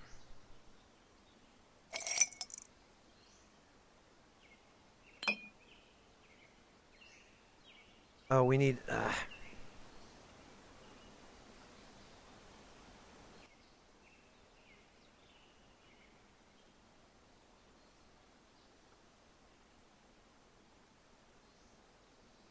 PC Third Impact. It's a, I believe, a Steam game.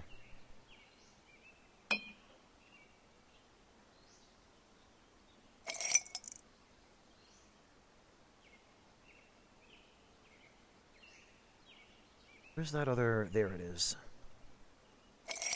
I need the glass shards for this camp.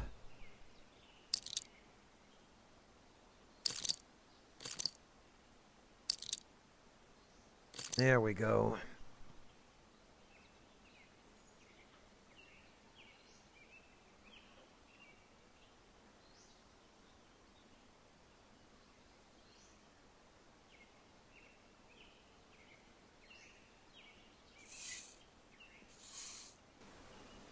All right.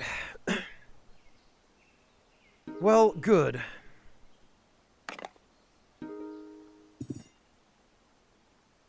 Let's see.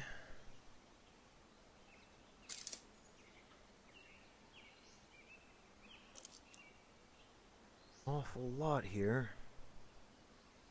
Quite a lot of string. We've got plenty of that.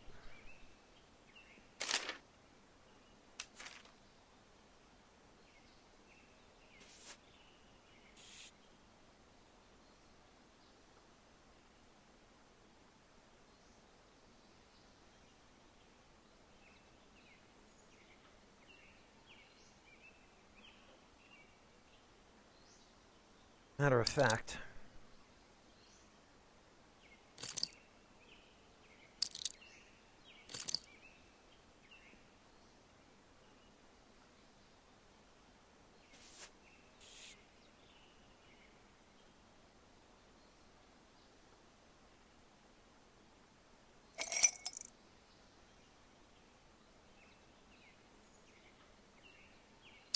which is incredible, Archronomus, because it still feels to me as though Kenshi is in early access. It just still has that early access kind of,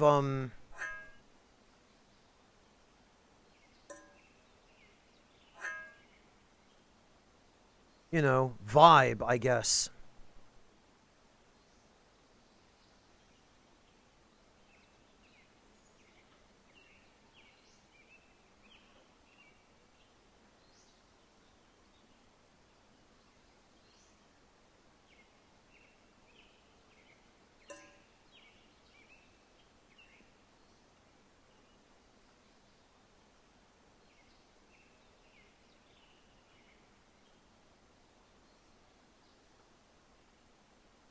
Oh, okay, interesting, Clint. It sounds like the early game balance is,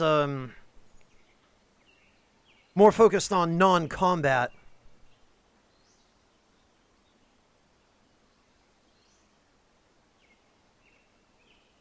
Kenshi was made by one man on a budget of less than $500. Wow.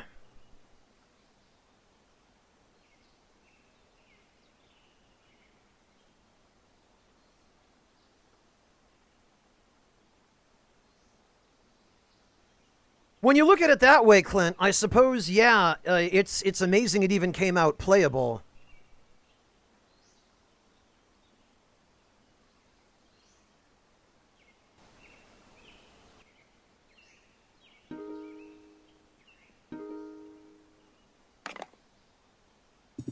All right. Nothing. Wasn't very nice.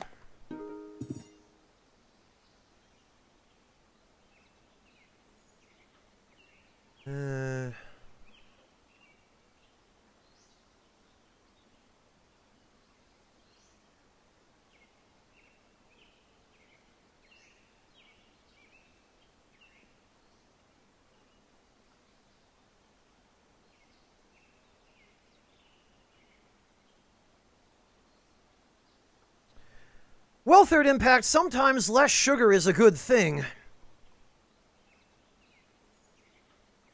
I've worked very hard to cut sugar out of my diet, and I mean, I say that, but it wasn't that much work because I don't really like sweet stuff to begin with all that much. I eat a lot of fruit, but that's about it. I try to only get my sugars from natural sources rather than artificial ones.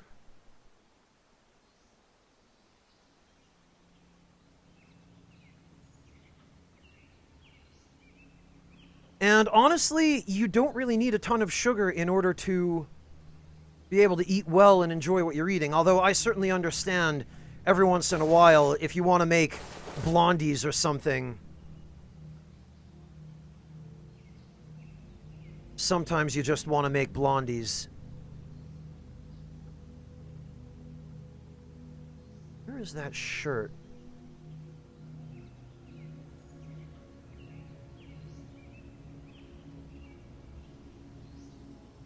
There it is.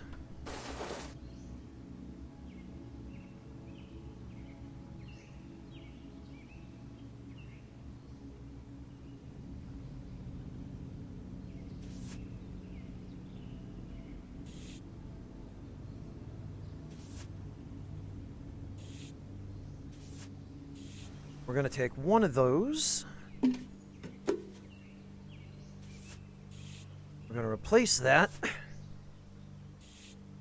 Clean ones.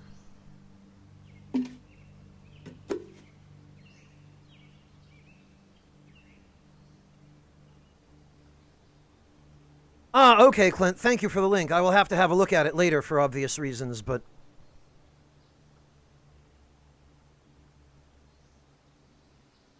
Oh, go figure, Third Impact. Third Impact, I'll tell you what. Here, hang on.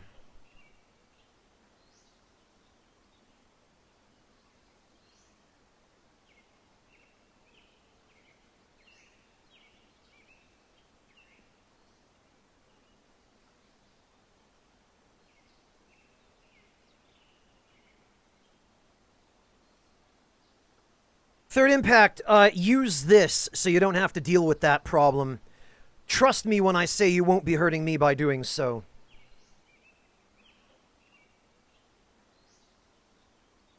What I said, Third Impact, was I'm of the opinion that things don't necessarily need to be enormously sweet, was basically the point of it.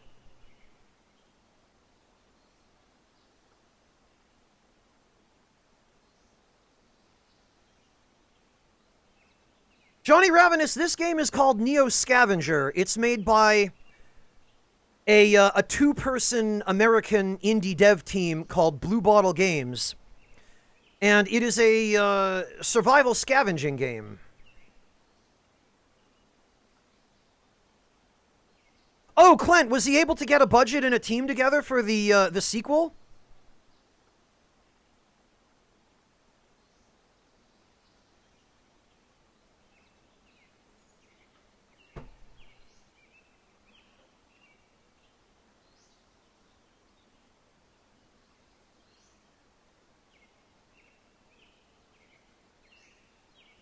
He's got way more funding now. Well, good. Good for him. I guess the original game got enough attention that he was able to find some sponsors from the sounds of it. What the hell?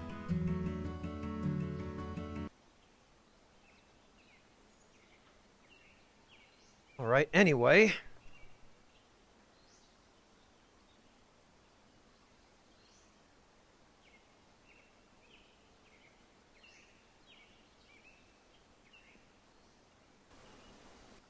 I think we've looted everything here. No, hang on, wait. Yeah, we have. Okay. So, we've got a whole bunch of ruins over here we still need to check. Oh, and we never actually explored everything near the fairgrounds either.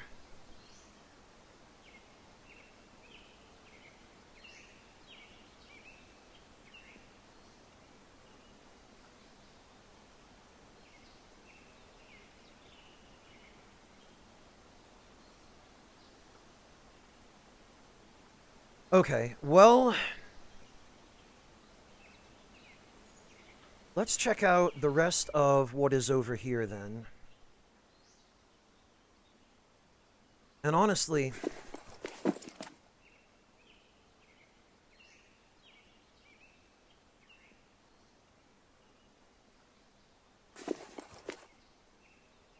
I think we can put that there for the meantime and bring an empty backpack so that we are not overburdened.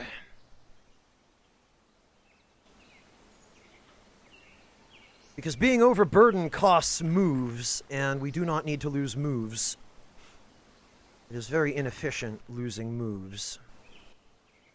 Alright, what do we got? A shack in the woods.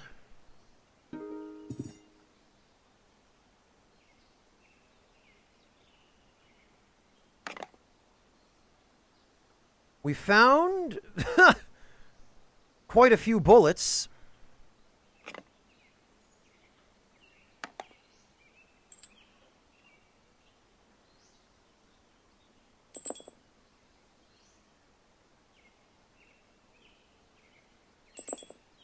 What are these? These look like... It's really hard to tell. They look like maybe rifle ammo. And then these are pistol ammo.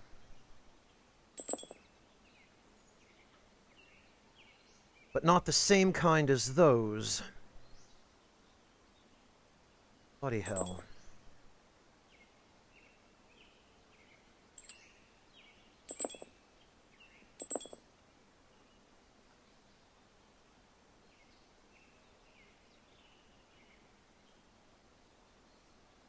Really? Not a fan of cinnamon, Zyric? Yeah, Third Impact. That's the whole point of doing your own cooking and experimenting yourself, is you learn, right? And that's the great thing about it. Oh, hello. Well, I wish I'd come upon this guy before his,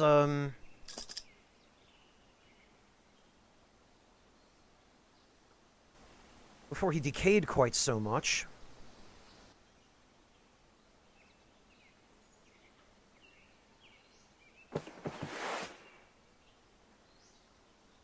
Because now his coat is only going to be at...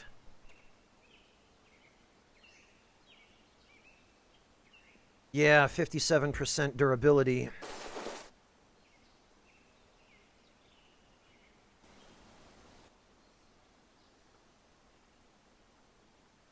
And this meat's all going to spoil before I have a chance to come back for it, so... It is free dog estate, Clint. I suppose I shouldn't complain. The thing is, like, around here, this seems like the best place to loot stuff because it looks like the Anishinaabe warriors keep spawning here and, fighting with the dogmen and just getting killed.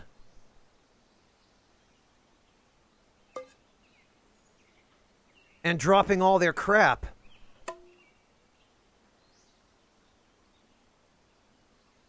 Well, we better give him a proper burial.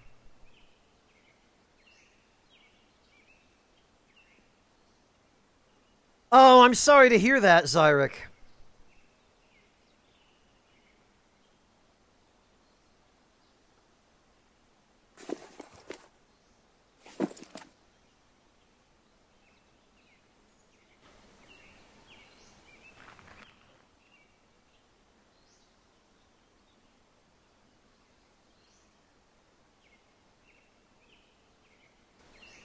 Doesn't look like there's anything good there.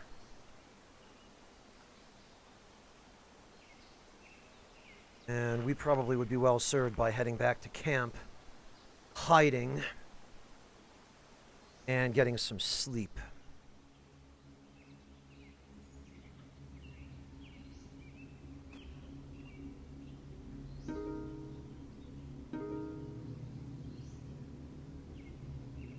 These freaking dogmen.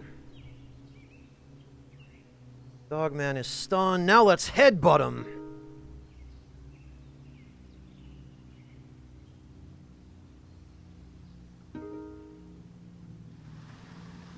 Oh, and we freaking missed.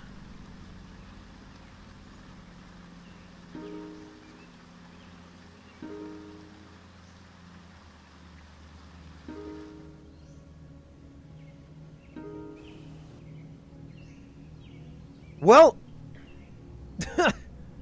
there's our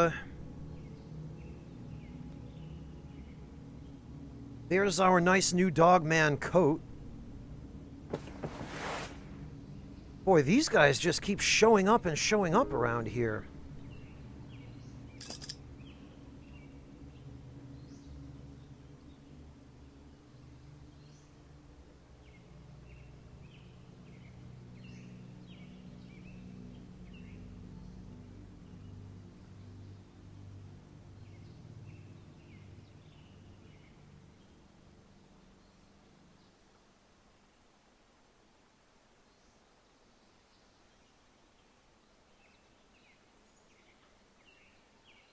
Oh, she's really sensitive to peppers, huh, Clint? That's unfortunate. That's how I am with mayonnaise. Any little hint of it And I just can't.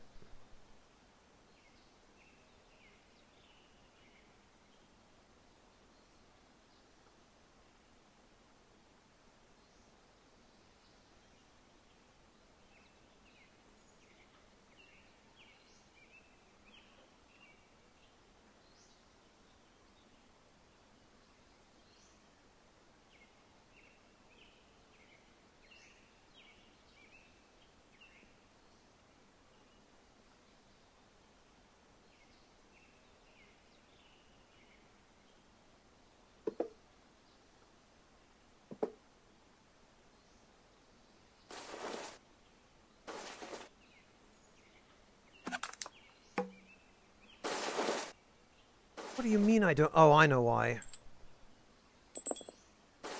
There we go.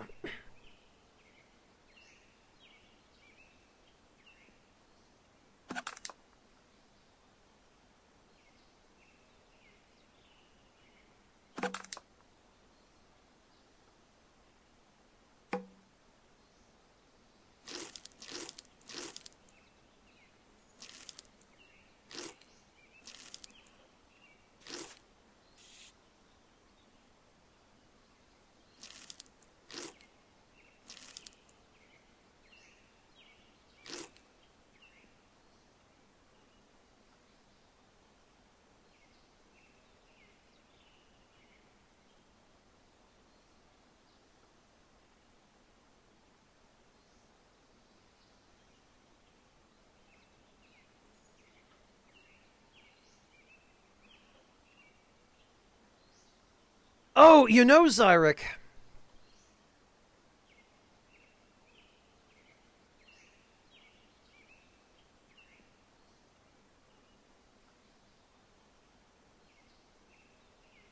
Hang on, let me dig this up for you. There is a company, if you live in the United States, there is a company that will, I believe they ship to the entire country.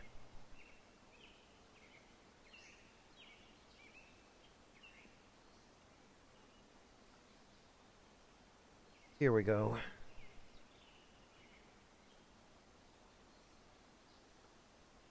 Zyrek, check this out. If you wanna do some cooking with maple syrup,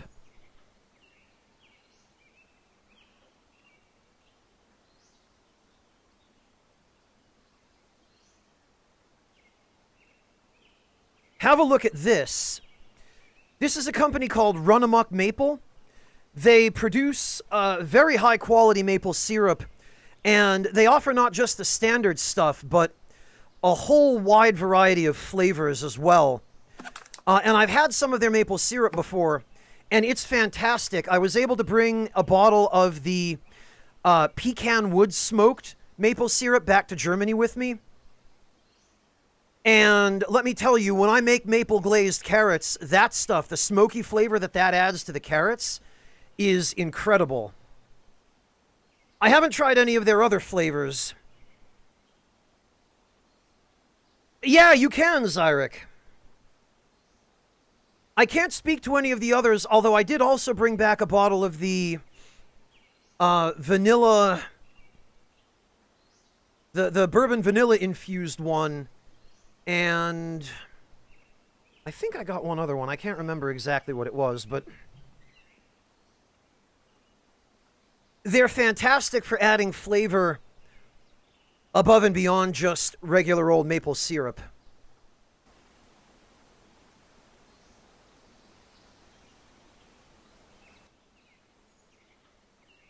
Although that being said, the classic stuff is great too.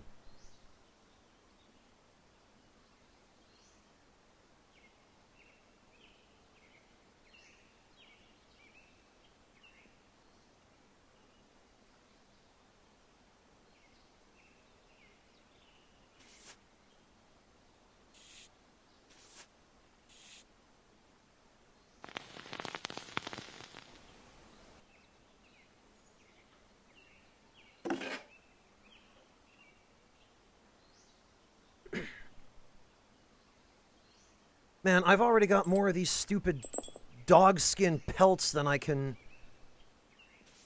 even sell in the amount of time I have to sell them.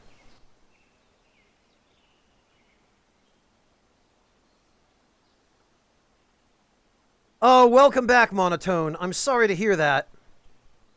You deserve better than to be yelled at for that. Oh, that's an Anishinaabe warrior. Okay.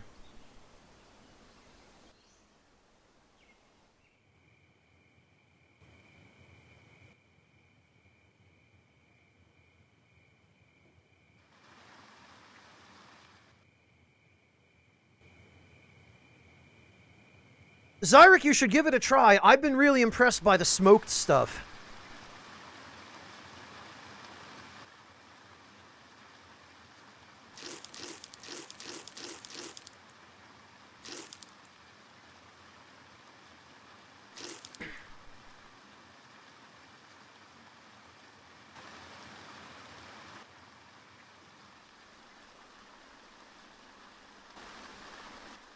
Excellent, and it is dawn.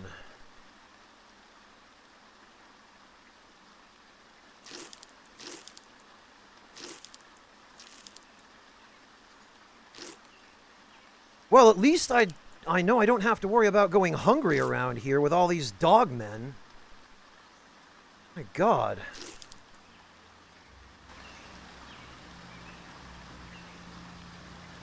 Yeah, Monotone, I don't blame you. I would be too. Maybe when she's sober, you should have a word with her. No point doing it now.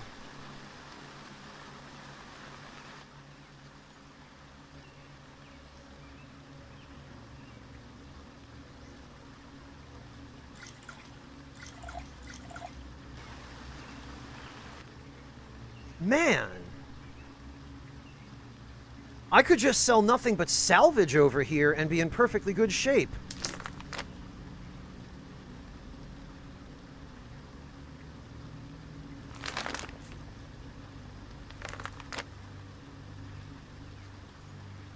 Okay, Vertigo, have a good one.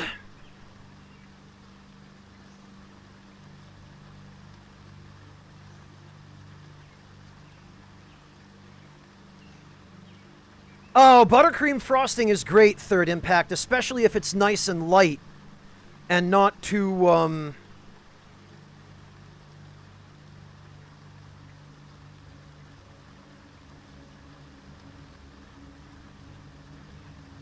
Yeah, exactly, Clint, exactly. Maybe mention that, Monotone, is what would she have done if you were also wasted? And you weren't there to pick her ass up when she got home?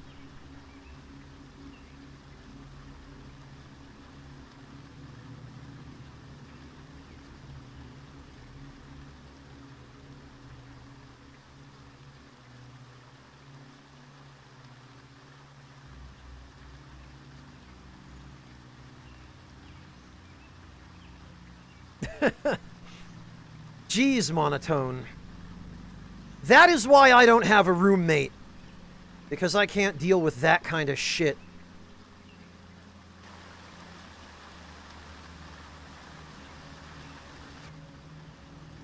Right, we'll just throw this over there.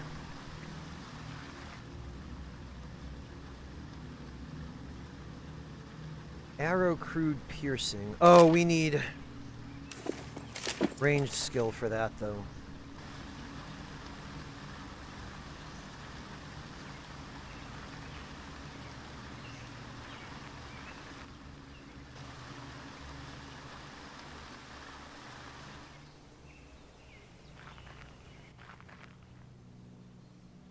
Okay, please, please tell me.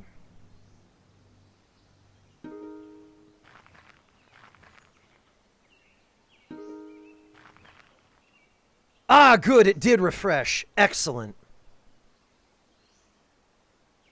Perfect.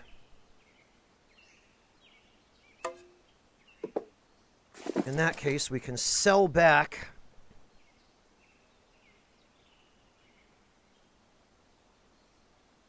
all of this stuff that we so kindly retrieved from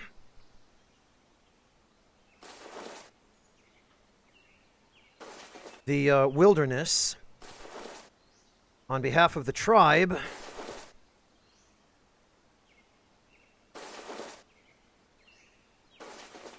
Tell you what, by the time all is said and done, everybody in the Anishinaabe Nation is going to be looking stylish in their nice new dogman coats.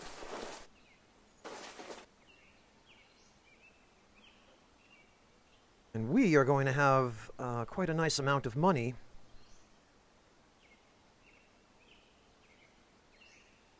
to show for it.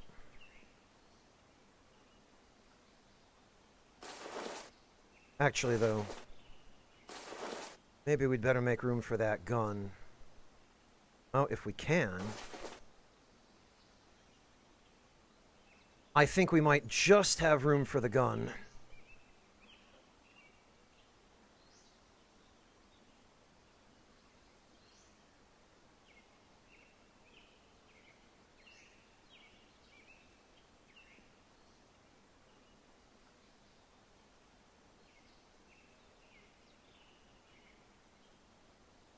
Yeah, Zyric, go axe throwing.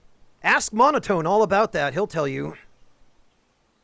Oh, I got sidetracked, Third Impact.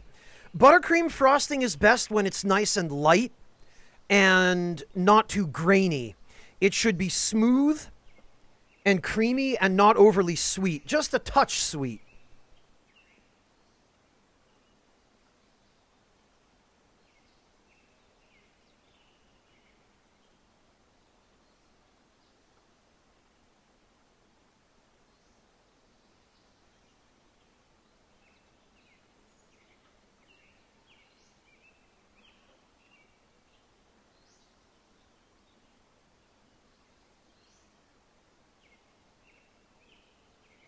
All right,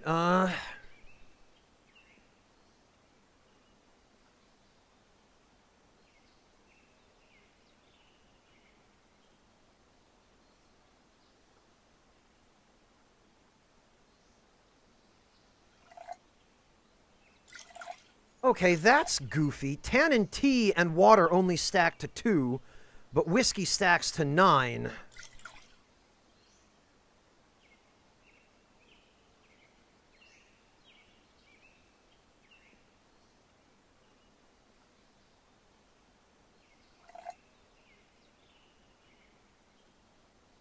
Oh, and apparently I have to bring my own bottles for tea.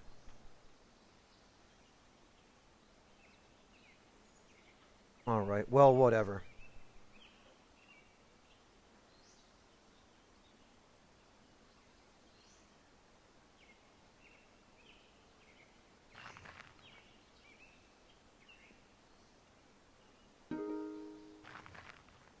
Leave the village.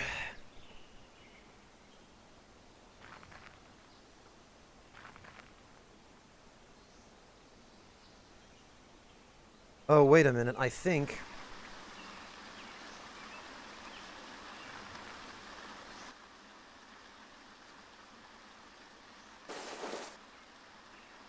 Ah. I always end up taking a glove off.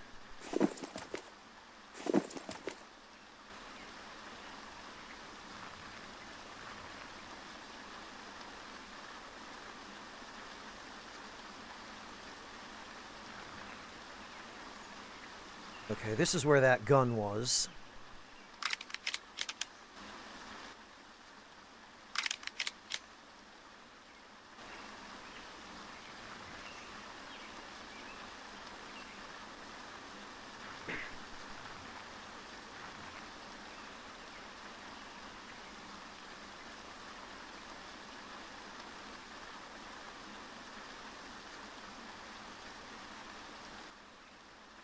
Not much here to scavenge.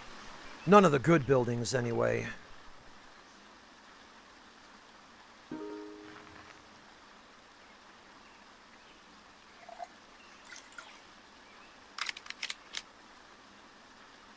There we go. Okay, Regina, good night. Have a good one. Take care.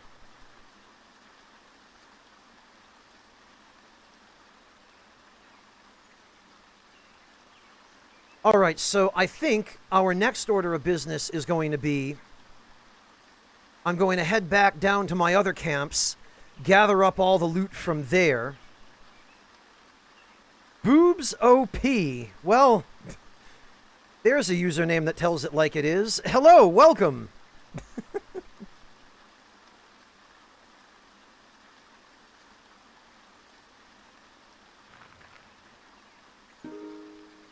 It is going. How about yourself?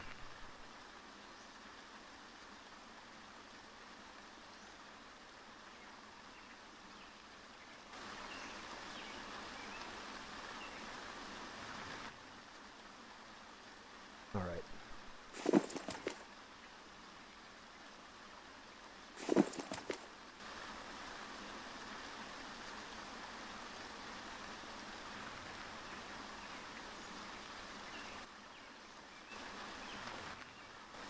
The only issue is... Oh! Well, isn't that just perfect? I was just about to say, I need to find a source of clean drinking water. And wouldn't you know it, there's one just north of my camp. So this camp provides optimal shelter. It's in an extremely sheltered building. It's got very good storage here for other stuff in an adjacent campsite. So this is where I would sleep, and this is where I would store extra crap. It adjoins forests, so I have access to the forest resources for wood, and it adjoins a river, so I have access to the cleanest source of fresh water in the game. I guess you have, because I would remember a username like BoobsOP. I've never ever seen you chat before, unless you chatted previously under a different username, and this is just a new name that you've changed.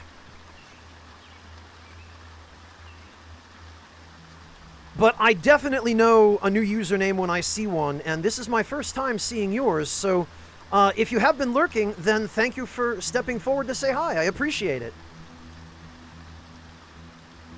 It's great to see you.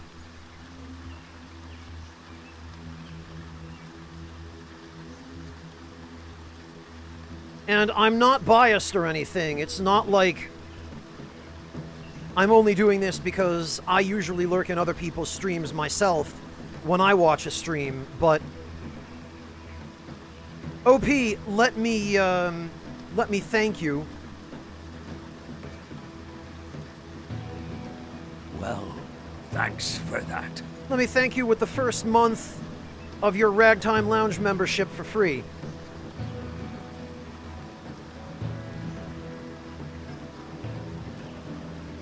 You changed the name after... Oh, you changed it a year ago, okay.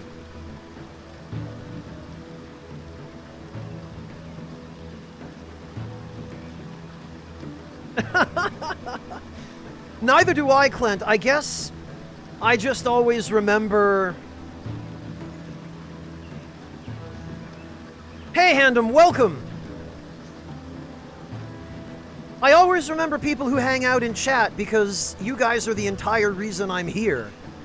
If not for all of you, I would just be sitting here playing video games by myself in my office for nobody's enjoyment but my own. And I would certainly be missing the company.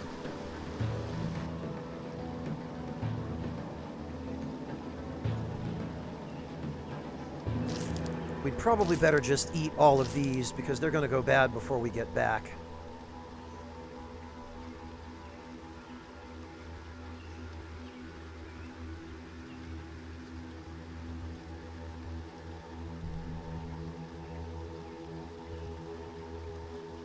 Oh, actually, OP, if that's the case, you never chatted under that username either.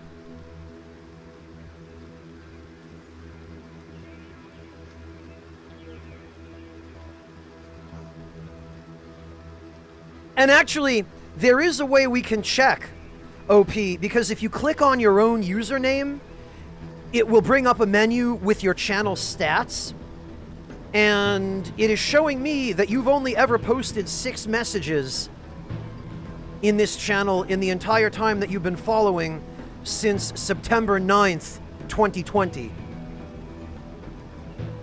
Oh no, I'm sorry, since December 25th, 2020, it shows you as having followed. You created your account September 9th. And all 6 of those messages you've posted within the past 10 minutes. I did finally, a noob, yes. And finally I'm now able to offload some crap and make some money. Hello, Ugly Weeb, welcome!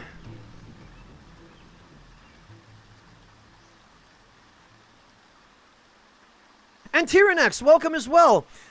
Don't worry, Tyrannex, I'm just as happy to have my lurkers as I am to have my chatters. As long as anybody shows up for these, honestly, I'm happy.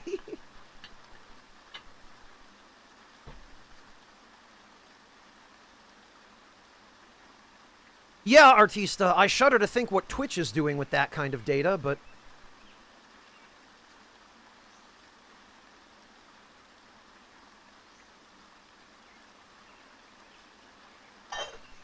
don't worry about it, OP. There's a first time for everything. And it's when you're ready. Ideally, anyway.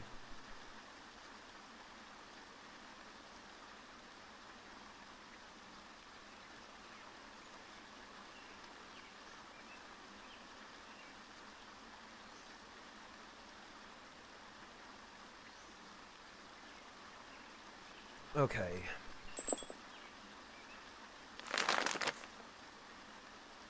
Well, I don't actually have room for these bullets, so we're gonna put them here.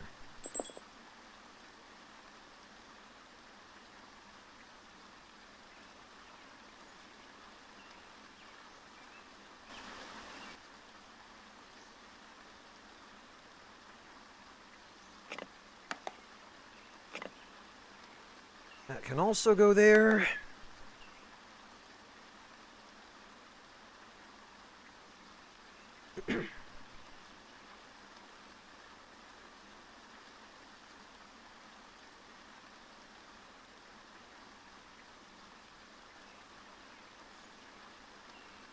Oh, no kidding, Third Impact. That's awesome.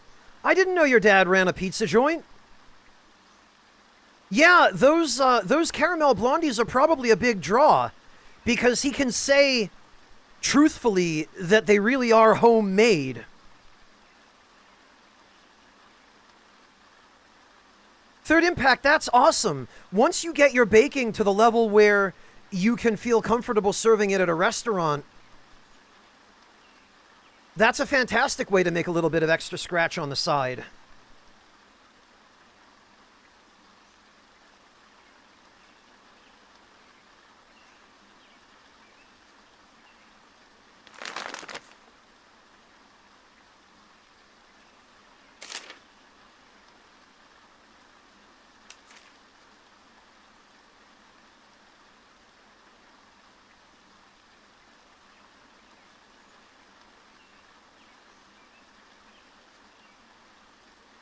That's all right, Clint. I won't pressure you.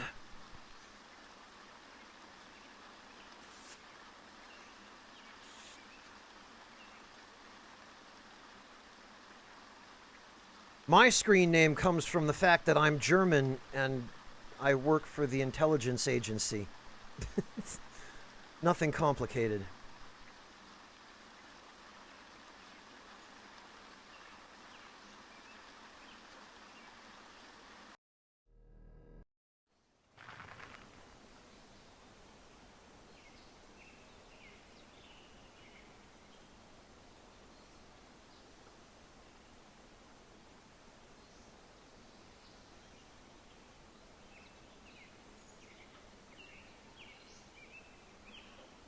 All right, let me make sure we have...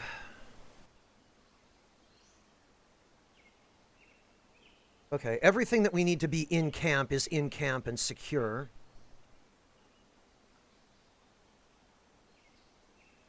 This... It's not going to last quite as long as the plastic sled, I don't think, but... Well, OP...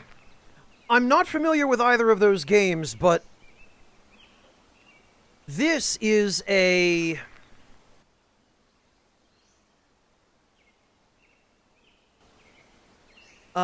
scavenging survival game.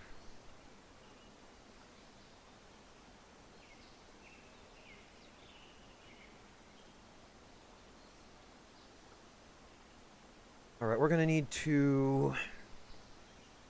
Okay, the fairgrounds is there. So this is our next destination. That's my nearest camp. Oh, well, that's easy enough. We just head due west.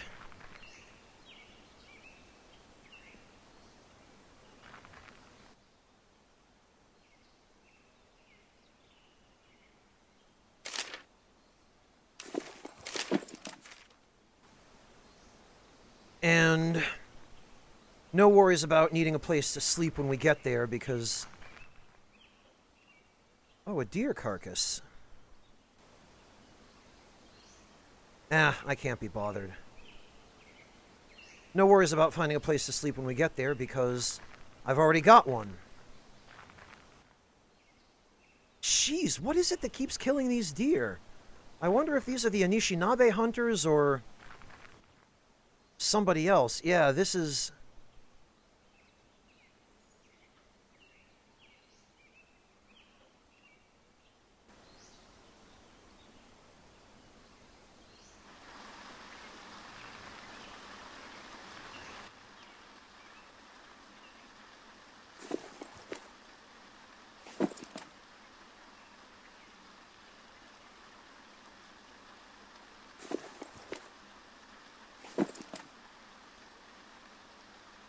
Actually, I should take these bottles.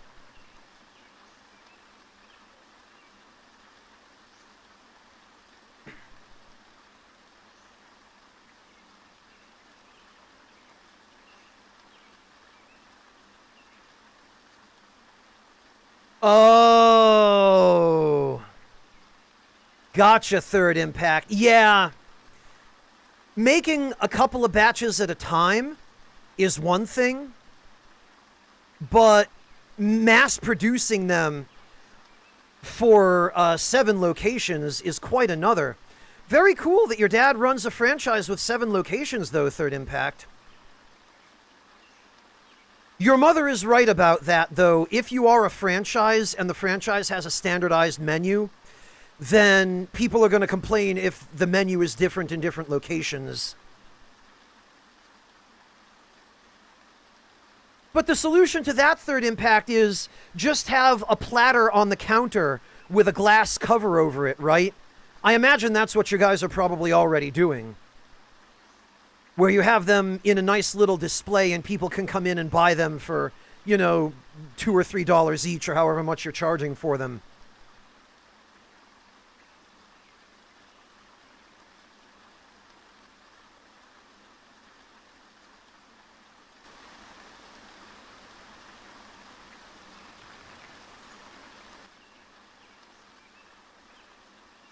It's still good.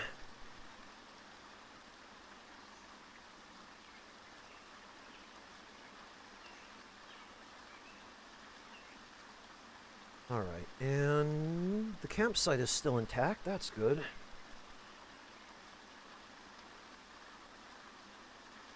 Yeah, Breakfast. It's just that easy. That's all you have to do. Just make more.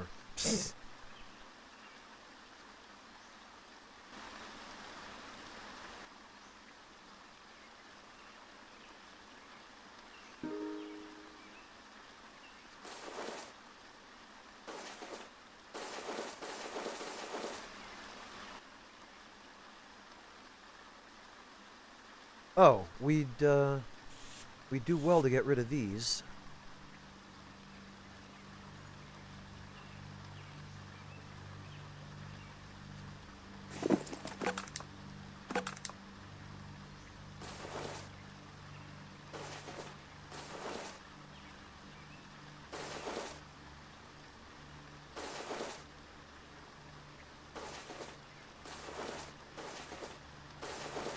There we go. Look at this. I'm literally just up to my armpits in Dogman fur coats. I've got so freaking many of them. I'm running out of storage space in my camps.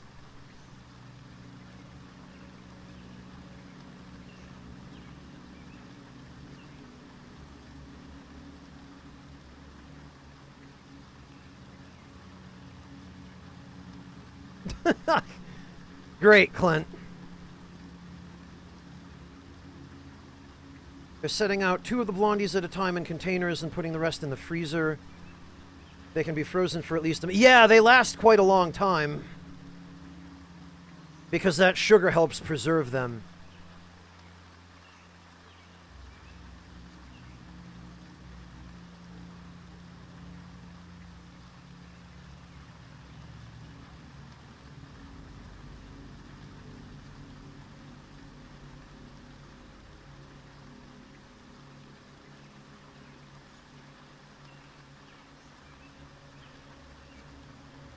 Yeah, Breakfast, I imagine it would.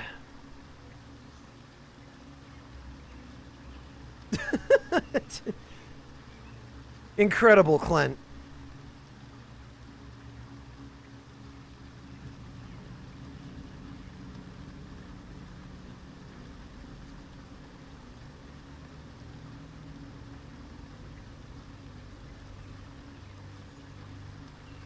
Well, Zyrek, blondies are brownies without the chocolate. Blondies, in fact, expressly have no chocolate in them. They are, they're more of like a caramel or vanilla-oriented version of a brownie. They're still, I think, technically a type of cake, and they still have the density. Well, thanks for that. Now, Breakfast, thank you so much for the Tier 2 gift sub to Third Impact. I really appreciate that.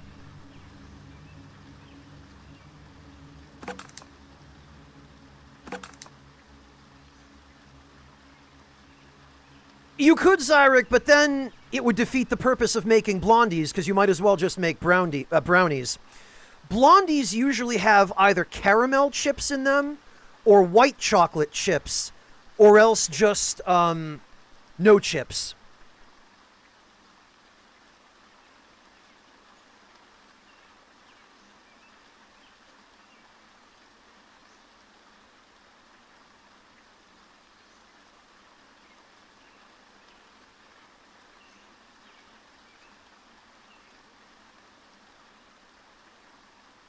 Oh, and you know what?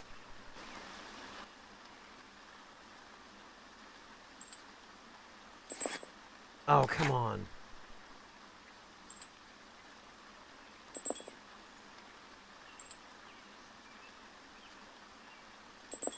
Aha! Those bullets fit that revolver.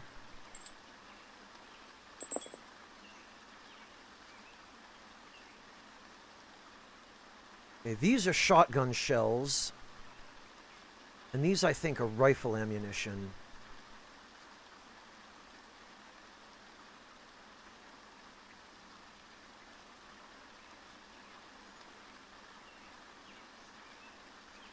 We do have a nice new revolver.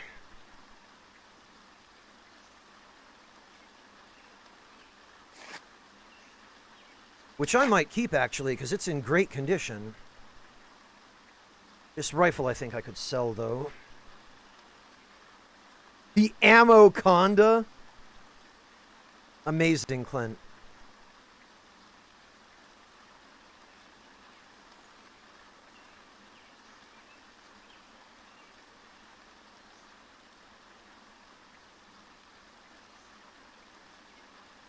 Oh yeah, it does look a little bit like a Smith & Wesson, doesn't it?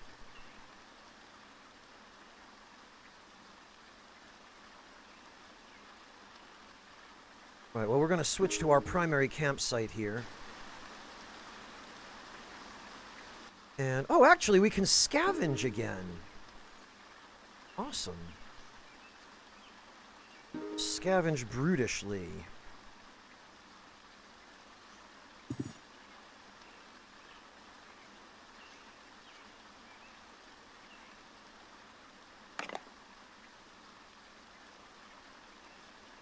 Well, I was hoping for some first aid, but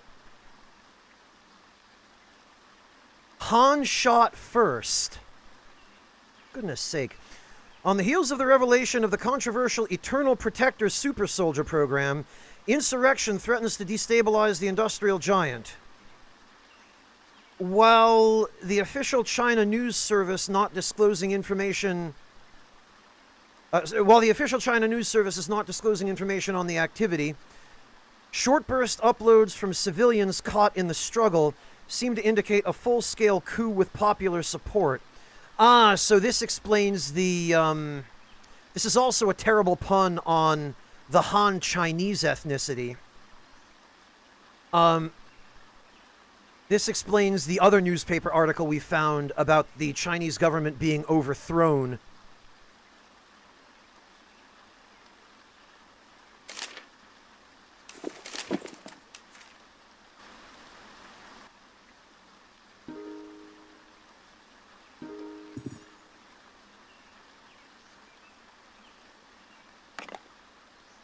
Nothing.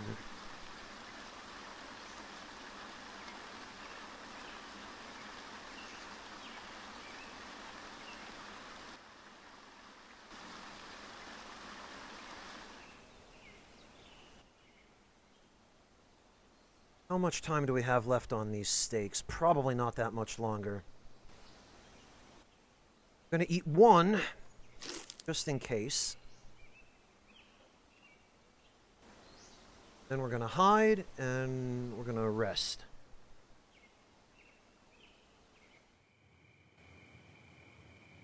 This will also give time an opportunity to pass, so that hopefully,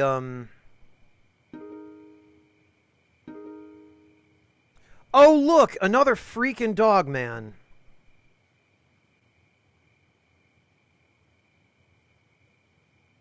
Create obstacle.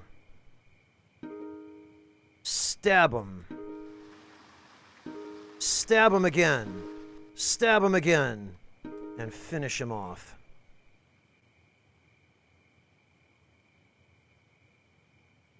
These stupid freaking dogmen keep attacking me faster than I can sell their pelts.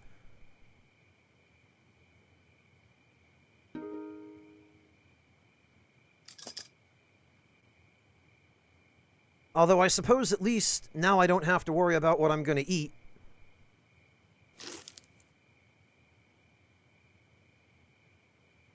Oh, he got me good. Wow.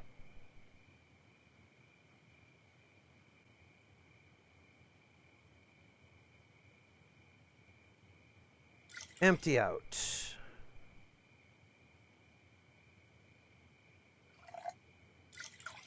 Wash that off. And this, friends, is why we keep bandages at every campsite.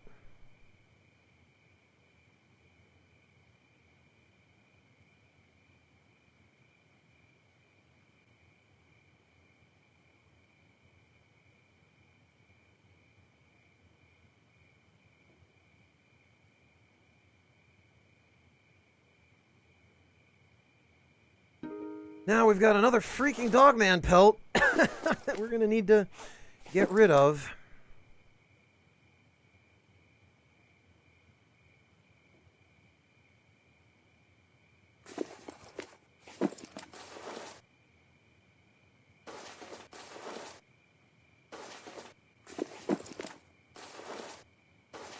Question is, can we fit? There we go.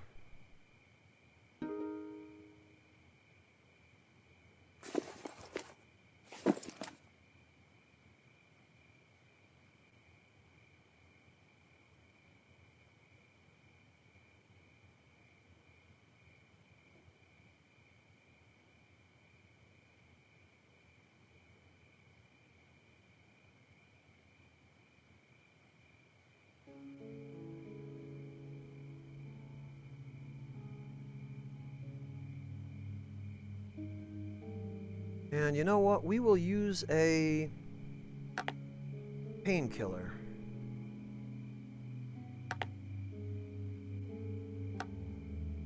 Not that we really need to, but...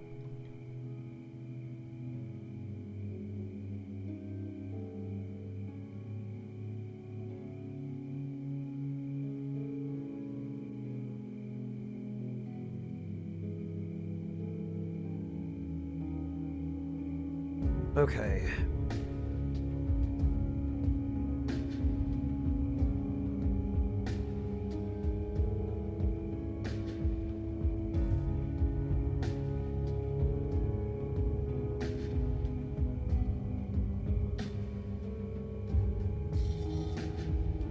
Have a good one, Monotone. Good luck tomorrow. Rest well, take care, and I'm not specifically after Sasquatch coats. I'm trying to get rid of the ones I have before I end up with more.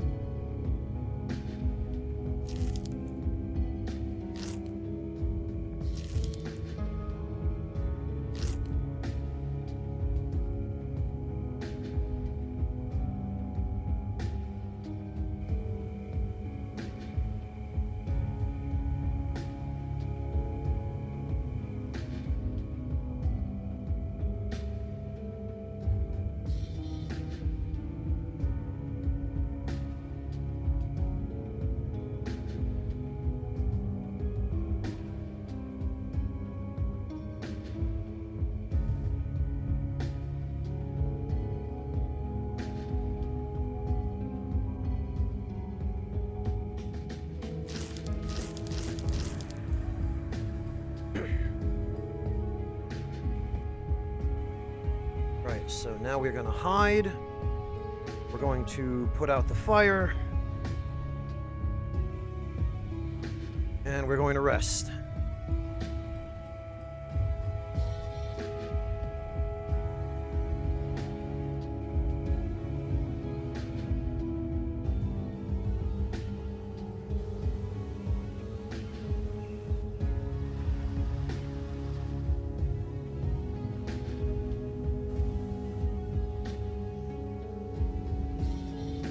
Clean rags have fallen. Oh!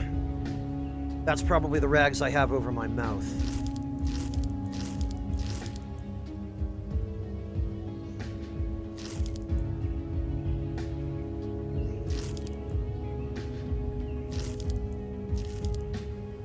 Alright, what we're going to do is we're going to take the remainder of this with us.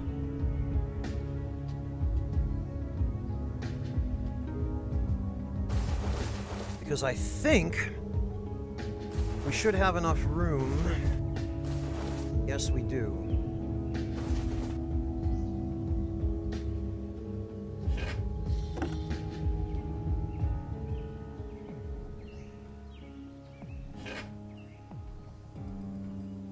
This is so stupid. I'm carrying literally nothing but Dogman pelts. 3 on the travois. 1 in my pack, 2 in the, one more rather in the sack. Unfreaking believable.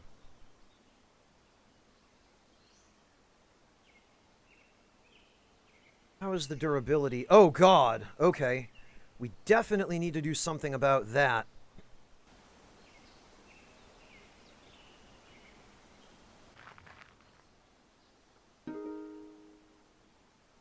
Oh, wait, that's just a deer.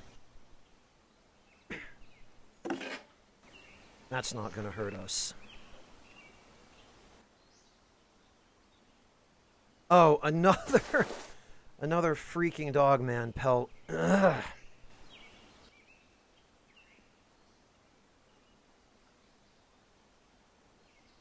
What even?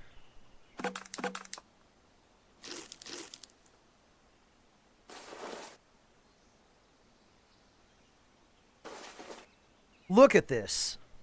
Hello, Dragonab. Welcome.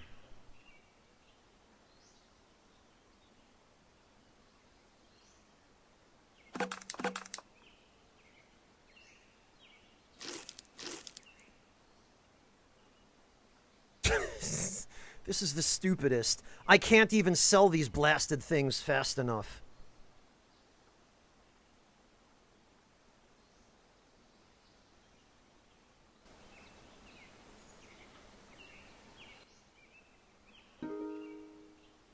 All right.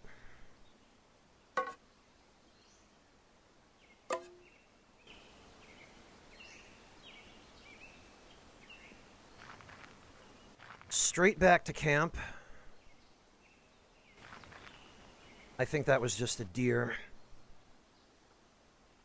All right. Known recipes. We need a broad spear.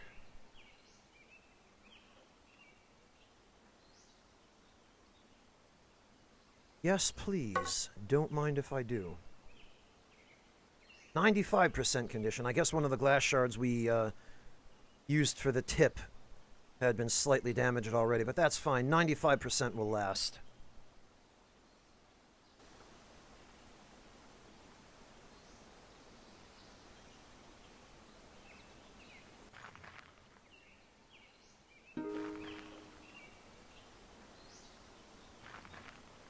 Yep, that was in fact a deer.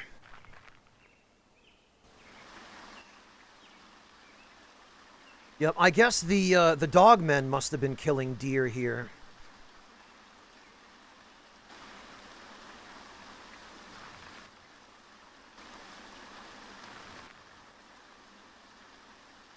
Because that's what this is. The hides are dropped by deer.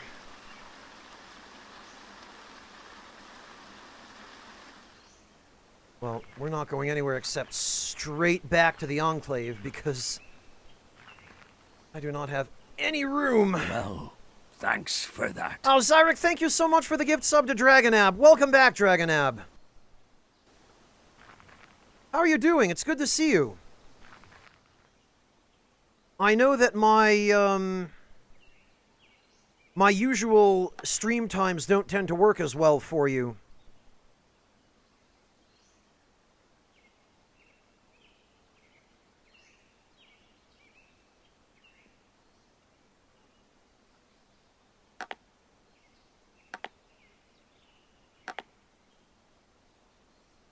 So I'm glad this later hour seems to.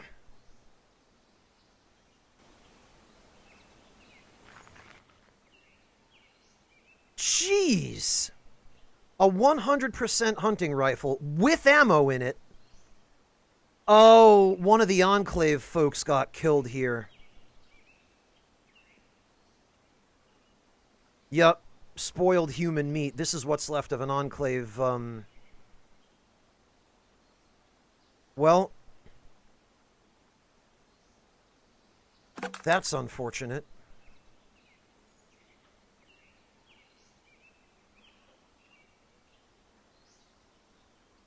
Oh, you're modding for somebody, Dragonab? Congratulations. May I ask for whom? $757 for this hunting rifle. You know what? We'll throw that in.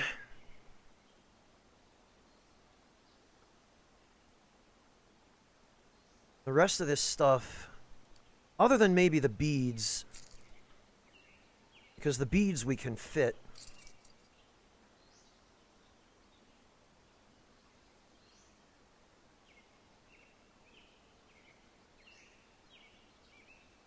Breakfast, I don't think any number of mods is going to help Snoop. After that stream where he played Madden with his mic muted for like 10 hours, and then he got mad and rage quit the game and left the stream running.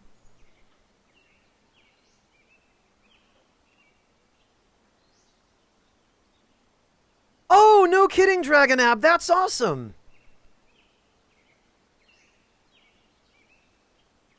You mod for the Way Folks, Wirrawil, and a couple more. That's great. That's really nice of you. Dear God, Third Impact, no. It's a necklace.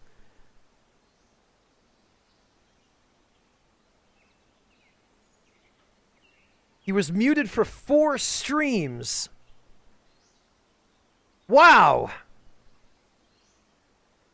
You know, I would have thought that Snoop would be a little bit more tech savvy than that, but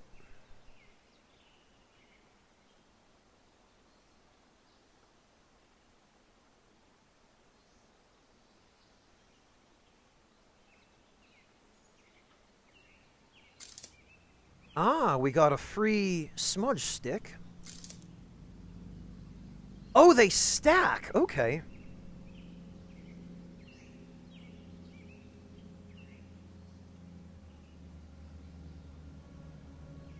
Oh, yeah, breakfast. No, I never would have expected Snoop to know how to use a microphone. What was I thinking?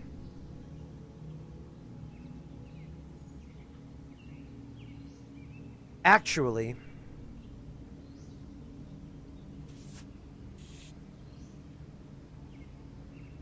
Minor cut. That's healing up. Okay, good. It didn't get infected. He is third impact, but I would have thought that in his line of work, technology is something he would be accustomed to working around, although it occurs to me that he's not the one actually operating the technology. He's got people to do that for him. But you'd think he'd, you know, at least be able to know when a microphone was muted and when it wasn't. That's kind of an important thing for somebody in his industry.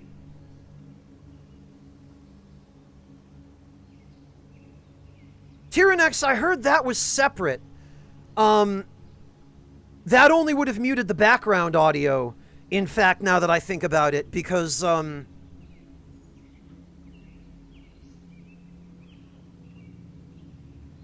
yeah, Warrior, I'm sure it was gin, and totally not weed.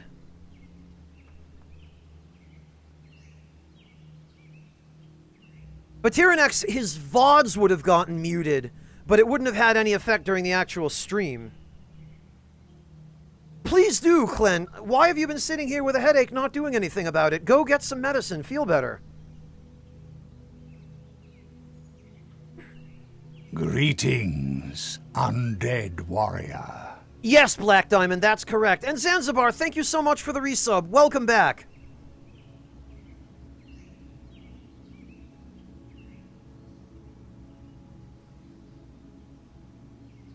The droney music makes you sit and vibe, and it doesn't contribute to your headache? Okay.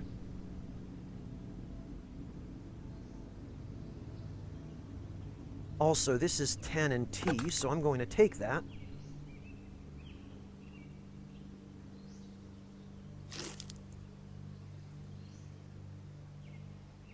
No problem, Zanzibar. I really appreciate that. Have a good night, or morning, or time zone, and take care of yourself.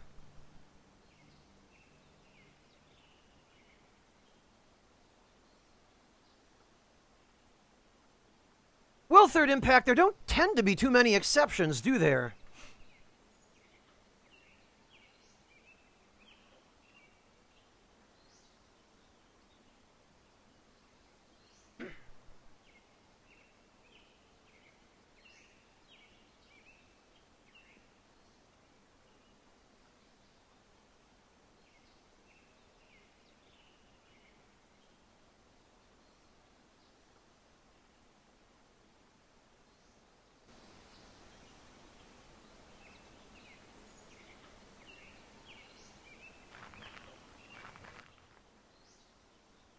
Oh, okay, and this is just...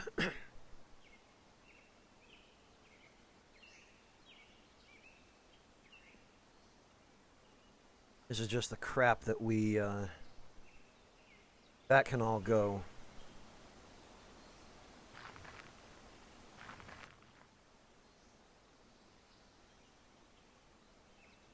Yeah, this meat's not flagged as human, so it's gotta be deer. It's silly, though. The Enclave warriors, they seem to hunt deer, but they don't seem to actually gather the meat afterward.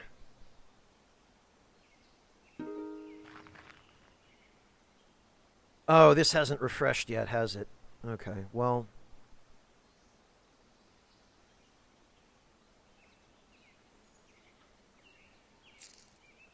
We can at least get rid of some smaller stuff.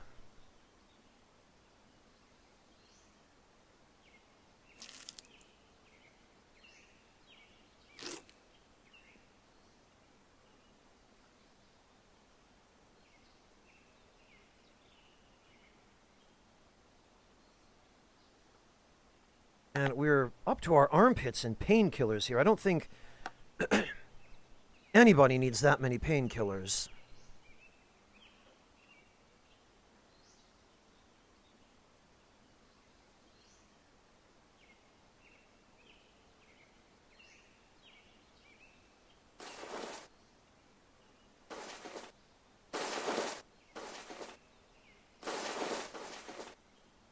I tell you what, I really wish that this would just refresh when you exit the menu.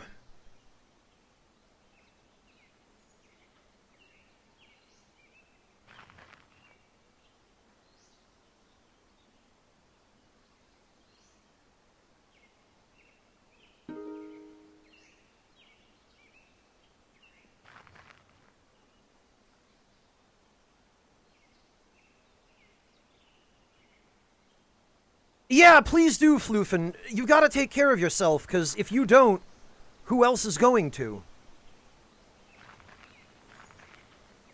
I mean, I would, but there's only so much I can do.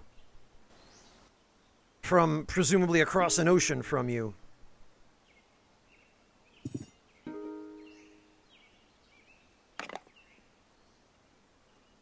Wow. We found a shiv.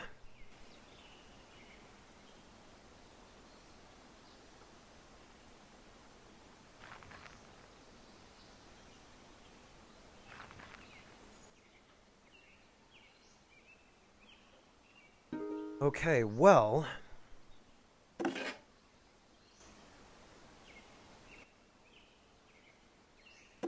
we can, stash this.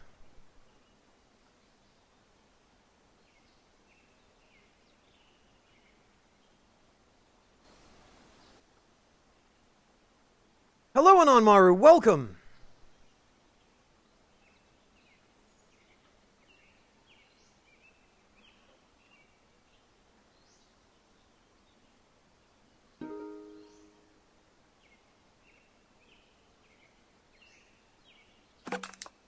Alright.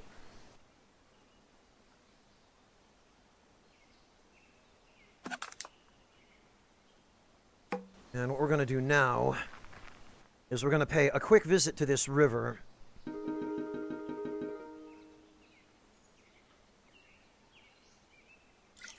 And we are just going to test some water so that I don't die of thirst.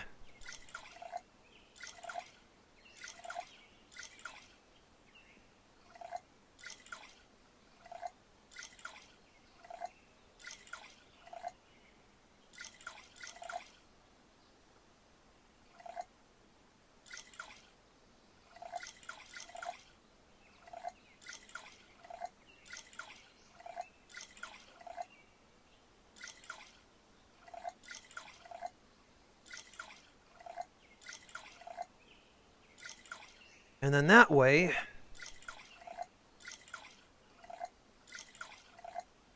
we'll be able to just, eat whatever dogmen try to attack my camp while I'm waiting for the Enclave merchant to restore their wares.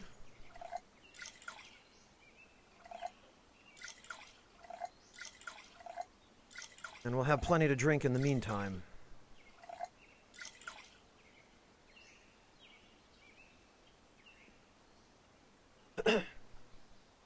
It is complicated, Anon. It's quite complicated, in fact. And I am still only really just learning it.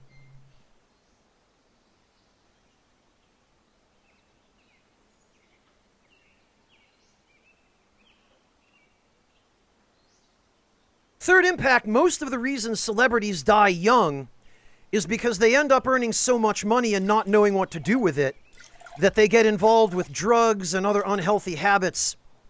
Robin Williams did a great interview on that once, where he talked about how he ended up becoming an addict because he had more money than he knew what to do with, and he was just like, well, what else is there? What's out there? Oh, cocaine? Cool.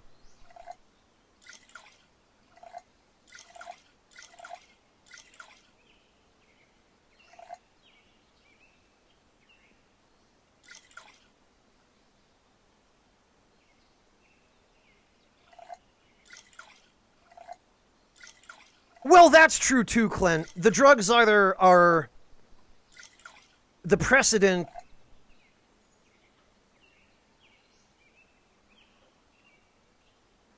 or the antecedent, whichever.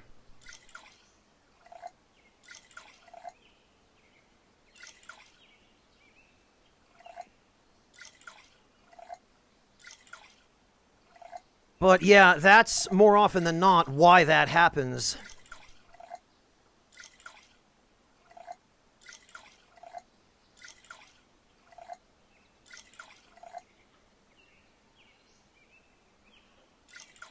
Well, Dragonab, so does everybody. That's one of the problems with being an actual celebrity and not just a Twitch broadcaster, is if you're an actual celebrity, you never have any privacy, you know? You never know peace. Because somebody always wants your attention.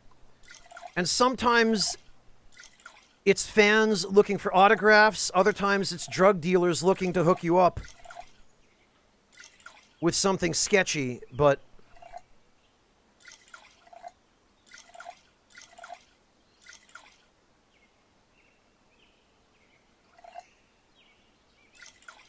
one way or the other, the life of a celebrity is certainly a challenging one in unique ways.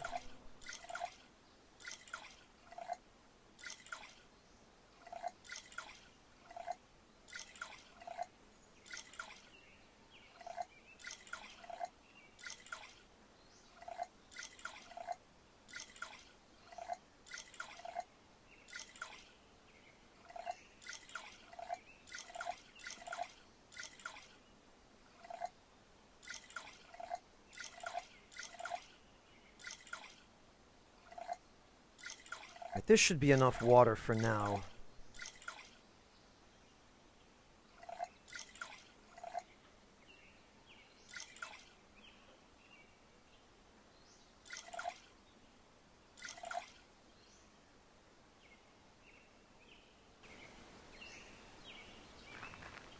Now we can head back to camp. We can hide.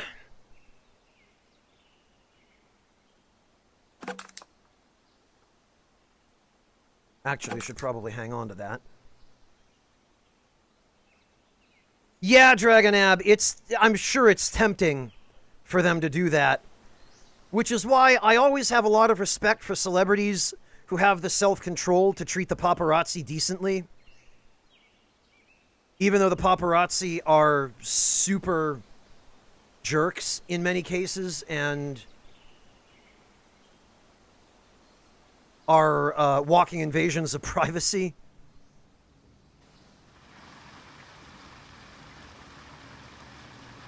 Alright, let's hide the track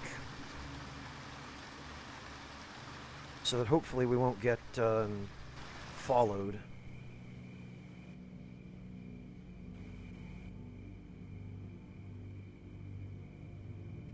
This is gonna be a freaking dog, man. No? Maybe it was, See, the problem around here is it's hard to tell. Sometimes I'll get approached by a dog man, and other times it'll just be an ATN warrior wandering a little too close.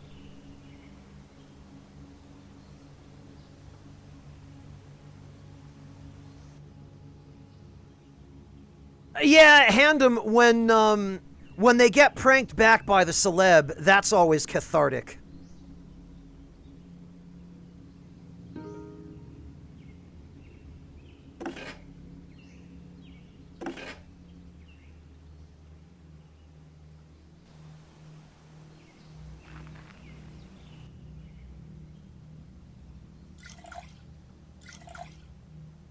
There we go.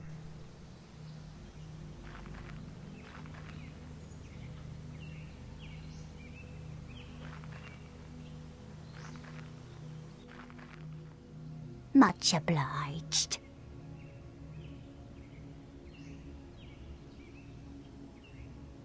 Yeah, that's probably true, Clint. And Wabi, thank you so much for the resub.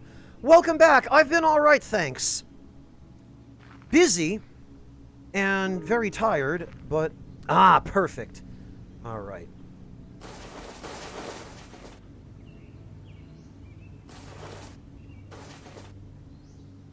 And look at that, a brand new crowbar. Wait a minute, and is that night vision goggles? With no battery. What a bunch of trolls this tribe is. Lol, hey dude, you wanna buy some night vision goggles?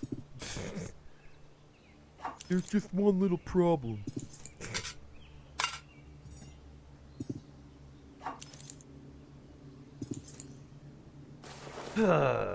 Two, three. I think we should be able to fit a fourth. Just barely.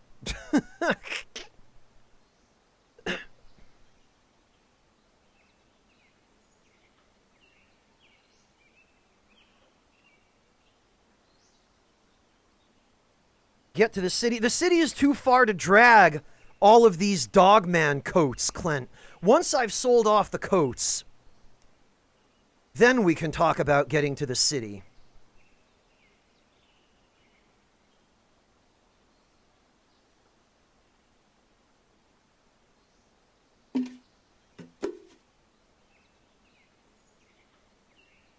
So what the heck happened to my night vision goggles? I thought I had a pair.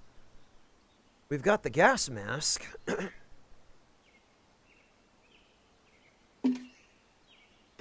Whatever.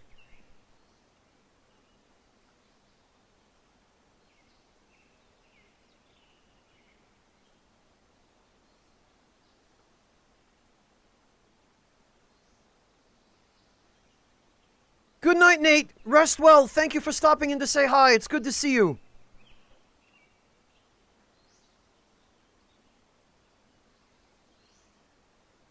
All right, how many of these fit in a stack? 3, at least.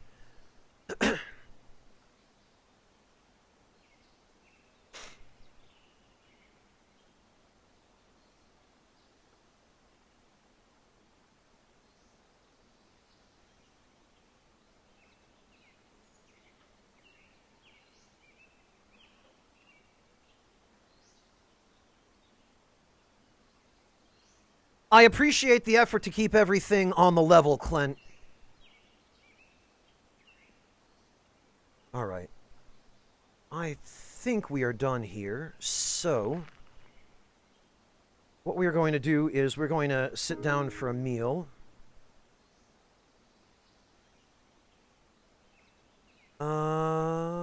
Okay, very good. And then that's the same dialogue, I guess. Right, let's see what we've got for Joe, because I asked Joe to treat illness, clean and dress wounds. Well, we might as well,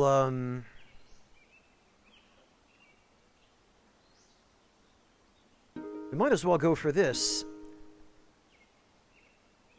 Because our wounds are already cleaned and dressed, and I don't know what else this might do. In Anishinaabe medicine, much of the focus is on purifying the body and the spirit. The role of heat, smoke, and steam to infuse the patient with spiritual energy, believed to be symbolized when the smoke and steam emanate from sacred items. Oh, the role of heat, smoke, and steam is to infuse the patient. In the Sweat Lodge, Joe conjures the spiritual energy, the spirit of earth, by pouring water on heated stones. The steam and burning sage fill the room and your lungs, replacing negative energies with positive. There is an indirect science to the medicine as well. Having observed the animal world's interaction with nature, certain plants and animals have been singled out for their healing properties. Bear root boiled in water to extract the medicine can have restorative effects. Some have even reported illness is waning under its effects. Chewing on the root and sipping the tannin tea, your body gains a newfound energy for combating illness. You thank Joe for his time and help, then leave the lodge.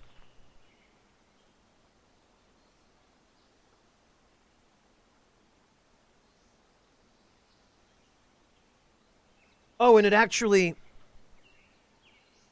Player received sweat lodge treatment, player chewed on some bear root, and player drank some tannin tea.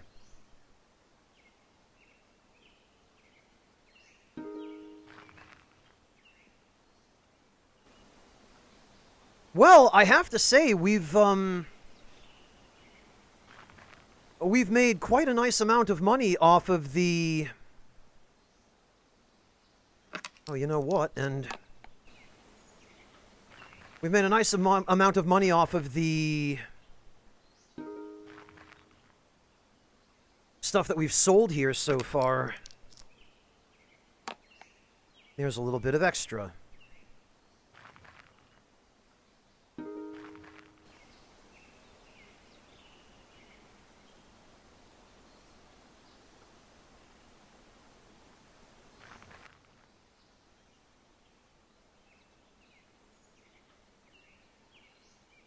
Now we just have 2 more of these pelts to get rid of. From this campsite.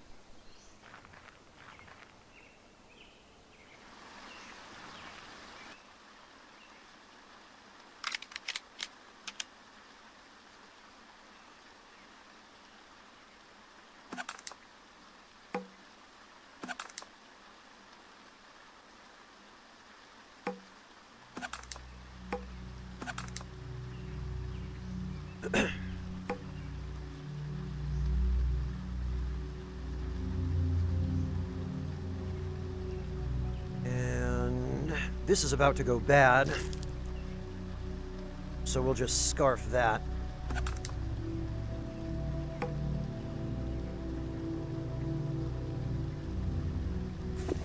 This can go there for the moment. No, Clint, because I have a crowbar already in that slot. And the hunting rifle would have to replace the crowbar.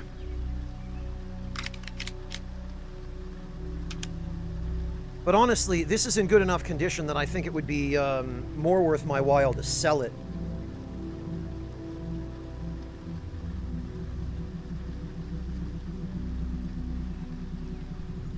The ammo in it is worth 1/3 of its value, of course. But I think it was originally the property of the Anishinaabe anyway, because we took it off of one of their warriors' corpses. For some reason also, whenever you equip a new weapon, it auto-switches to it. So I have to always be sure to check that I switch back to the spear.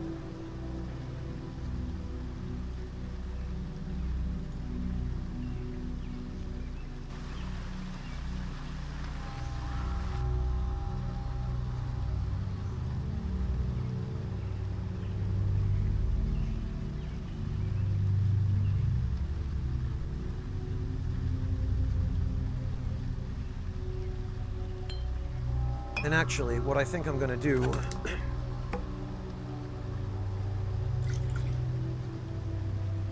is I'm gonna put the tea in the whiskey bottle only because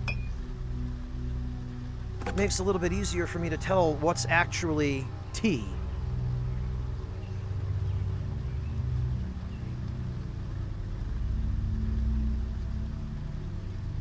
The Mario movie? Oh no, Boobs OP. They're doing another Mario movie?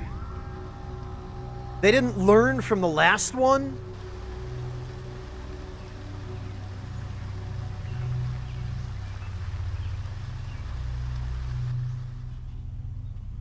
Oh, a melon head, huh? Oh, it looks like this one really wants to fight.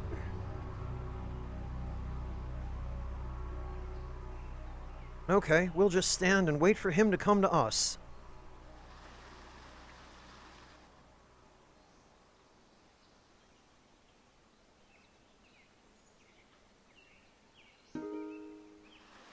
Oh, now you want to leave? No, you're not leaving. Did you think you could just roll up on me?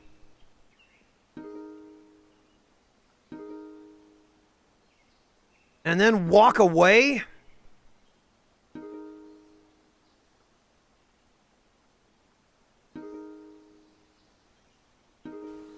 Did you think you would get that for free?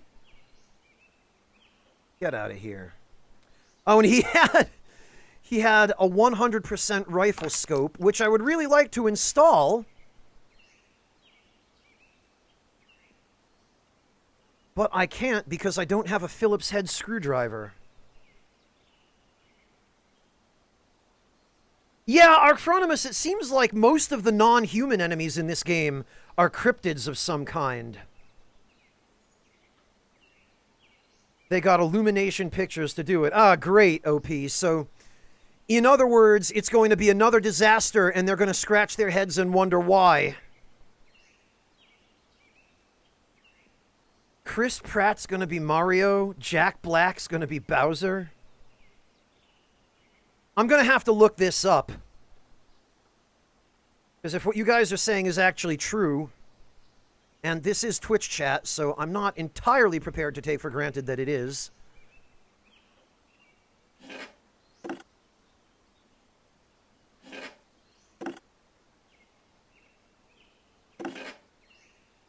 But if it is,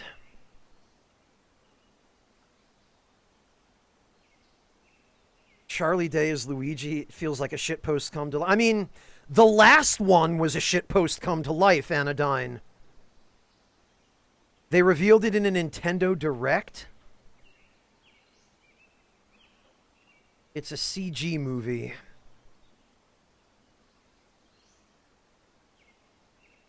No, I hadn't. I don't pay any attention to the stuff that Nintendo announces anymore, Archronomus, because I have no reason to.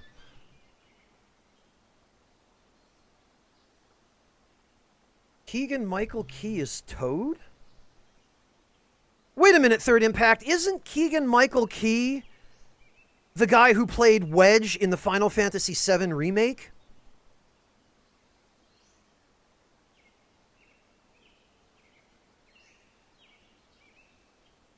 Yeah, OP, so 10-1, this movie has been focus tested to all hell.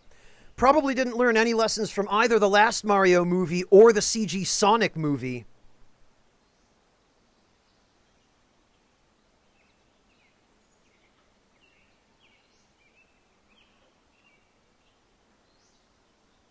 Well, sure, Clint, but there were a lot of other things about the last one. And what, this one's a direct adaptation, then?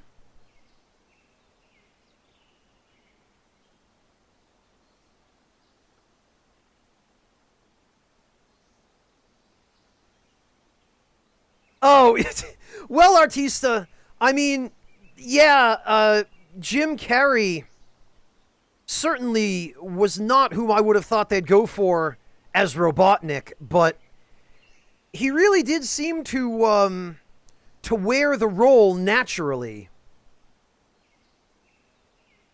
It felt like just a modern extension of the characters he's played his whole career. Yeah, Clint, I'm not expecting anything from it other than Nintendo walking away wondering why it bombs at the box office, but...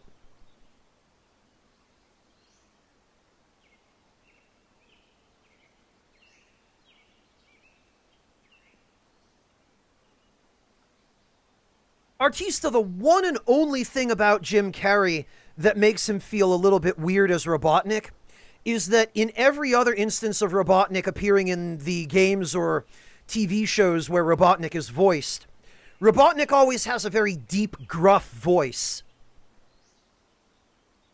Especially in the old Sonic Saturday morning cartoon, where his voice was not only deep and gruff, but also flat out metallic. Like he's actually part robot, whereas the Eggman version of Robotnik, the more modern one, seems to just be a dude with a deep voice, but Jim Carrey doesn't exactly have the voice for that role, even though everything else about him is perfect for it. Yeah, Clint, or Long John Baldry as Robotnik in the Steve Urkel Sonic cartoons.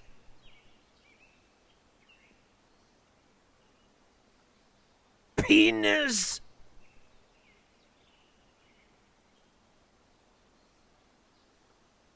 It's deeper than Carrie's Artista, and it's quite a bit more gruff.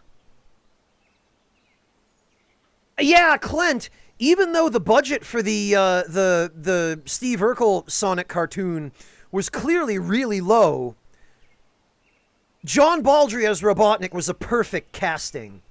Like, perfect. It was... John Baldry to Robotnik is what Kevin Conroy is to Batman, in my view.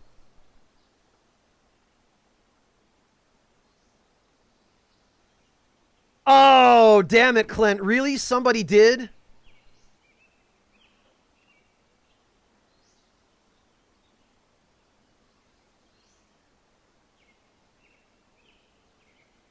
Of course, somebody from the internet couldn't keep their damn trap shut.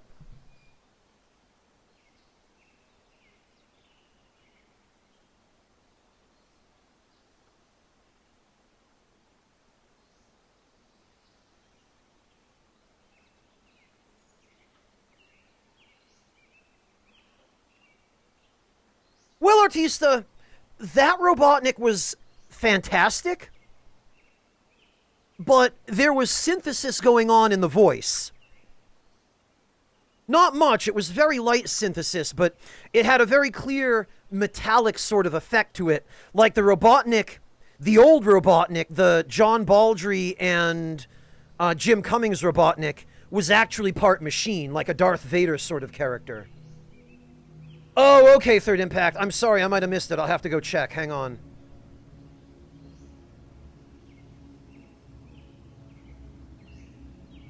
Well, Breakfast, they were and they weren't. Like, Lou Albano was a perfect Mario for the time, for the 90s. But Charles Martinet is also a fantastic Mario. He's just a different kind of Mario, you know? Albano was very much that gruff Brooklyn, no bullshit, I'm gonna stomp on Goombas and make pizzas kind of Mario. Whereas Martinet has gone on record in interviews as saying that he wanted to play a more gentle Mario. And I think his Mario is really good too.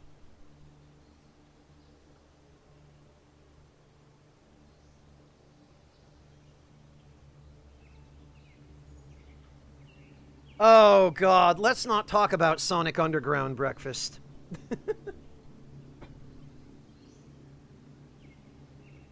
Although, having said that, Sonic Boom, I think it's the CG TV series, I believe, was called Sonic Boom.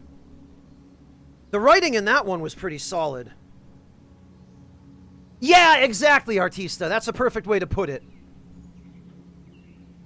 Oh, Tony Jay, also known as the voice of Frollo in Disney's The Hunchback of Notre Dame. Third Impact, if he were still alive, he probably would make a pretty good Robotnik. Although, the accent might be a bit much for Robotnik, but he certainly had a fantastic voice.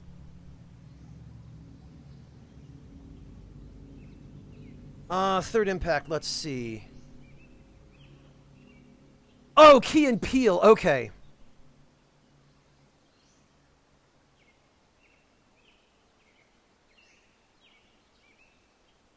I don't know, Clint. Some people are just way ahead of their time.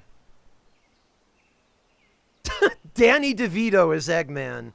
You know, he's about the right shape and size, OP. And he's certainly got the right face for it. He'd physically fit the role naturally. I mean, hell, he played the Penguin in the old Batman movie, and he rocked that. He knocked that out of the park. Oh, yeah, Tony Jay also did play Megabyte in Reboot, didn't he, Third Impact? That was so long ago. I watched Reboot as a kid.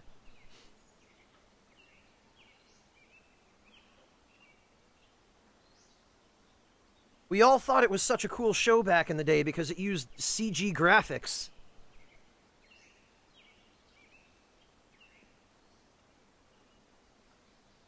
Well, Well, Artista, but they could just put him on stilts or something, you know? Also, Artista, Eggman, part of the reason he looks huge is just because Sonic and Tails and everybody else are so small. So when they stand next to Eggman, yeah, Eggman looks like he's towering over them.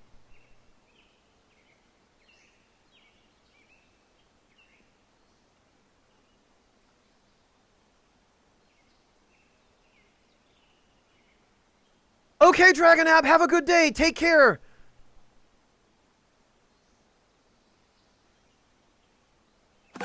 Ah.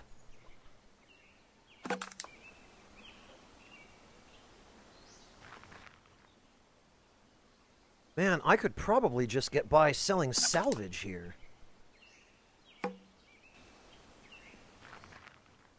Resuming, aha!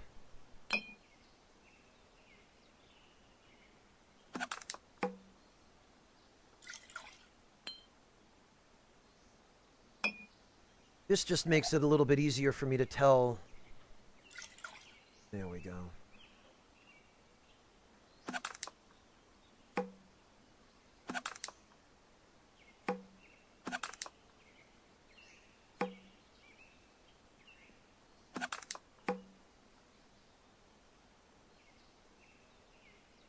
Really, Clint? The cheaper and easier way to get your Planescape Torment fixed than playing all the way through play. Yeah, I guess so. Although, if you want your Planescape Torment fixed, Clint, you could always play, God, there was a game I streamed not long ago that constantly gets compared to, or that was influenced by Planescape Torment, and now I'm drawing a blank on what game it was. Disco Elysium, thank you, nobleman. You pretty much read my mind, yeah. Thank you, nobleman. Yeah, Clint, you could go play Disco Elysium if you want your Planescape Torment fix.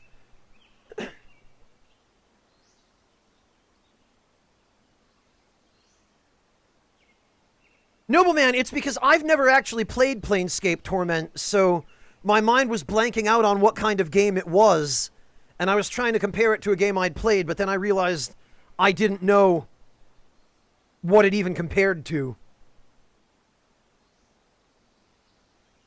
Ah, not close enough to give you that fix, Clint? I see. Right, actually, let me see what we need. 308 rifle with strap, add a scope. Yeah, I need a freaking Phillips head screwdriver.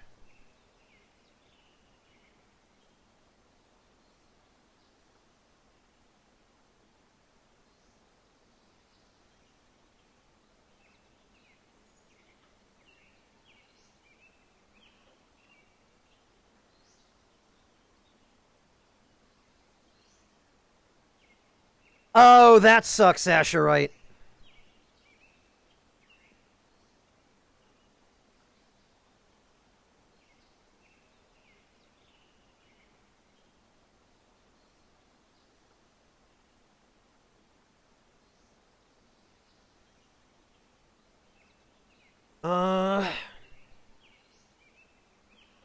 Oh, Third Impact, you ought to do yourself a favor and actually watch the show.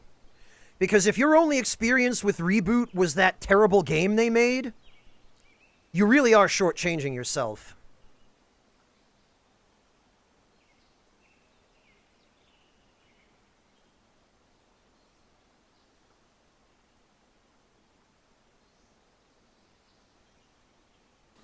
Alright, well, I've just realized that in the time I've been sitting around here yakking, I probably could have gone to reset the shop. Oh, God! Humanoid corpse. Oh, this was a melon head.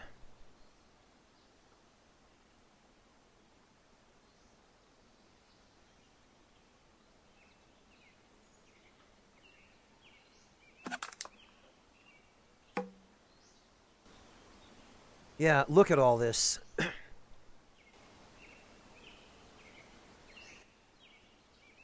Oh, and it looks like he wasn't alone. And it looks like this one wants to fight. Rather unwisely.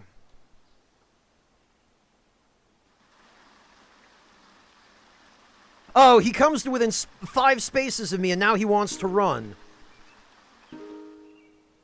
Sorry, friend.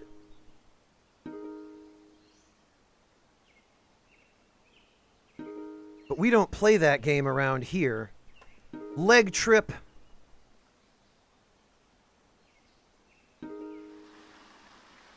Create obstacle.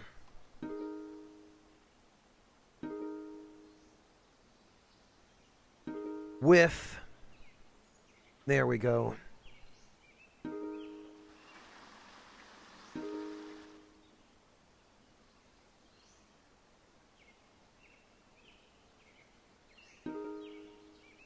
Stab him again. Wow, and he had nothing.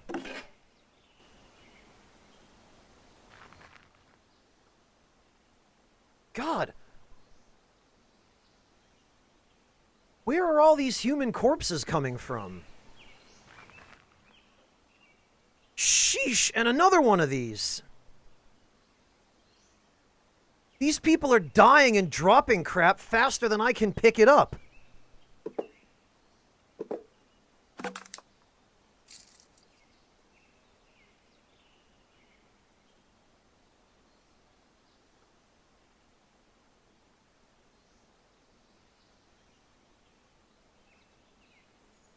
I love it too, Clint.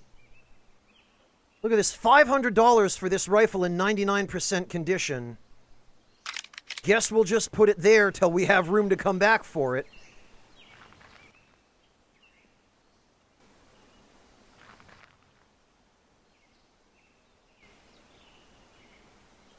Also, there appear to be random shoes scattered all over the map.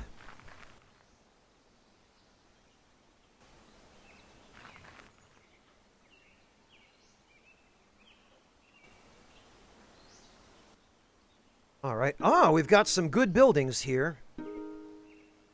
I am a fool for trying to loot these buildings before clearing out my existing inventory. Rifle shoulder strap. Rifle shoulder strap. A black t-shirt in good shape.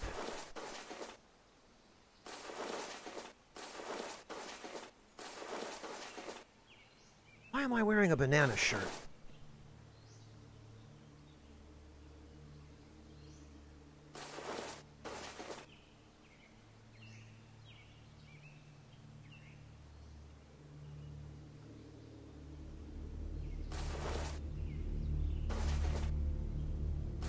Blast it. Okay, well now all we need is the boots.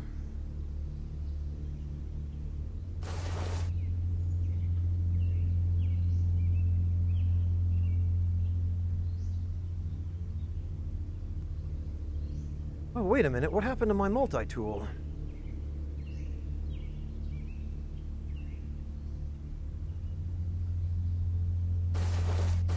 Actually...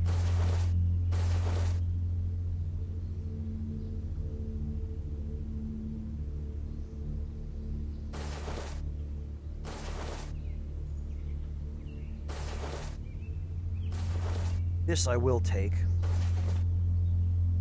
All the rest of this crap can go.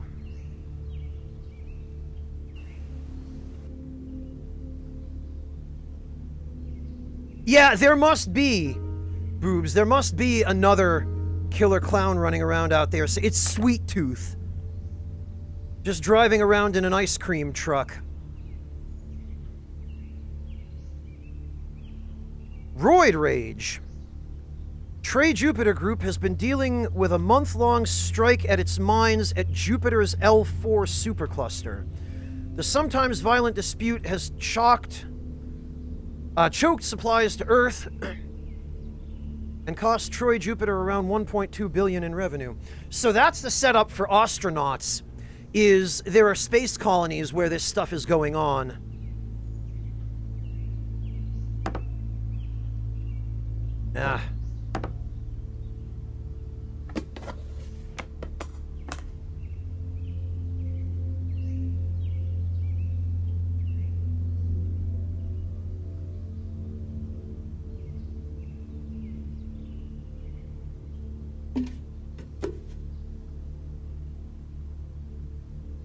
Why can't I see my binoculars?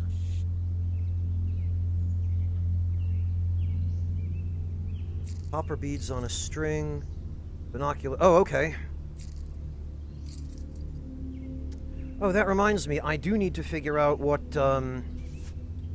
happens when we take that pendant off, but I'm not prepared to do it quite yet. Because that seems like it's going to be shenanigans.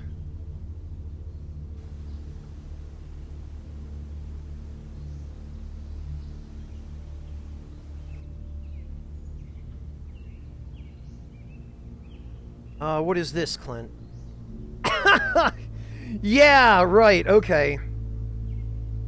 Now I feel like I'm playing Hotline Miami.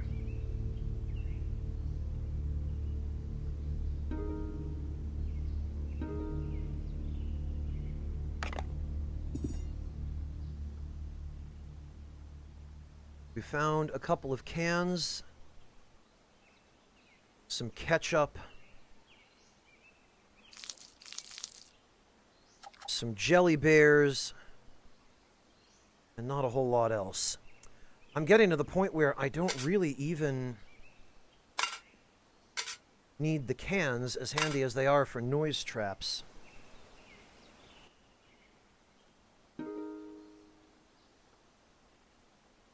Looking at that costume, Clint, I wouldn't either. Nothing. Remains of a human corpse.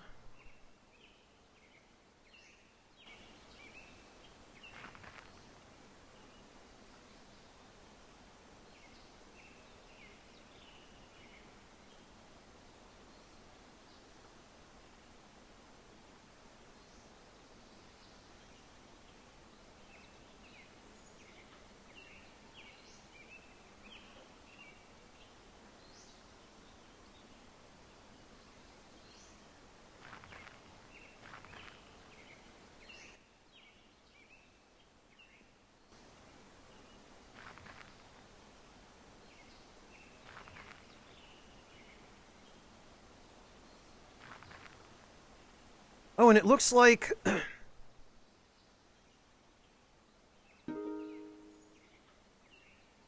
There we go. It looks like my camp also has stuff that we can scavenge.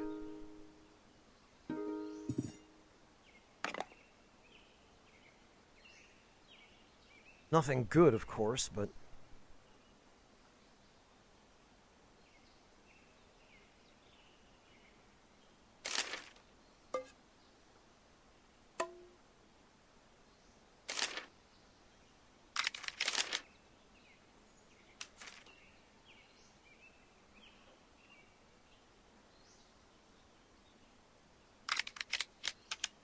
Okay.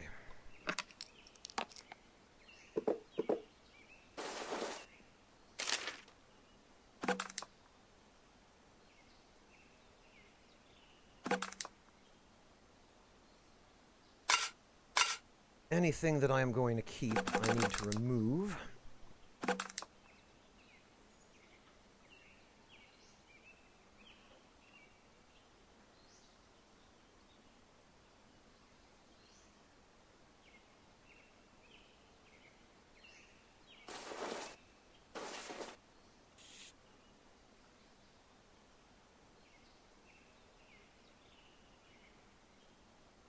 Oh, that's where I put my night vision goggles. I was gonna say, it seems pointless to just buy a whole new pair.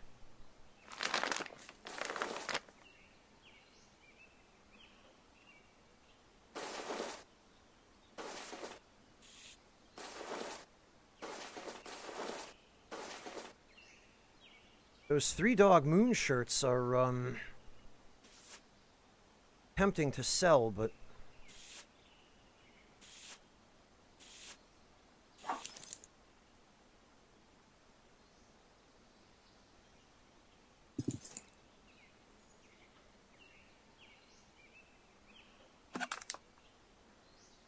Those can go there.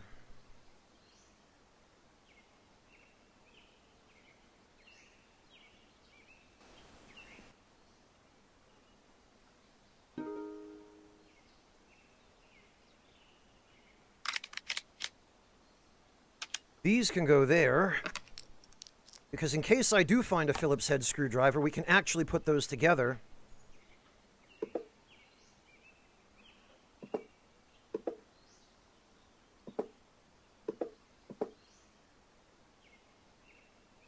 And possibly do something useful with them.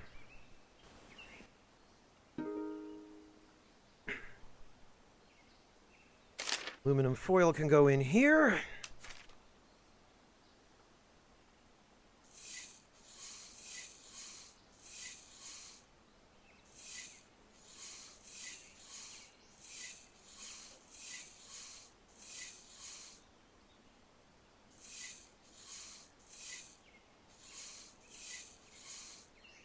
And cans. Actually, cans can go in there. Because they will fit perfectly.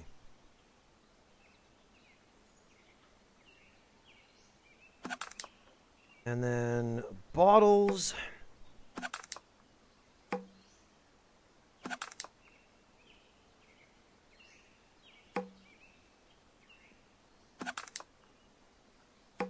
Go in there.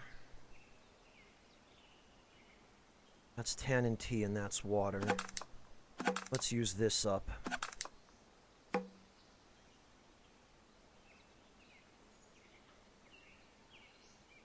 Oh, geez, third impact.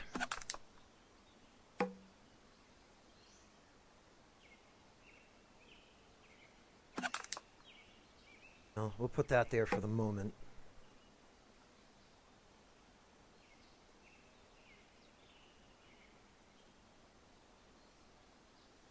Actually,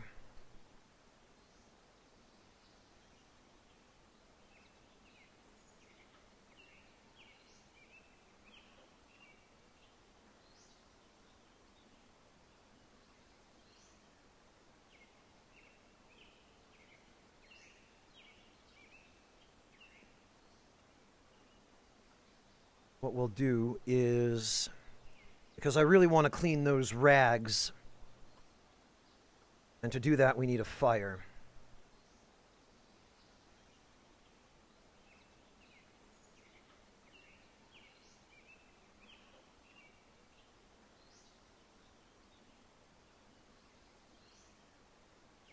So now,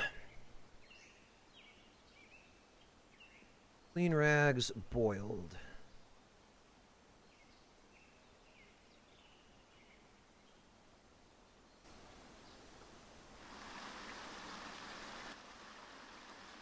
Ah, and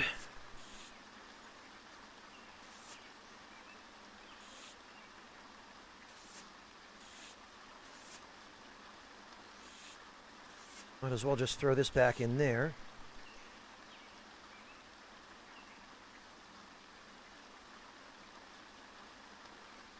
Amazing breakfast. That's quality right there.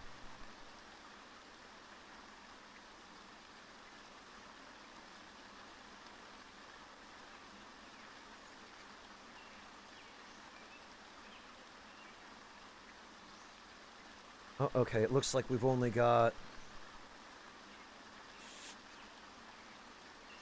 2 more there.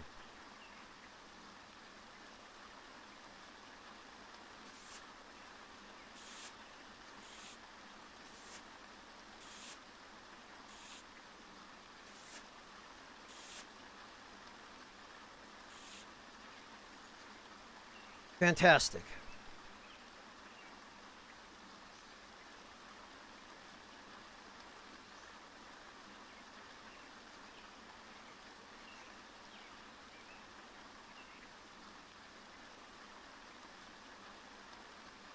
Attendees, this isn't what I'm carrying. This is a camp. So I'm just stashing stuff here so that I can come back and get it when I need it. This is what I actually have on me for the moment. And the only reason I'm not carrying rags right now is because I'm not traveling far enough away from camp to have to worry about needing them. Right now, I'm just working on clearing some inventory and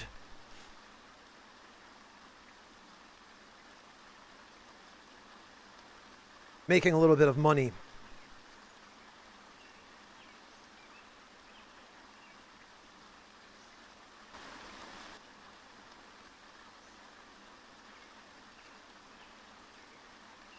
Although I do need to briefly switch backpacks.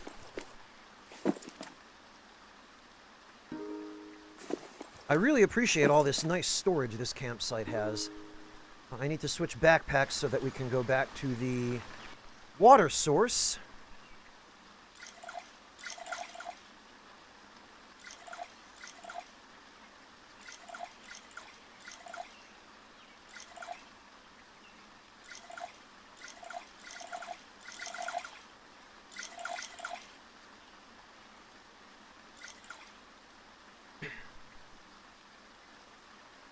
Oh, and it looks like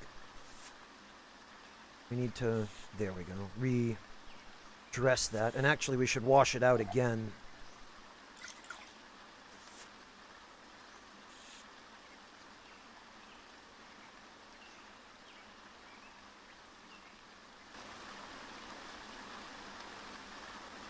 There we are.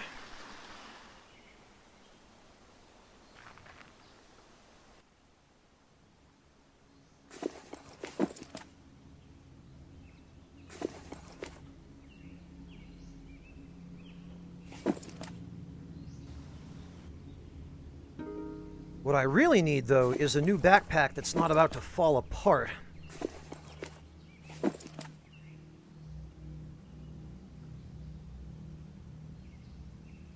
Because this one is disintegrating at the seams. It's 16% condition.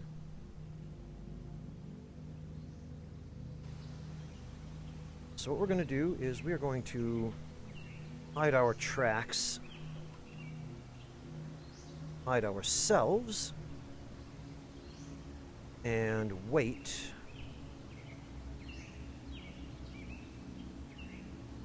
And wait again. And wait for nightfall. And then we're going to sleep.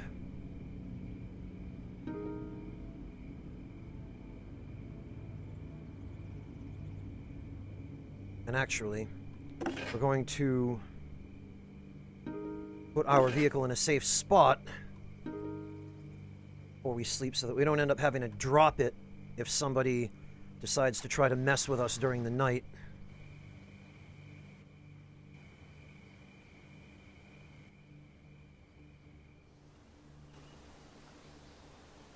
But nobody did.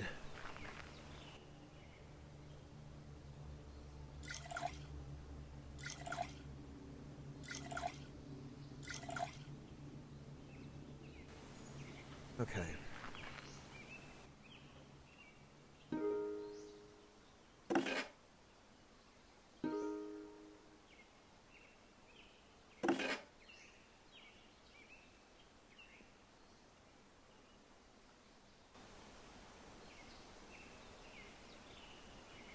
Okay, now let's go check with the enclave. Oh, wait a minute. What do we have here?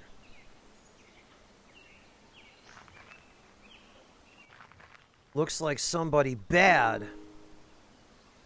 Oh, somebody who didn't want me finding him, I guess.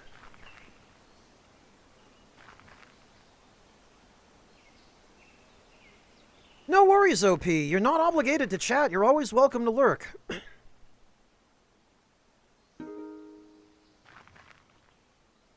Oh, okay. It looks like the trading post's inventory gets refreshed every day. That's actually a huge relief.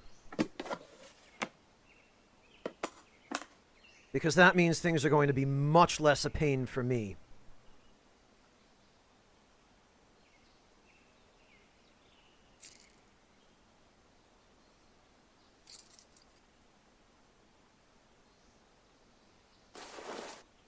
So that can go there. That can go there.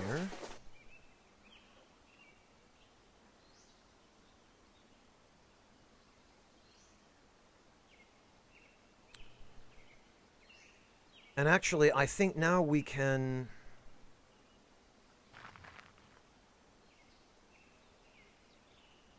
We can sit down for a meal.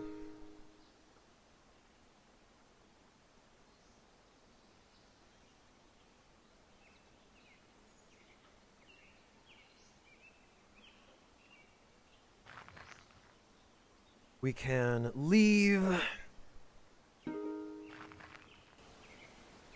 We can go get that rifle.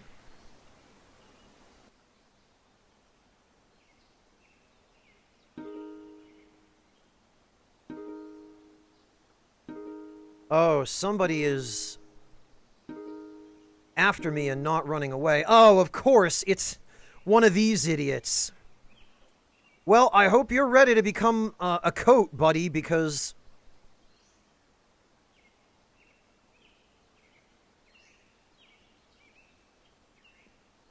Ah! Why did it switch to spear throw?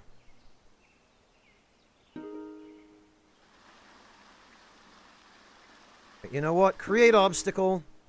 Now he fell. Now we're going to create obstacle again.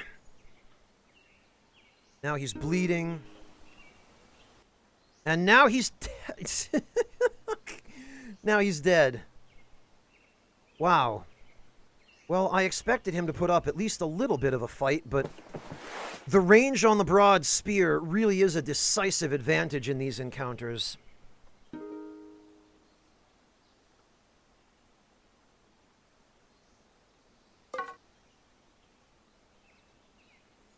Oh, that's where my freaking multi-tool went.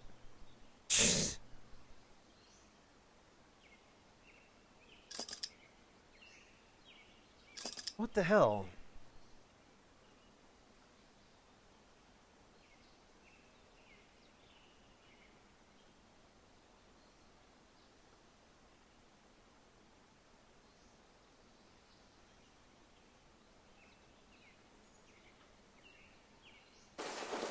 Why would I use my multi-tool as a spearhead?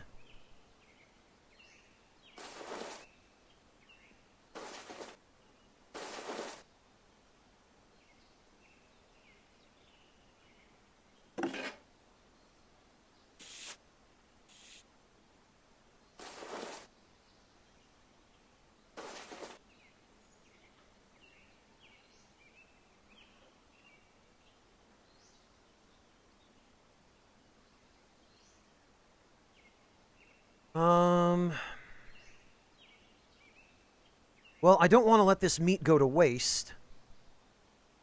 Oh, actually, we don't have to. We can just take it.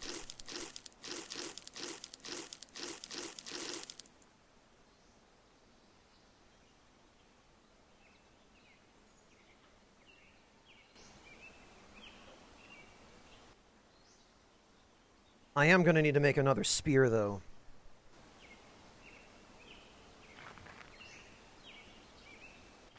There we go. This is perfect, actually, because now we can offload the pelt and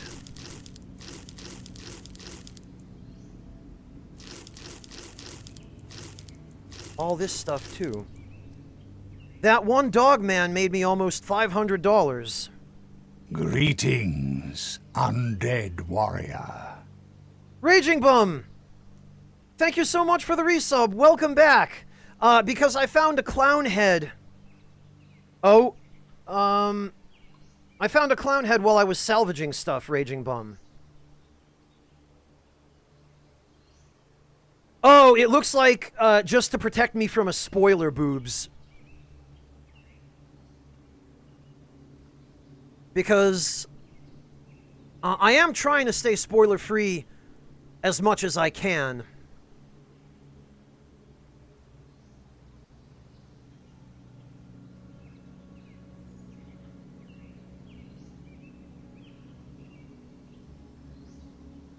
Oh, it happens, Tendies. I probably should... I thought I did, but...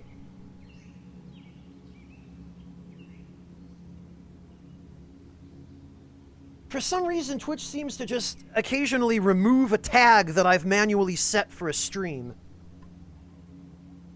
And I had the first playthrough tag set, but for whatever reason, Twitch removed it. It does that sometimes when I add the cooking tag as well. It'll remove that too. And then I end up having to add it back again. I don't know why.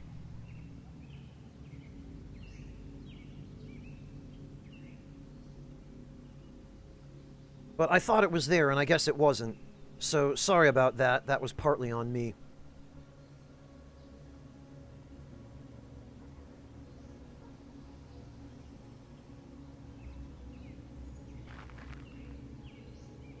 Okay. Well, now I need to find the materials for another spear before a dogman shows up again.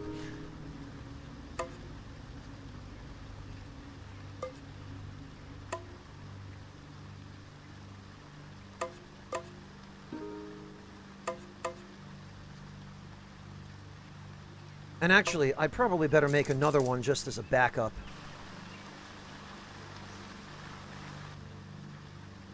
Oh, for...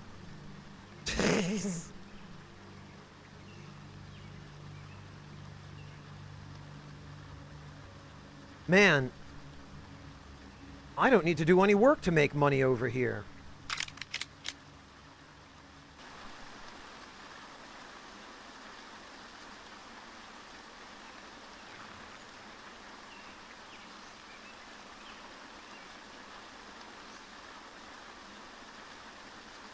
Oh, and now, of course, comes the guy I don't want to fight.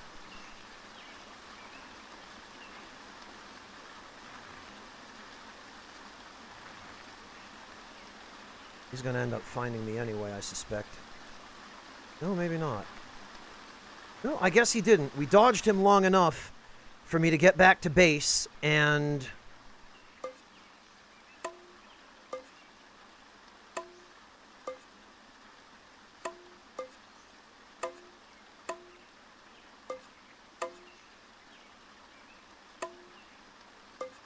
put together a couple more spears.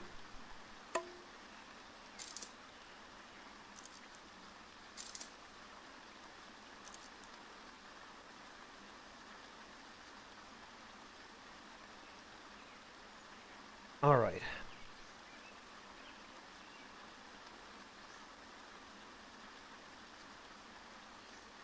So... Oh, I appreciate that you think that, Tendies, but every now and then, I do try a new game that I haven't played before. And what you're witnessing right now, actually, Tendies, is the process of me becoming knowledgeable about a new game. This is me kind of taking it easy and...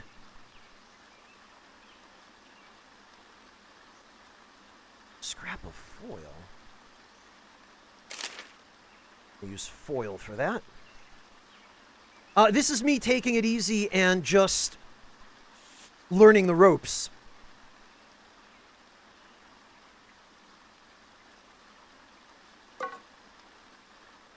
There we go.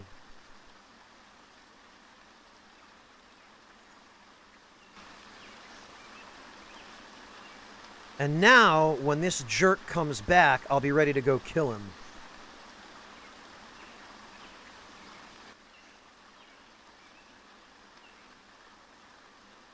What, the clown head? No. Or if you mean these backpacks, no, they're a cartoon character.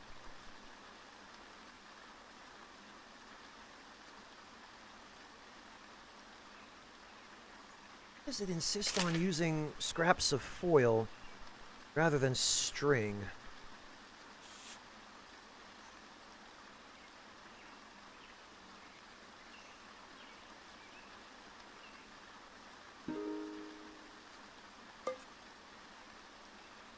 That can go over there. Now we've got a spare spear.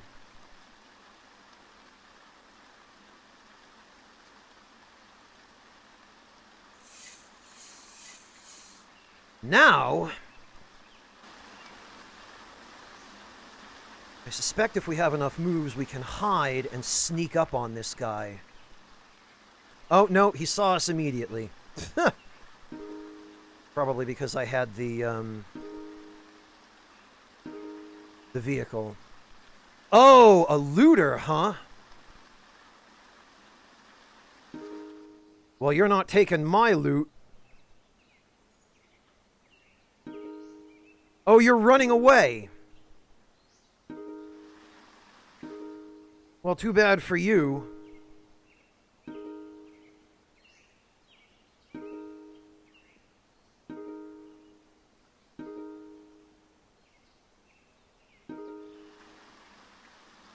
Headbutt.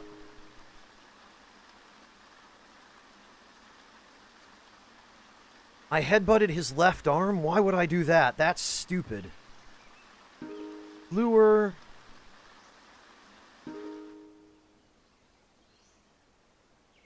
Alright. There we go. We got him. Stab him.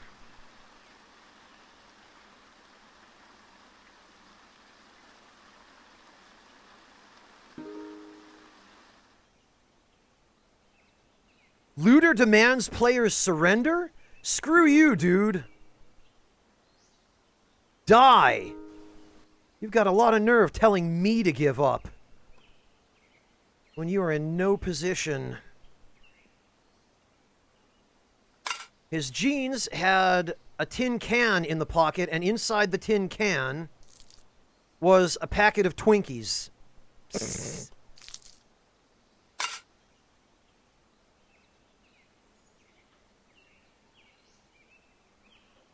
Asherite, I want to clear my inventory before I head to Detroit. I want to make some money before I get there, because I have a feeling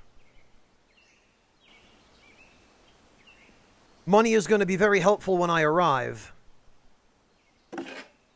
And I want to make sure I have enough. And my campsites are overflowing with Dogman coats that I would really like to sell, because they're worth quite a bit.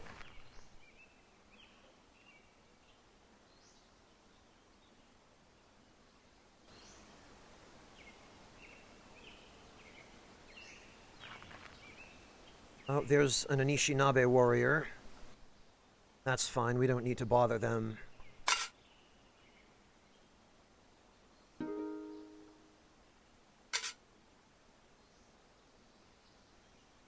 There we go. And this stuff helps to organize our inventory so much better.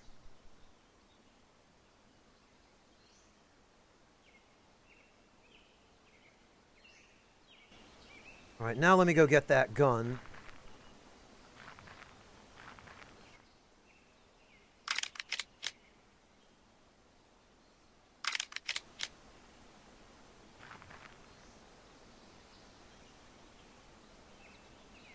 It's crazy how easy it is to salvage stuff here, too.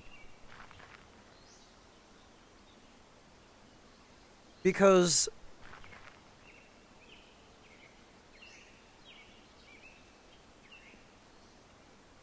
the Anishinaabe apparently just wander around fighting dudes and occasionally getting killed themselves, and no matter who gets killed, I just walk in and pick up whatever is left after the battle.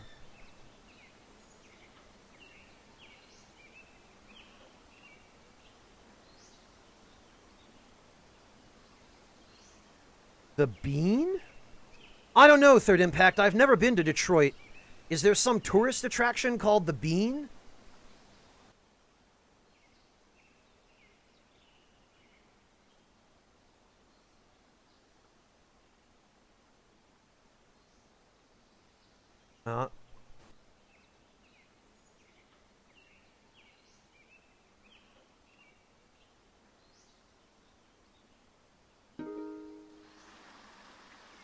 Oh, this is a, This is not the place for talking, he says, paying more attention to something behind you. We may talk later. Well, okay then. I mean, I just wanted to say hi, but if you're gonna be like that...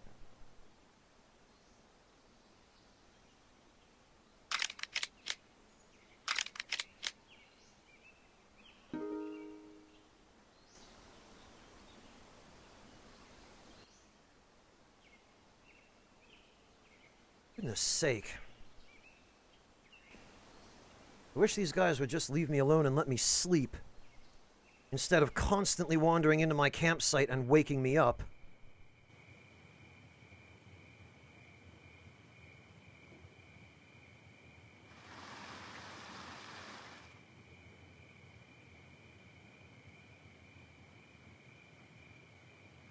We need to get some water.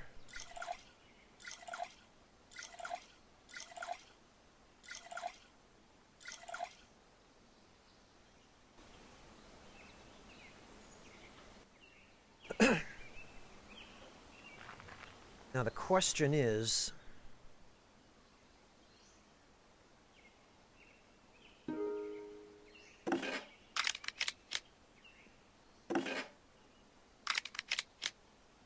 oh, goodness sake. Okay. Plan B.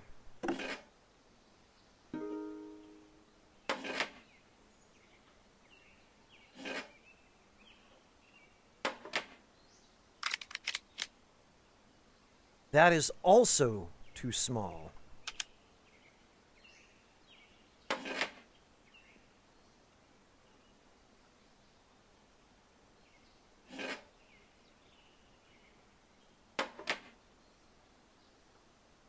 All right.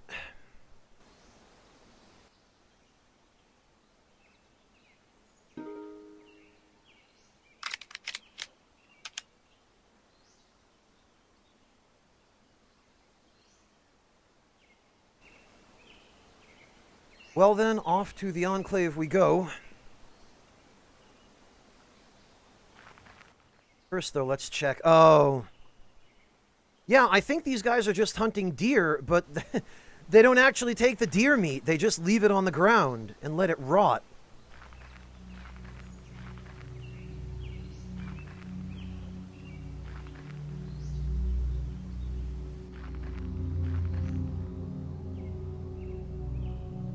And we can have a meal. They're very nice to keep feeding me. I do really appreciate that. Oh, and look at this. They've got a big dumb sleeping bag. Ooh, and a full gas mask. Don't mind if I do.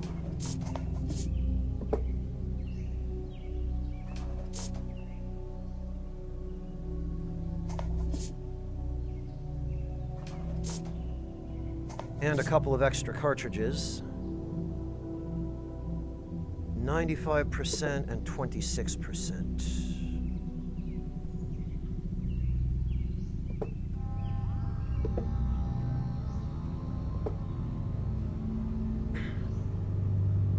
I must say, I was not expecting a gas mask, but that is a welcome addition to the lineup here.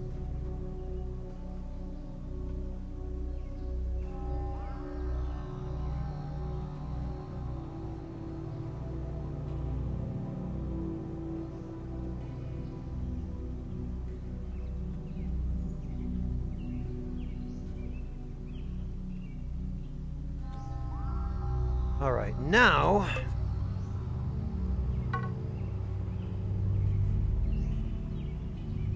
we can take this and drop that off.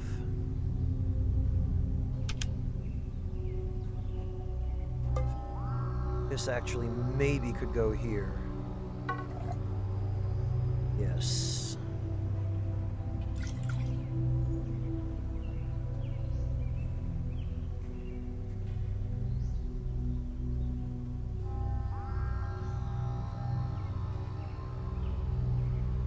Really, third impact? I did not know that. That's news to me.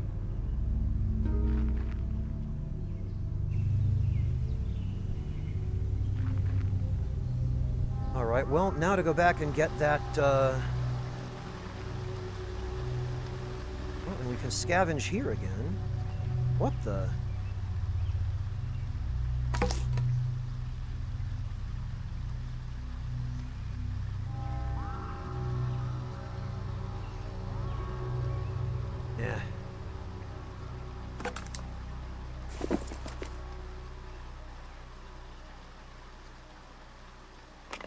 Well, that's not worth much. However, that sack we just found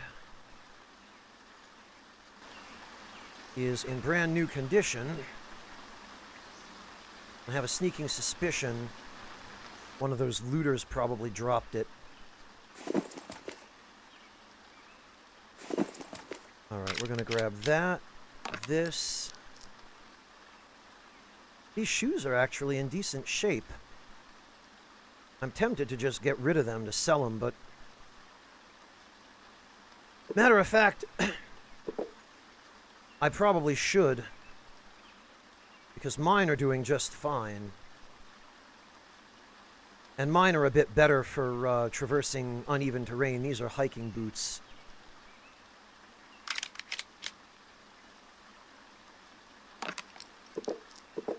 So we'll take all of this.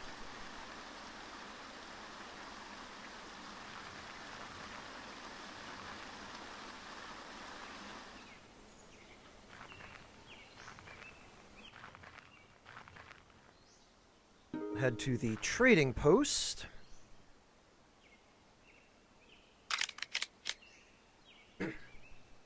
I hate to part with a rifle in such pristine condition, but it's not like I can really use it. I didn't take the ranged skill.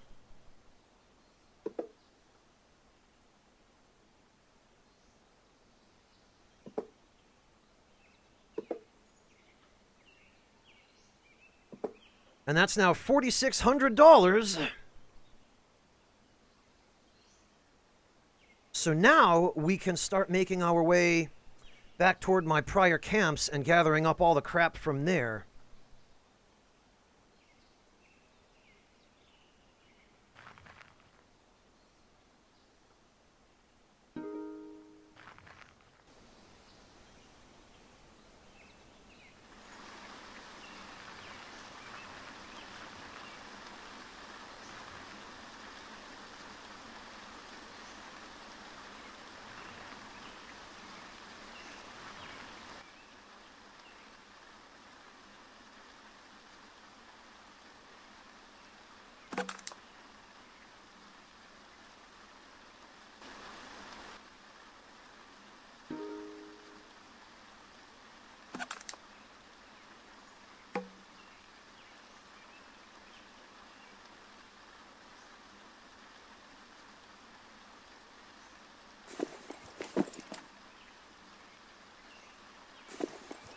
And for this, I'm going to need my traveling pack.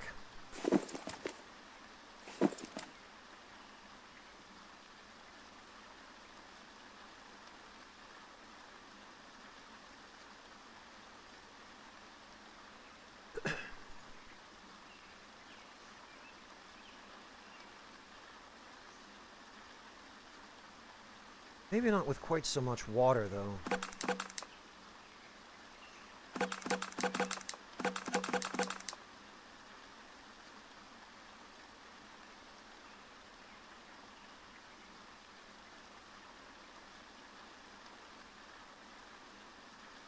And this can go here.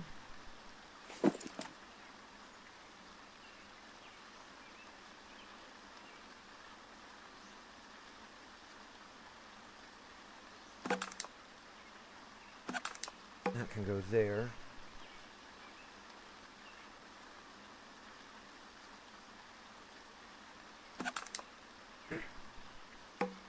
And these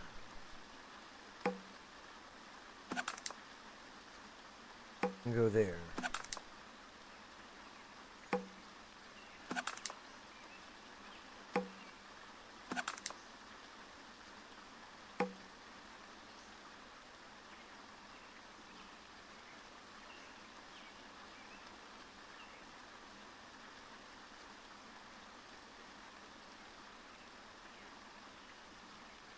Or, you know, wherever they'll fit. I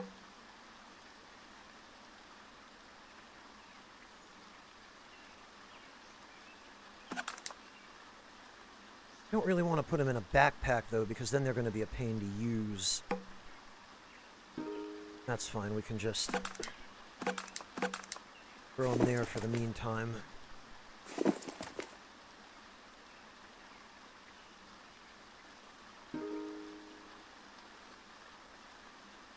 And let's bring 1 bottle of tannin tea.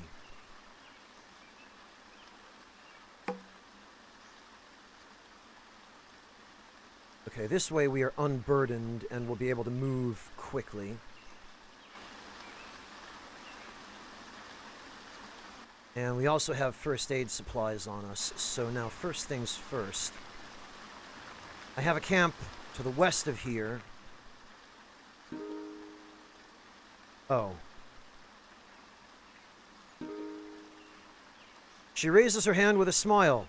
Catch anything good?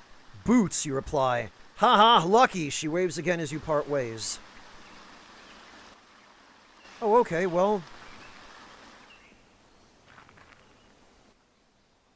My God. Oh, they must have killed a looter here.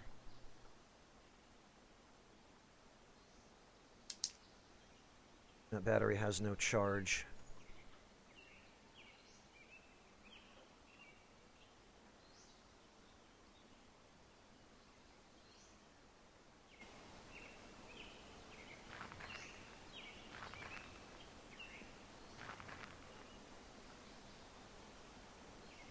Well, if nothing else, it looks like I did a pretty good job clearing out all the items that were dropped by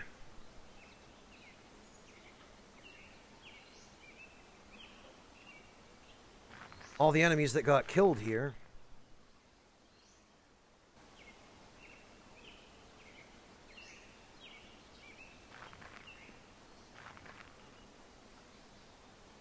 Then again, it looks like there might be more. Yep.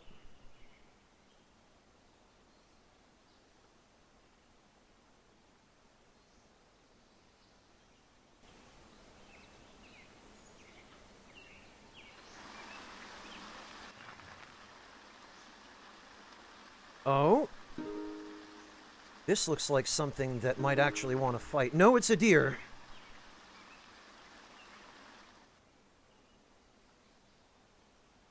Okay, look, we can let the deer go.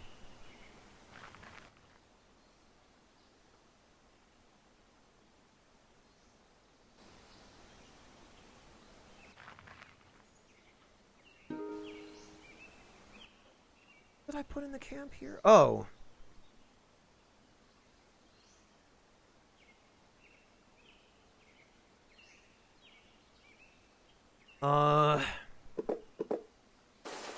I'm not sure these need to be here.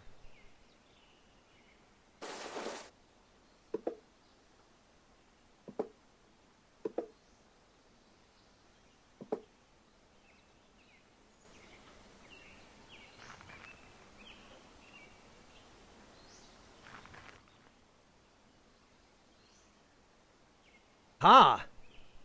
This, on the other hand...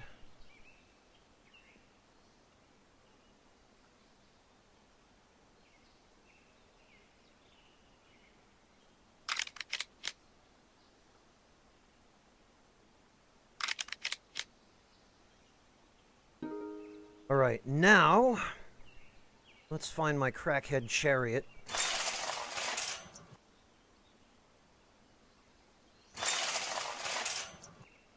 I don't even remember what all... Oh, I had the other boot. Actually, it's a good thing I thought to check here, because... It looks like I do have a bunch of stuff that I was intending to sell.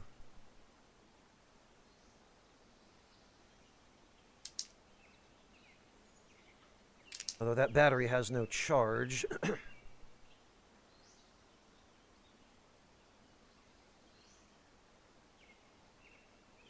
Oh, and we've got 2 brand new crowbars here as well. How about that? And a sleeping bag ready to go for my next camp.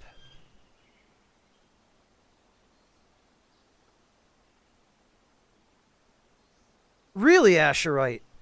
Because my experience has been the opposite. My experience has been that wearing this blue frog sash has protected me from getting attacked by those blue frog nut jobs.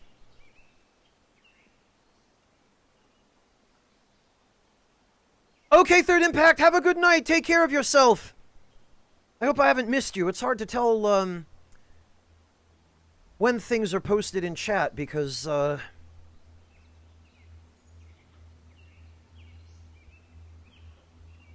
chat's moving relatively slowly for a change.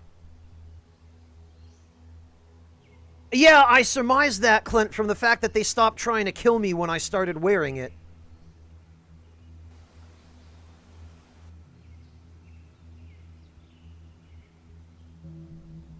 But I would think I look pretty terrifying, and so far, the only people who've tried to kill me are cannibals.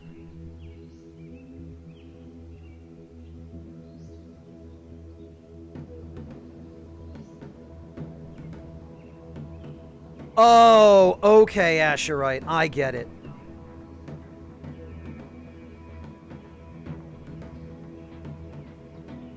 Come to think of it, Asherite, I did run into a DMC soldier or mercenary or somebody, now that you mention it, who I asked him if there were any local gangs, and he did say, yeah, those blue frog guys, we basically shoot them on sight. I thought the DMC guy was going to try to kill me. I was getting ready to sneak up and stab him, but it turned out he was a friendly.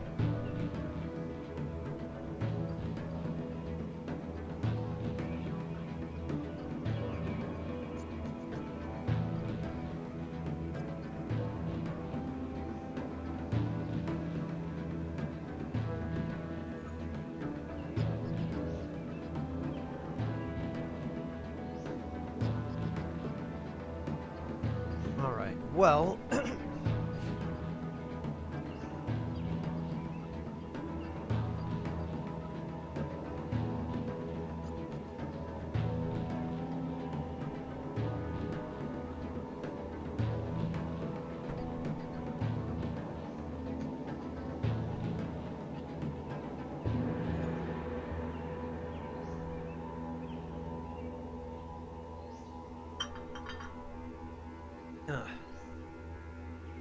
let's get this.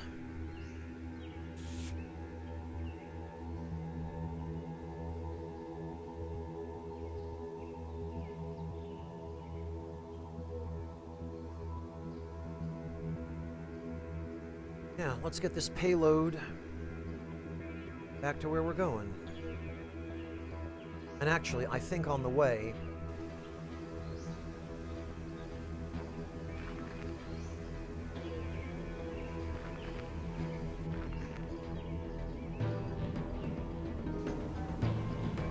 oh, it was a melon head. Eh.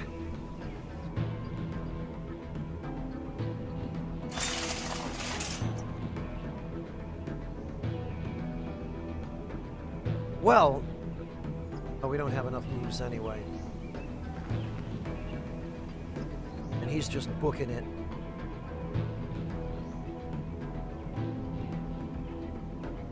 We do need some food, though. So I'm going to take the opportunity.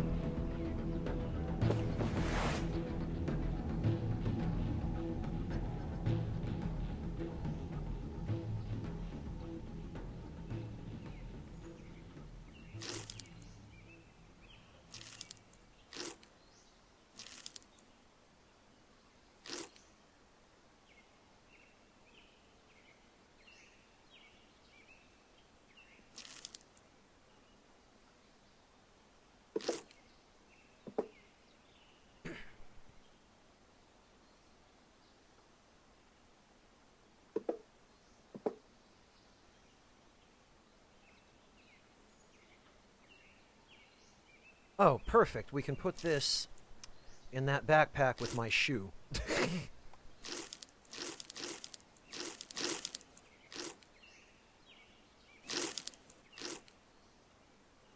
Or not.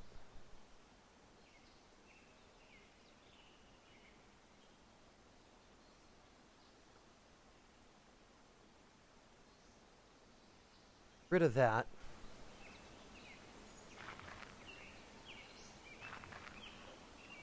Greetings, undead warrior. Oh, Captain Tuna, thank you so much for the resub, and the tier 3 resub, no less. Welcome back. Really appreciate that, Tuna. It's good to see you. Good morning to you as well.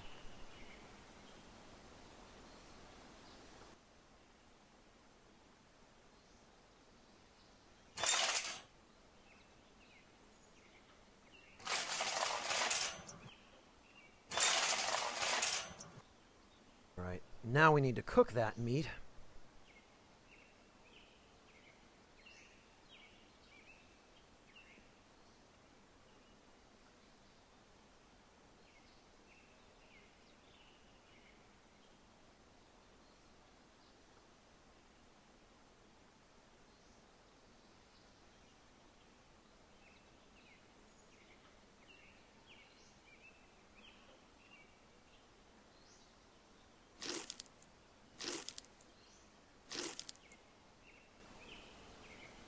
Now we need to wait.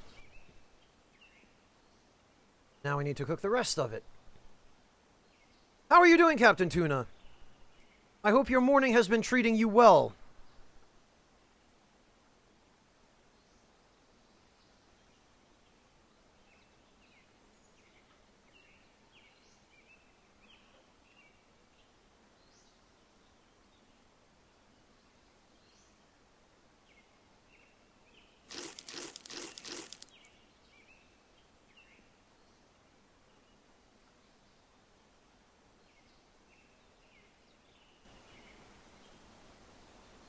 Right, and we're gonna hide and sleep.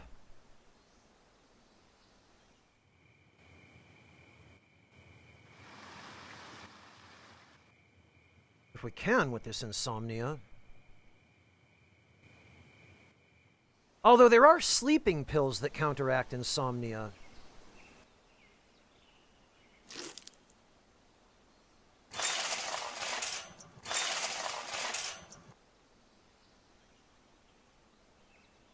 Alright, let's get on with it then.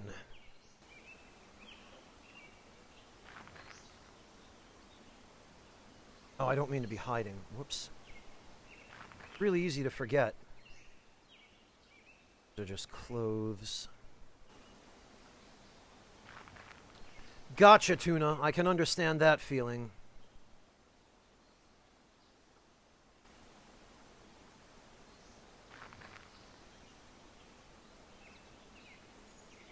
Also, there was a camp on the way here, I think. Or someplace that I used as a camp.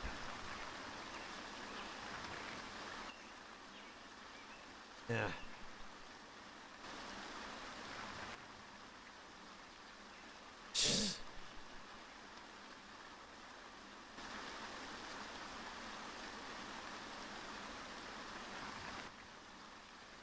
At which to store a pistol that I want to go grab.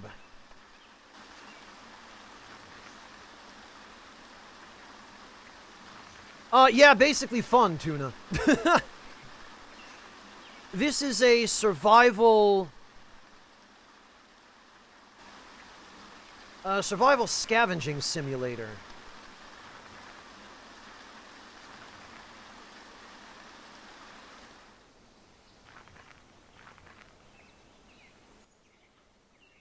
More dead deer.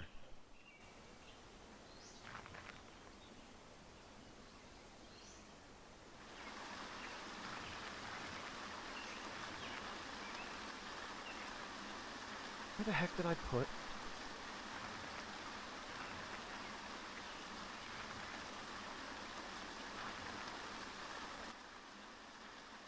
That camp?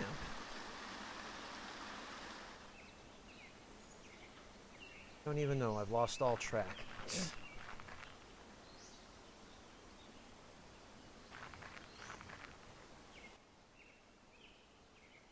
Huh? Might be one thing of value here.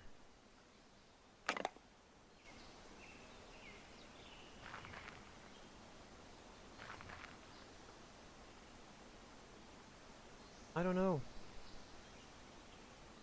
Oh, maybe it was further north. Whatever.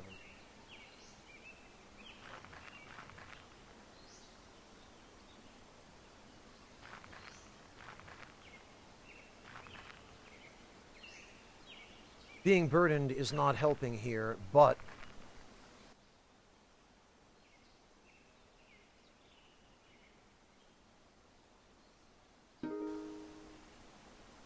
yeah, he doesn't want to fight. That's good. Okay. Let's sit down for a meal. Oh, that helps a lot, actually. Let's browse the trading post, because that's really the main reason I'm here. Whoops.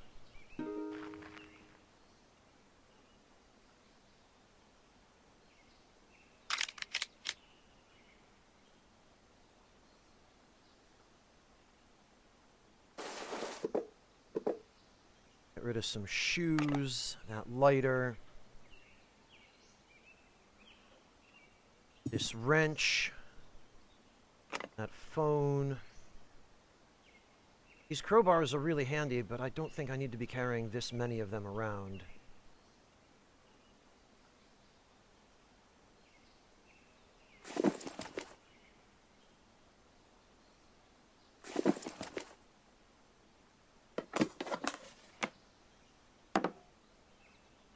Oh, that does still have charge in it. So we'll hang on to that for the moment.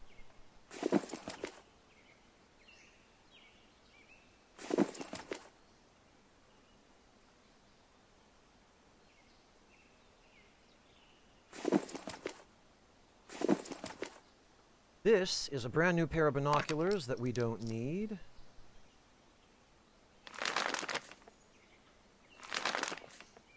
A tarp that we can... oh, okay, we don't... I see. The boot's 4x4.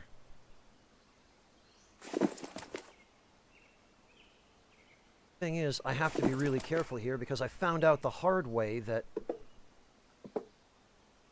if you accidentally close this menu while you're trying to trade, you can end up inadvertently selling things you don't want to sell and losing the money for it. Mighty mini mod of Doom Asherite? Okay. I will make a mental note of that.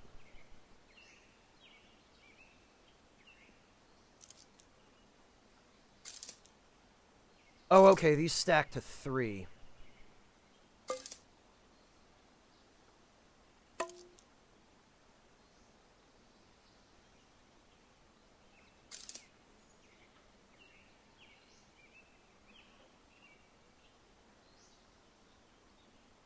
What else do I have? Aha! Quite a bit else, it seems.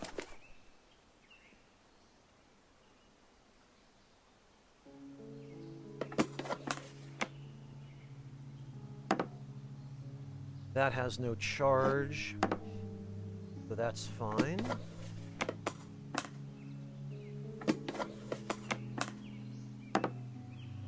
This also has no charge.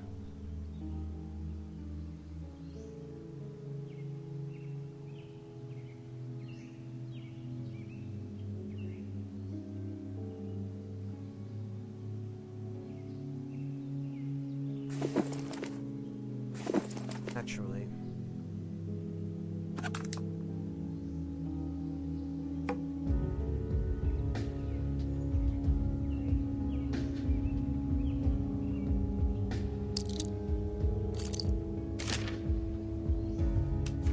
Some of this stuff I'm going to need to take back to camp and sort out anyway.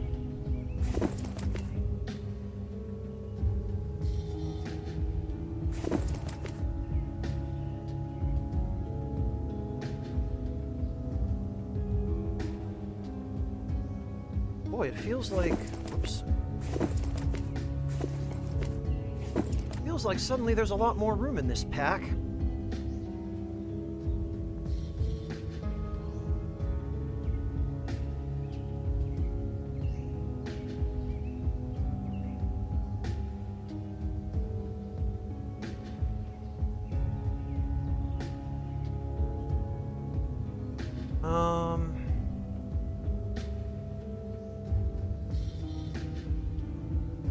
How are we doing on durability? 42.5% actually. That's not terrible.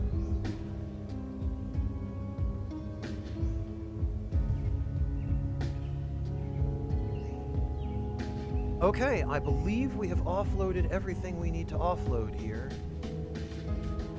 141.50 for whiskey. Wow. Still nowhere near as much as a gun or a dogman coat, but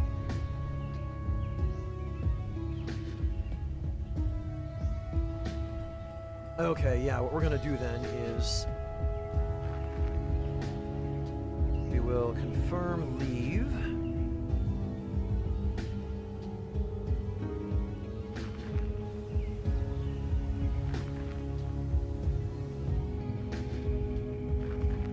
Head back to camp. Actually, I just remembered I have a flashlight.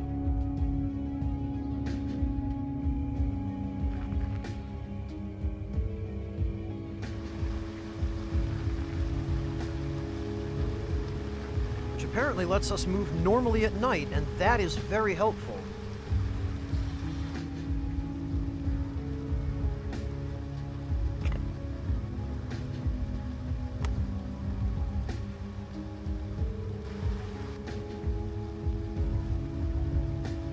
Enjoy your lurk, Handem.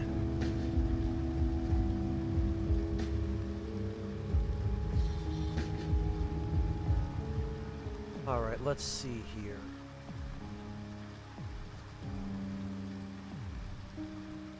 The night vision goggles would be really handy if I could find a power cell for them.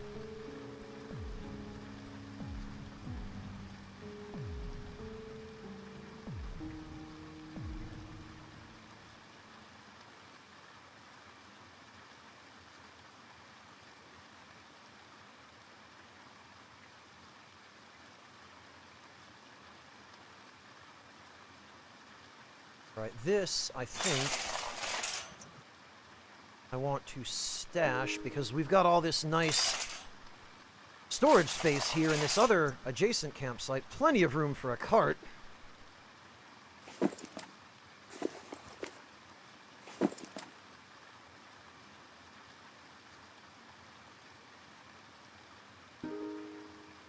Oh, and actually,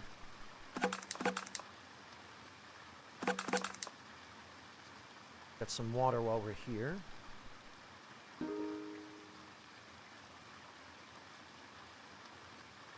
Okay, now, if I remember correctly, add one boot there.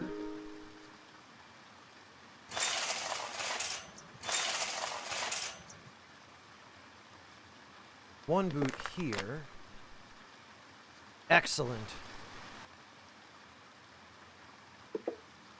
So now we can finally match.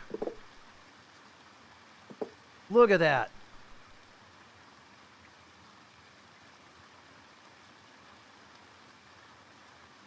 Perfect.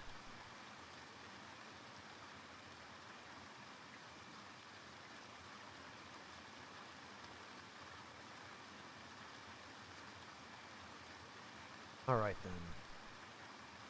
Oh, there was crap in here I forgot I needed to offload as well. Okay. Empty that out. Empty that out. That.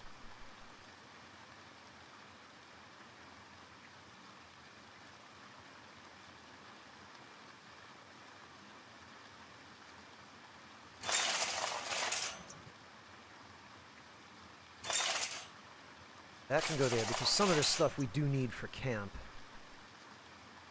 And it's also probably not a bad idea to have...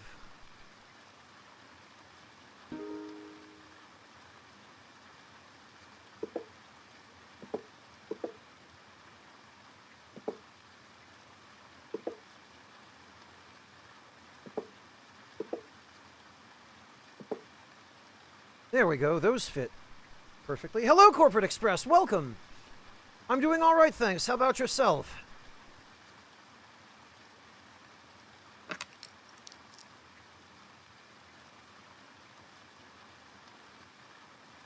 That should... Yes, it does fit perfectly in there.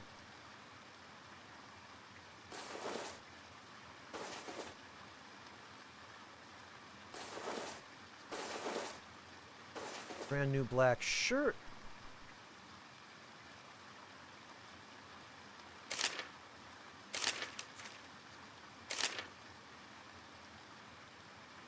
Go in there.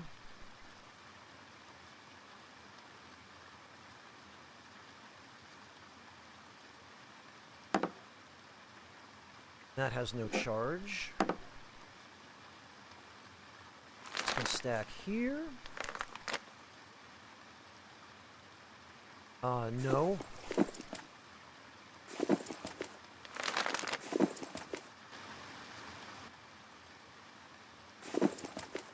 Said, stack here. Boy, that cursor's a doozy.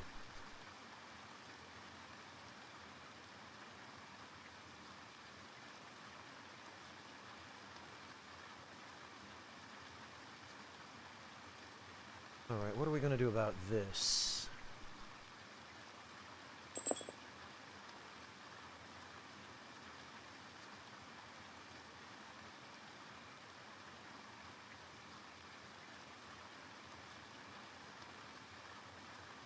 Oh, I'm glad to hear that you're looking forward to it, Corporate. I'm frankly surprised to hear that, but I'm glad it's at least not something you're dreading.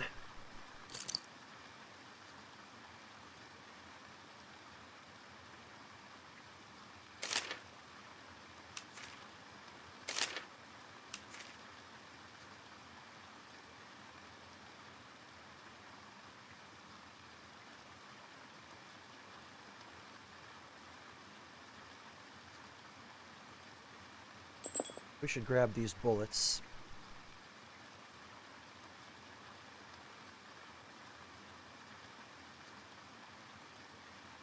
And actually, I think we can make those foil ponchos now.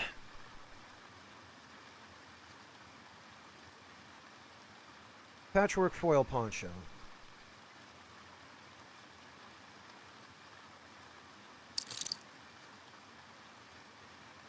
Where is my multi-tool?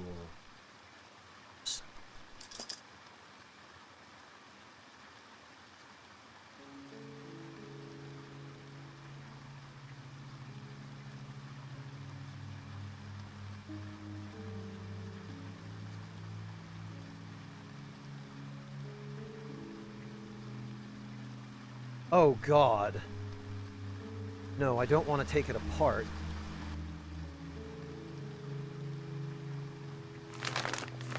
Oh, and they don't stack either.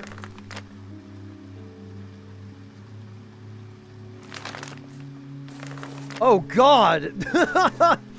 Well, this looks even scarier.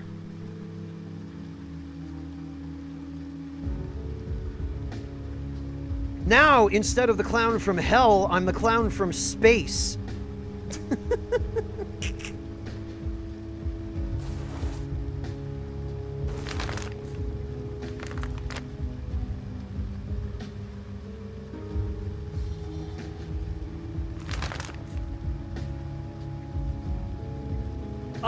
I don't know, Clint. We'll find out once we sleep. I'm pretty sure that in order for a wearable item to degrade, though, you have to actually be wearing it.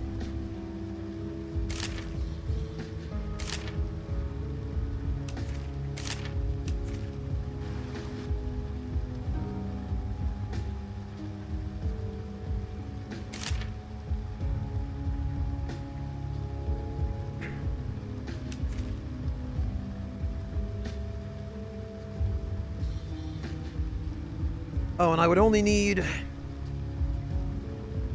one more foil for another poncho.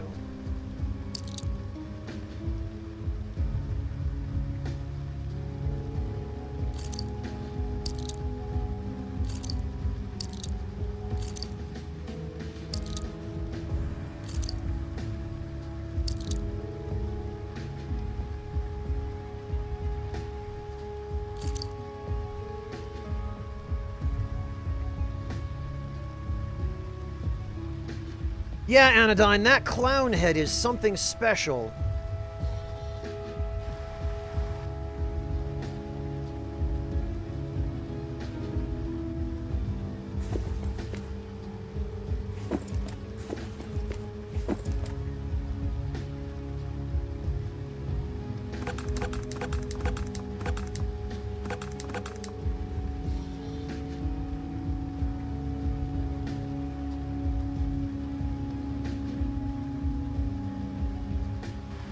And actually... Ah.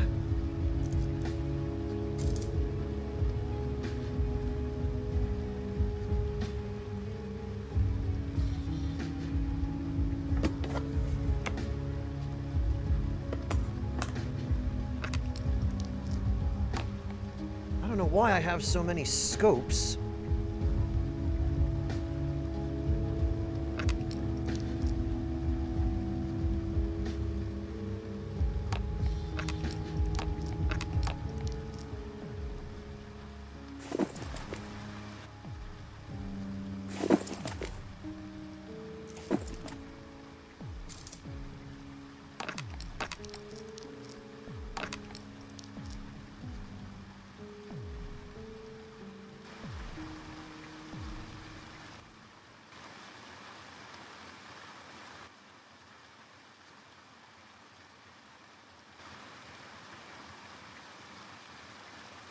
We're gonna hide.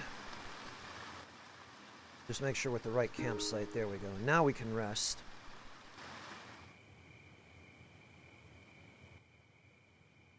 Boy, I'll tell you what, chat. You know what feels good and what's a huge relief?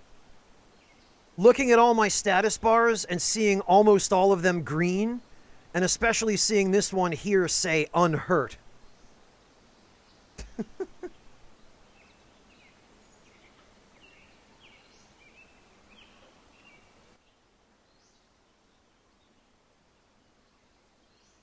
All right, let's head to...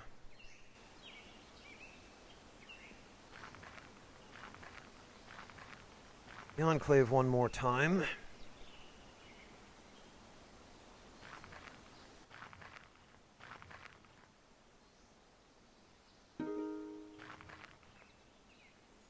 Oh, now they have a box. Get out of here. It only cost 50 cents to delete that, so...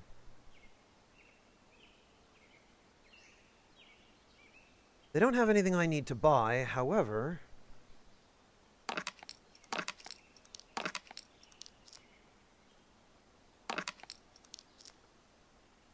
we can sell that stuff.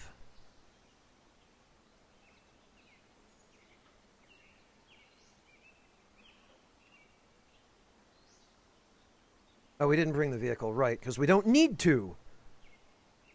Because we're finally starting to clear out all this inventory.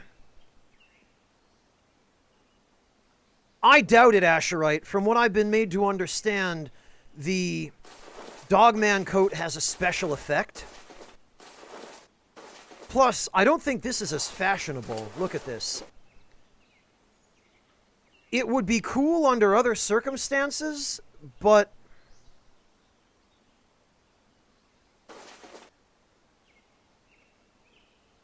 it means we can't wear a hoodie, which means we don't get this convenient pocket for carrying our multi-tool.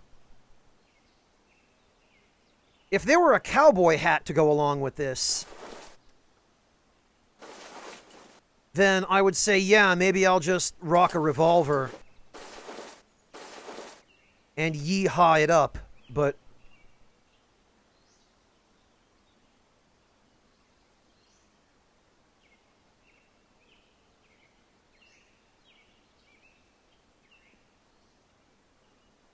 we're the Dogman and the... no, you can't. They both take up the same slot, Asherite. One replaces the other. See? Oh, wait, no! The coat replaces the hoodie. My mistake. Actually...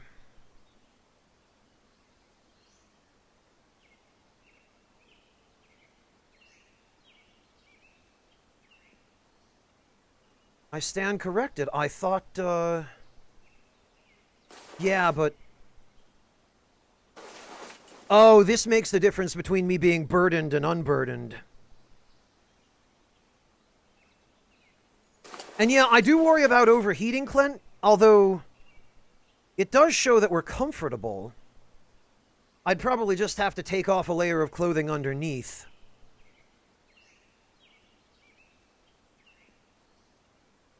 It's not a bad look in some ways, but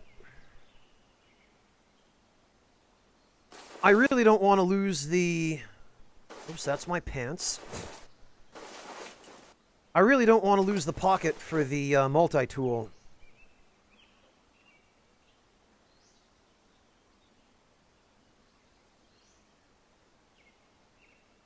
Oh, they might provide better armor, Asherite. Yeah. Armor is very weird in this game. It's not entirely clear how it works. Or at least it's not player-facing.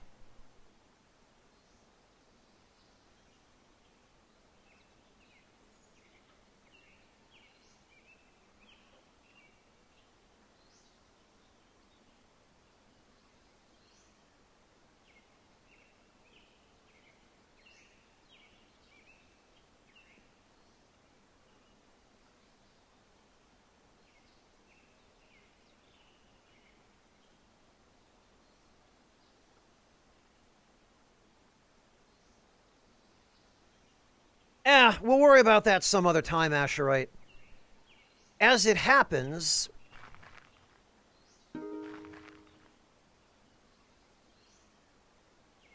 It's already been 7 hours. And I am starting to get hungry.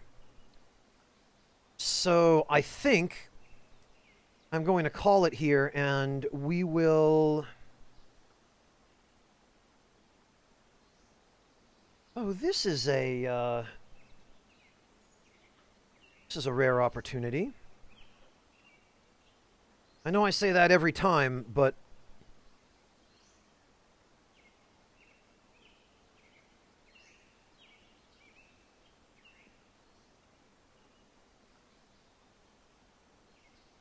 Good morning. I think what we're going to do is we are going to go raid Owl's Paradox, who is playing Resident Evil Village, which, although not a similar game to this, does have quite a lot of the dark themes, and hopefully will help keep those of you awake who need to stay awake. So, yeah, I'm going to call it. I'm going to go get some dinner, or at this point, some breakfast is what it amounts to. And I look forward to seeing all of you next time. And probably I will stream a little bit more of this, and maybe we'll actually make it to Detroit next stream. So thank you all very much for joining me, and I look forward to seeing all of you then. Take care, everybody.